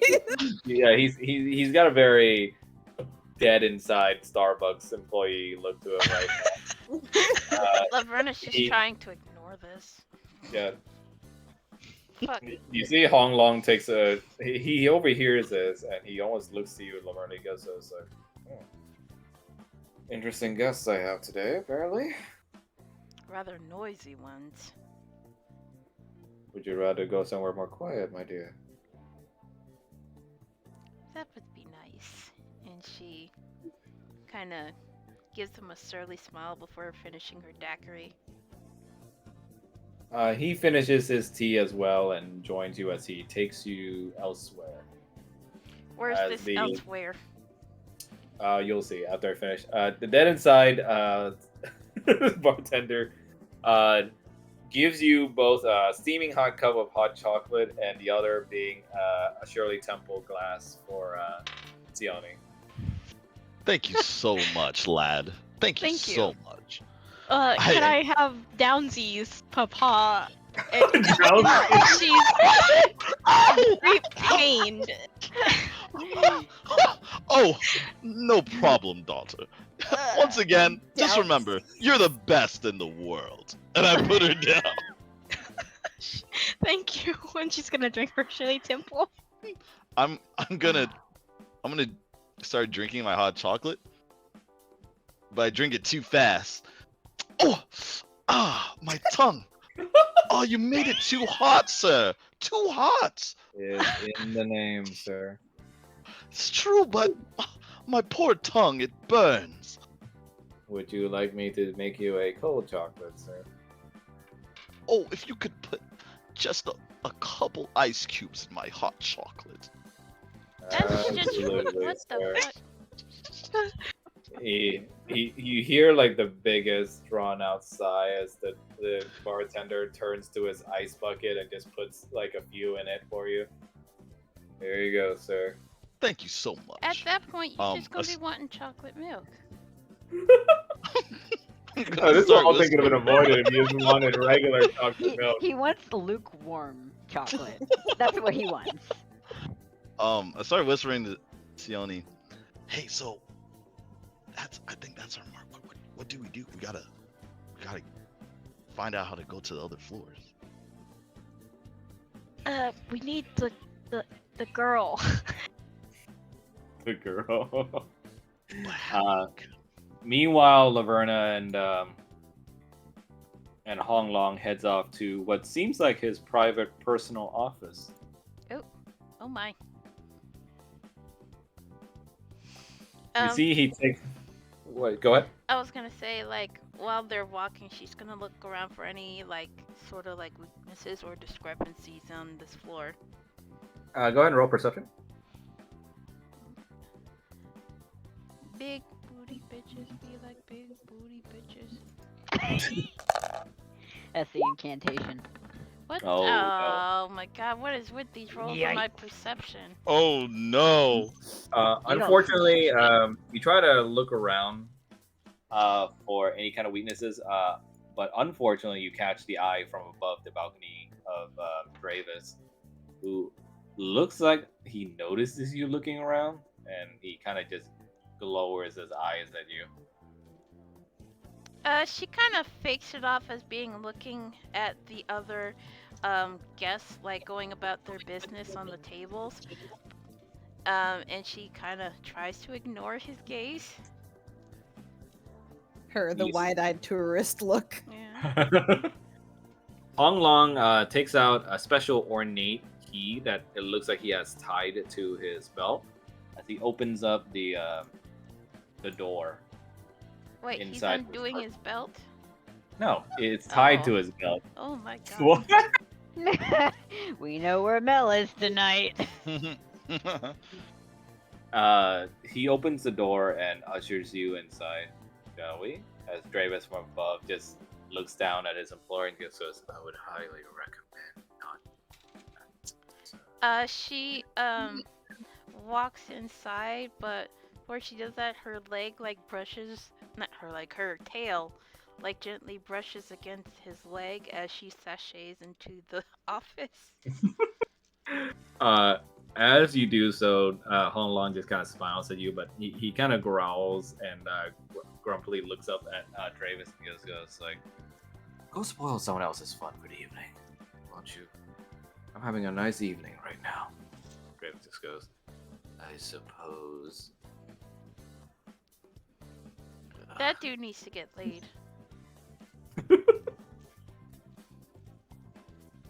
He takes you inside to his personal office. It's Oh no! Don't leave me here all by myself.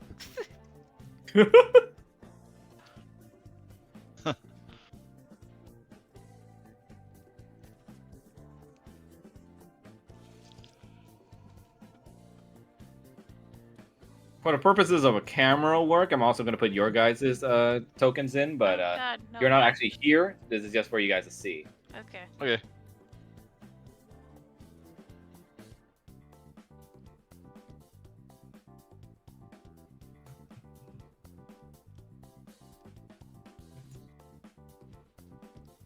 Poor penguin man. He got cock blocked. Yep. I was about to say he got cucked. Yep. This man really likes Gothic architecture.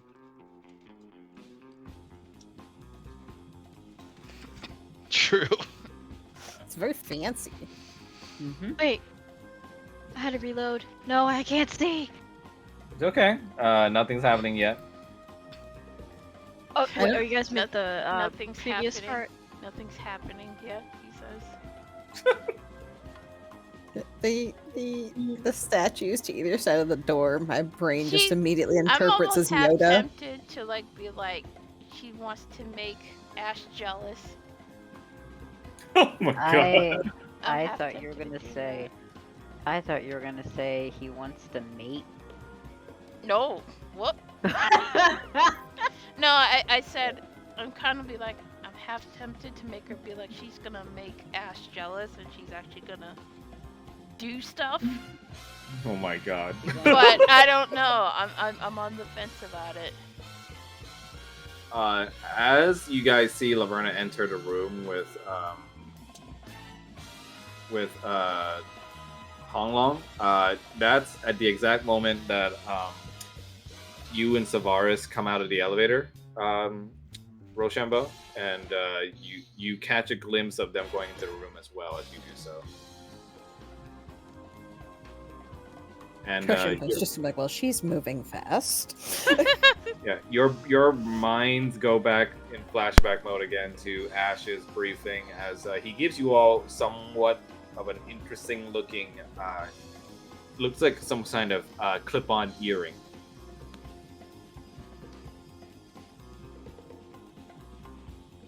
And he goes like, "There you go, another gift from me. Put it on when you can." Put on the dick. That's not where it goes.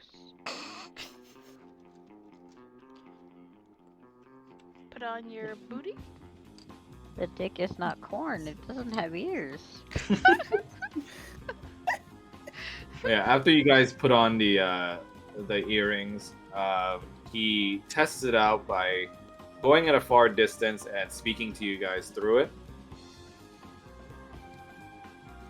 My, this is interesting. Communication gem embedded in the earring. A little gift from my boss. Interesting. Thank you, boss. technology. What do you say, Mel? Is it interesting technology? Yeah. Prototype stages, so unfortunately that's where this little explanation is going to come in. When you get on the ship, unfortunately this thing is not going to be active anytime soon until I get enough close distance. I don't want to do that until I can be sure I don't arouse suspicion. So it'll be some time before this thing goes live and I can speak to you all. Got it? Yep. Yes, sir. Understood. By that time, I expect you all to at least have made it to the VIP floor. Just brief me on everything that's happened, and I'll try and guide you from there.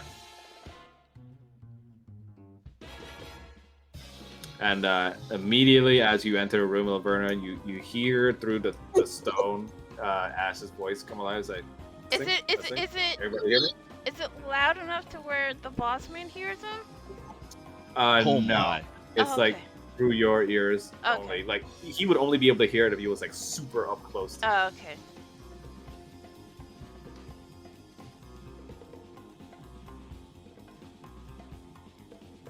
She makes a sound as if she hears him, but it's like masked as if she's like admiring the room and taking a step to take it all in.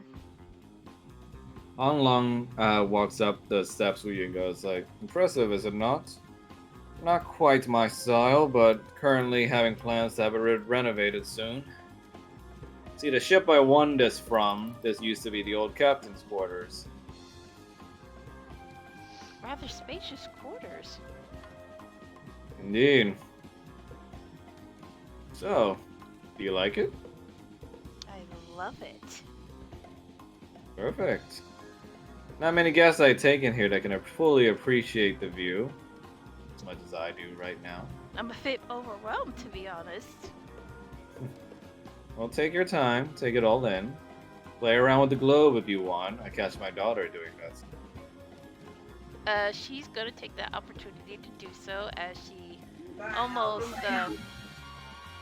skips to walk to the globe as she kind of gently twirls it, and a whimsical smile comes across her face. Fun, isn't it? Is it like a globe of the world that they're in? Yeah, Max? Okay. of the world. Okay. As you continue speaking, Ash's voice goes through the comms as he talks to you all and goes like, "Hello, everybody? We all clear?" Yes. Yep. And yes, Ryan, I do plan to end this session soon, and we're gonna to be continued in a part 2 session.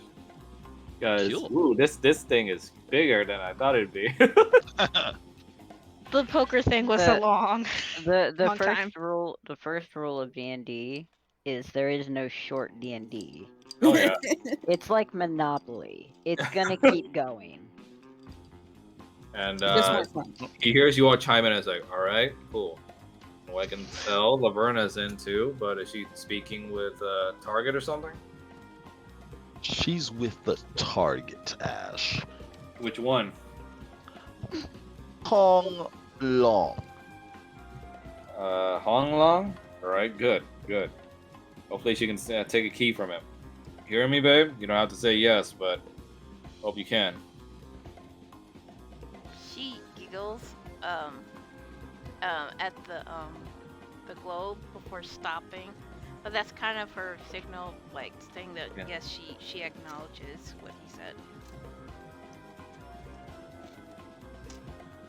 Hong Long approaches you and points across the globe, and he spins it around a bit and reveals to you the eastern regions, where a lot of the Asian Dragonborns hail from. He points to a rather lower region of it, where a lot of poverty, as far as you know, happens. And as he points to it, he reveals to you and he says, "That would be where my family came from."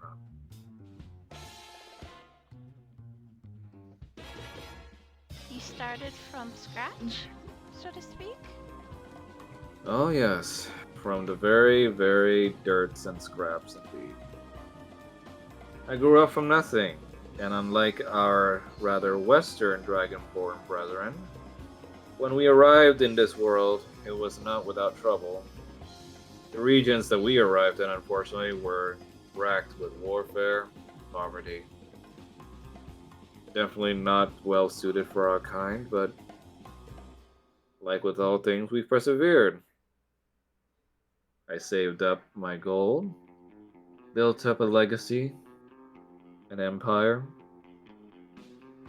and now, as a reward, I get to live out the rest of my old days in relative boredom. Boredom, you say? Unfortunately so. She's gonna bite her lip, but then she's gonna lightly shrug, like, okay, I'm gonna go for it. Is there anything I can do to alleviate your boredom? What are you offering, my dear? And you hear Ash going through a comms, and he goes like, "What are you doing?" Well, I know you are a wise old man, and I know you're not stupid. You know what I'm offering. You'll forgive me for my discretion, dear. A man of my stature over the years has had many suitors and offers. And to not disparage against your obvious gifts and beauties, of course. A man of my old and wrinkly age has to question why a beautiful young lady like yourself would ever offer yourself to someone like me. I'm sure that there are other suitable bachelors out there. There are. You hear Ash What? going through your ear. It says, "There are." Do we hear this? Yes, it's all group comp. Oh god. Ash.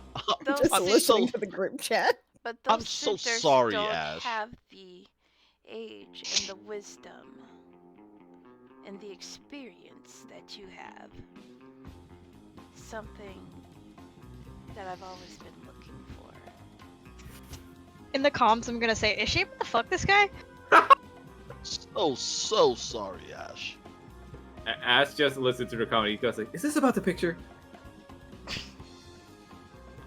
Think it is, bro. But Bro. I apologize for being so forward. Go ahead and couldn't- roll for go and roll for persuasion. Oh my god.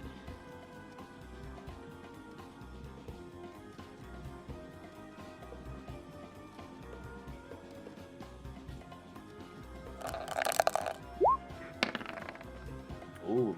Yeah, of course with these rolls you roll high. Mel is famous for having just high horny rolls all the time. Oh my god.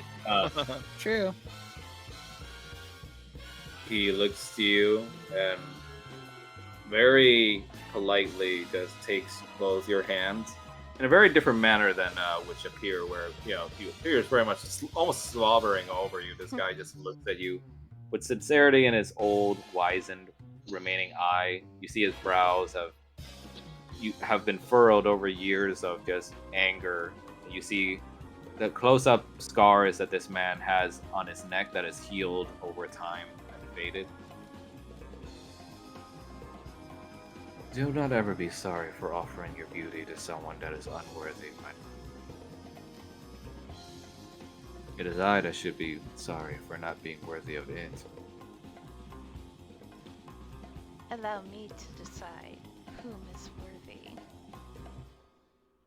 And she kind of, oh god. She takes one of, And you hear Ash through the comments goes like, "Can one of you take the earring off her, please?" Oh, I'm so She's in another room, dude. I'm so sorry. she takes one of her hands and like lets it trail up to his shoulder and to cup his cheek.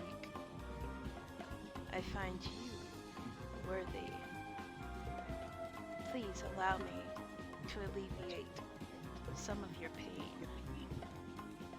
Not to mention your boredom. And she gives him like the most sultry smile she could give him. And her he looks cleavage at is you. open a little bit more.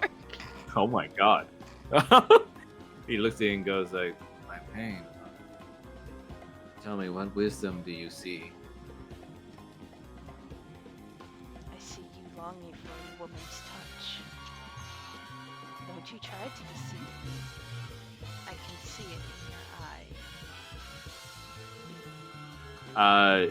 He sees more of your cleavage, and immediately this man just very softly kind of leans in for a kiss. She's gonna take it. And you see So Ash. sorry. You see Ash just saying that. "Oh, stop apologizing." Ash, you're about to hear something that you really don't want to. You should Shut up. turn Might as off. well take Shut up, off shut up, shut your, up. We're talking about the heist now. All right. She's doing it for the Roshan. heist, and she's making him jealous because of the pinup. Rochambeau and Savaris are just kind of exchanging a glance at this, sort of collectively rolling their eyes over this. And, I like how we get Mel into D&D, and now it just seems to be tradition that her character has to have sex with something every campaign. Something. Hey, it's not like meanwhile, back outside, Rochambeau and Viserys, Savaris, you're making your rounds about the area, taking it in, and you do notice in the background, Savaris, you see Dravis watching over the balcony. And you see you yourself being a centaur being quite rare here. He specifically stares at you.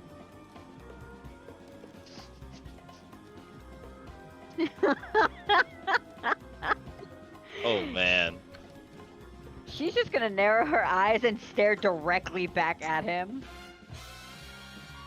And she almost immediately, in a puff of black smoke, he like misty steps over to you. everything is black on my screen for some reason. Sorry, I think it's because I put yours, the token in GM layer. I'll just put you back on just so you can see. Okay. His little show of black magic just kind of freaks everybody out nearby as they gasp a little bit as he stands up, towering over you. May I help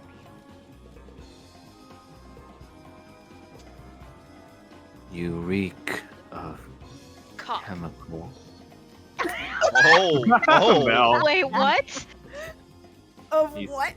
He says you reek of chemical. Of experimentation. Congratulations, you can smell. He like lowers the line of his eyes towards you.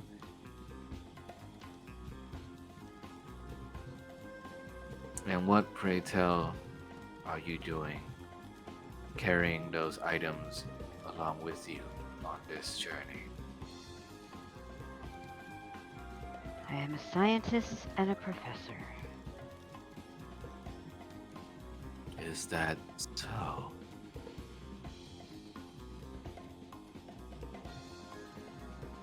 Are you questioning it?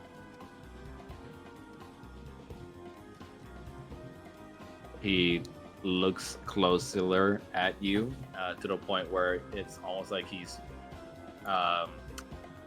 almost sniffing you at this point as he says, I thought I knew that smell.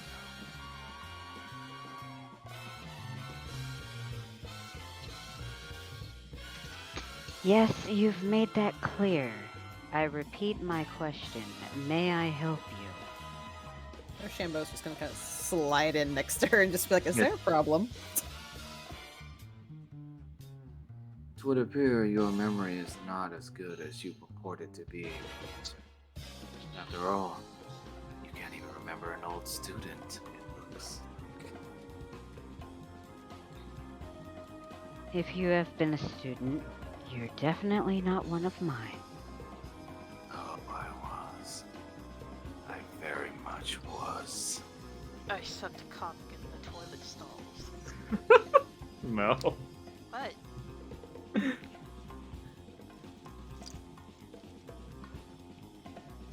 And I'm afraid, Professor, as security head, I have some questions for you.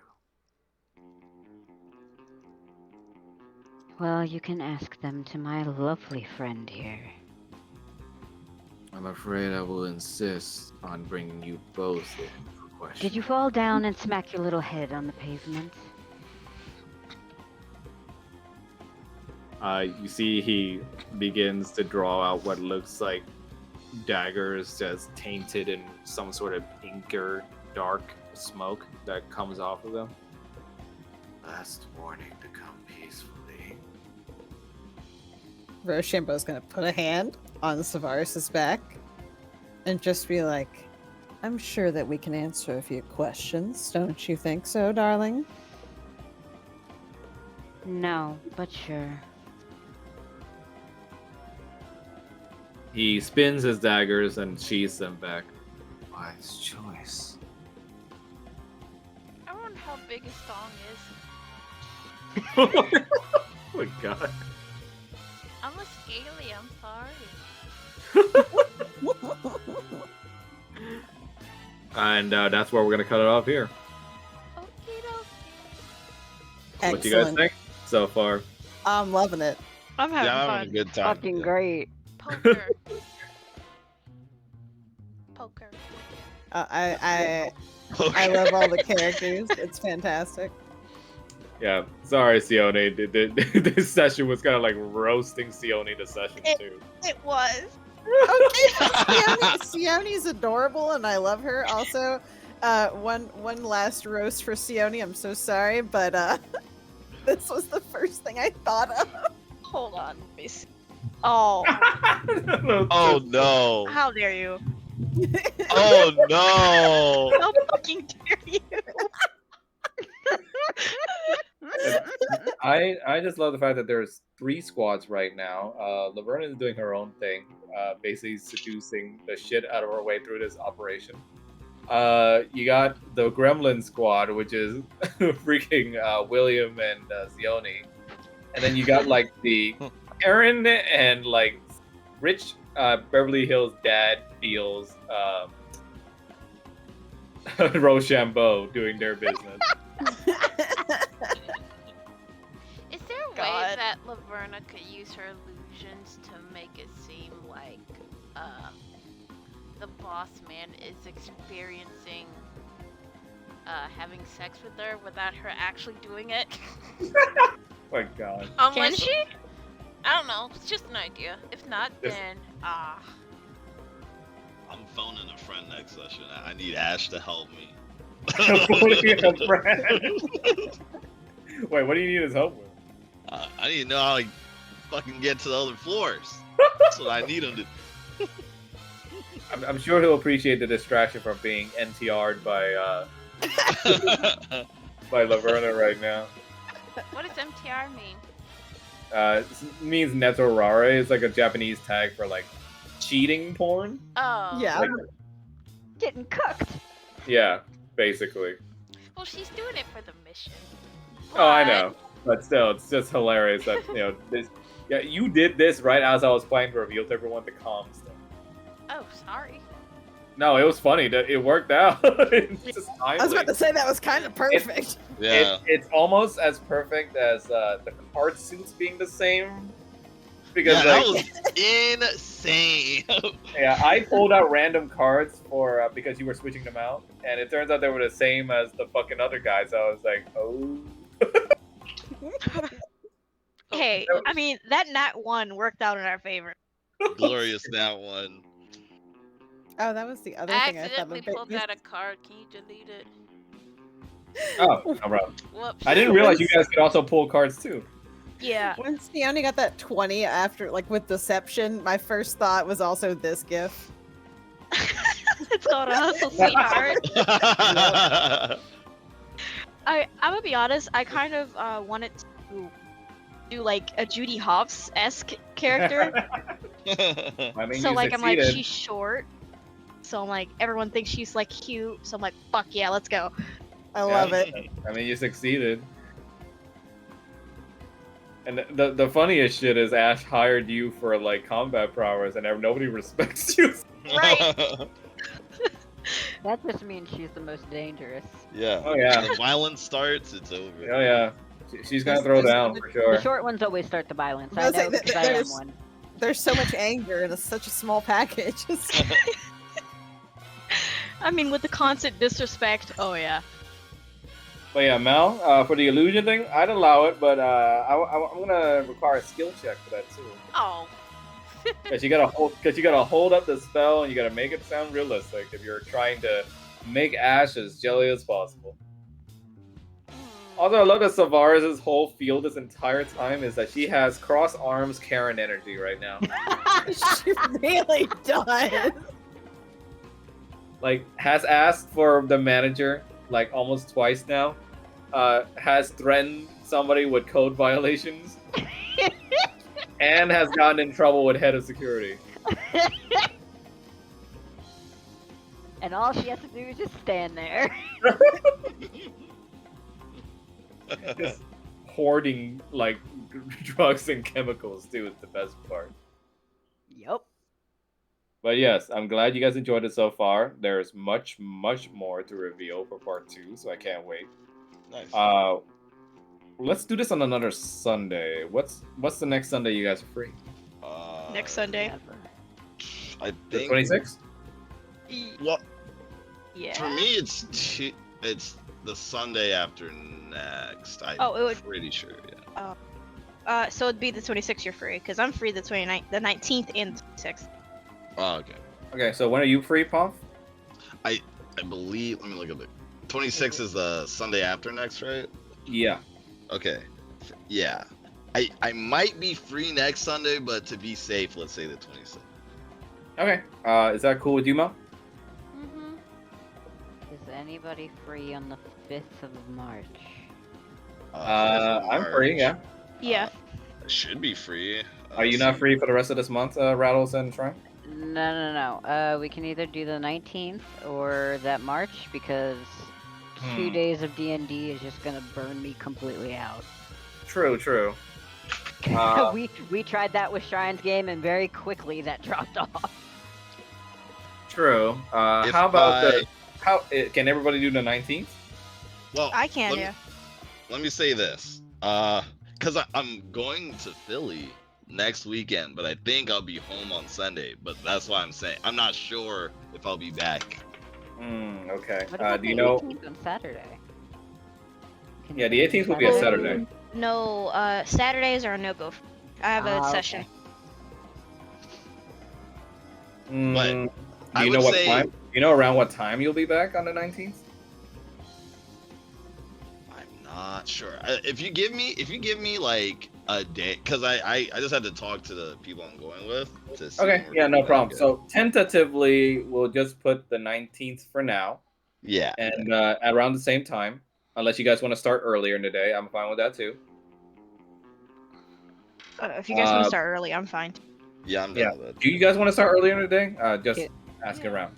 Can we do I'm 4 cool with it. a.m.? Oh no! Jesus. Look, that's been when we're awake as of late, so I'm like, by the time we actually start the D&D games, we're sleeping most of the day just to prep for it. I'm going to sleep. Okay. So 4 a.m. is not going to be possible for me. Yeah, no, obviously. Can we do like 4 or 5 in the evening? Is anybody Eastern down for time that? or That's what I Eastern, mean. yeah. Yeah, okay, so basically just moving it. that would be around 1 my time. I think. Like, if we move it an hour back to like 5:45, is everybody cool with that? How about Yeah. How about 1:30 PST, which would be 4:30 for you guys? That works. Yeah, I'm cool with that. That would work. Yeah. That cool, you Mel? Mm-hmm. Yes. Okay. So tentatively, until Pomp gives us a confirmation, let's say the 19th for now. And if that falls through, we can go with the 5th instead of March. All right? Yeah. Alright. Give me like 24 hours and I'll have my answer. Okay. Tom, No problem. You Yeah. just gotta tell them, hey, I need to get home sooner. I have a casino to rob. Well, it's just more that we might be just doing some more because we're basically just going to eat. That's literally we're going to nice restaurants in Philly. So Nice. Can you Yeah. not eat fast? it's the amount of places I'm going to, not the speed. Put all my filet mignons Oh, you're in doing a everything bar box. hop. That's what you're doing. Yeah, except restaurants. Put all my filet mignons in a takeout box, please. Okay. Just get me McDonald's. some McNuggets. Some spicy nugget. McNuggets. I'll take a double quarter pounder with cheese. I get a 10-piece McNugget. I don't have enough For for you. chicken nuggets. I'm not. No, actually make that a 20-piece, and I'm not sharing. Who Man, the I don't hell know. shares a 20 piece? I don't know how. Nobody got that. I don't know how people can deal with more than 10 chicken McNuggets. I can't eat that much. Damn. My Look, fat ass man, I can. don't I'll do eat it. much. Oh, Damn. I'm a hungry dude. But See, the trick is you eat 10 nuggets for dinner, and then the other 10 nuggets are for breakfast. Yeah. That's what I do. yeah. For chicken nuggets, I usually just get like a 6-piece, right? I think that's like in the middle, and then I usually just get that with sweet and sour sauce and then just fries. About it. We're wasting so much money. I'm not $5 for a 6-piece when you can get 20. It's too much. Sorry, but the chicken nuggets thing just made me. I'm just picturing Sione being like, they're 20-piece nuggets and I'm not sharing. Just pulls out her scimitar. I'm not Okay. sharing. Okay, She but eats it. you got the rest of the party who's sitting there watching her eat these, just being like, where does it go? Because it fucking eats it like a rabbit. Oh my god. Doing it one at a time. Yeah. Oh my god. But yes, thank you guys for joining. I can't wait for part 2. If you guys have anything to add on to your characters, bio-wise or picture-wise or whatever, or skill-wise, that you want to talk to me about, go ahead and let me know, and then we'll see what we can do. All right. Alrighty. Thank you for Alright. DMing. Yes, Thank you guys for being awesome players. Thank you for being an awesome DM. Thank you. See you Huh. guys next time. We may Yeah. need to have an intervention with Mel and her sexual tendencies. What are you talking I mean- about? It's fine. Let her have all the horny characters. It's fine. let It's fine. let her cook. Well, Laverna uses sex to. Yeah.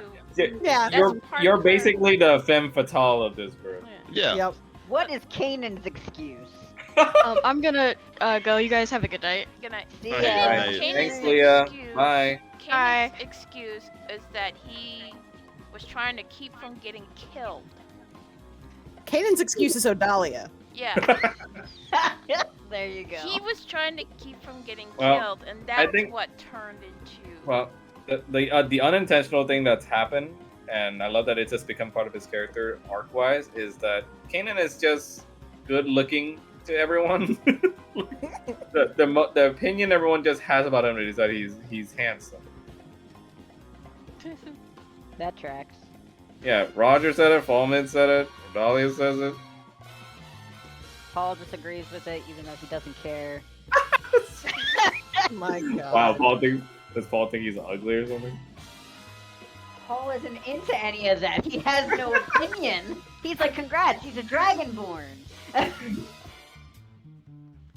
But he's not Oh like my- he's not like trying to frick everything. Yeah. And that's his shtick. He's Yeah. not trying to frick everything. He's trying to Well- remain devoted to It's just a Odalia. side effect. The funniest shit is that we have a bard that is a actual prostitute, and he's gotten less action than Kanan. Yep.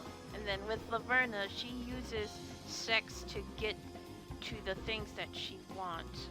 Oh, I know. So, If there was such a thing as a seduction roll, like seduction is a separate stat, yeah.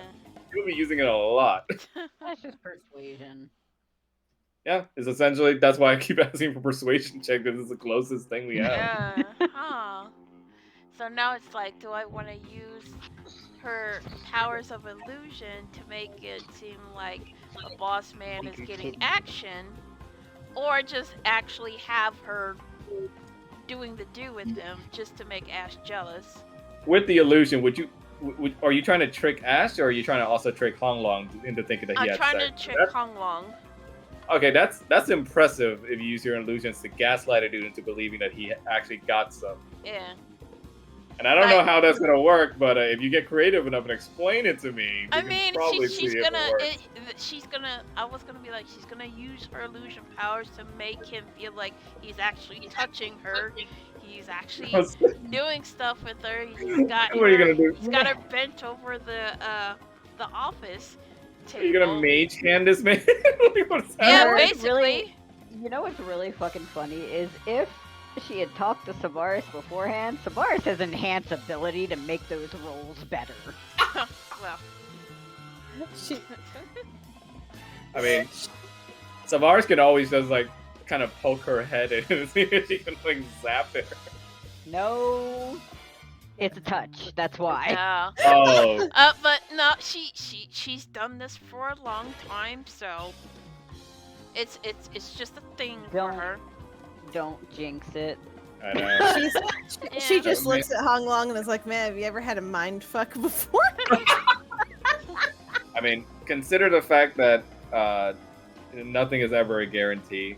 Like, William is really good at sleight of hand checks and supposedly deception as well, and he still nat one-ed it at the table.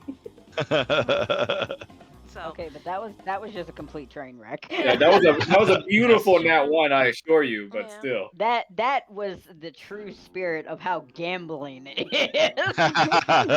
maybe like I don't know. I'm just thinking like if they actually do like the guests can hear her. Oh my god. Yeah, if you guys are loud enough, sure. Okay, I am going to bed. Good night, Yeah. Rattles. We I'll will put see this Night. you on- later. I'll put Thank this you, Rattles. on, Thank you, Stein. YouTube. Thank you.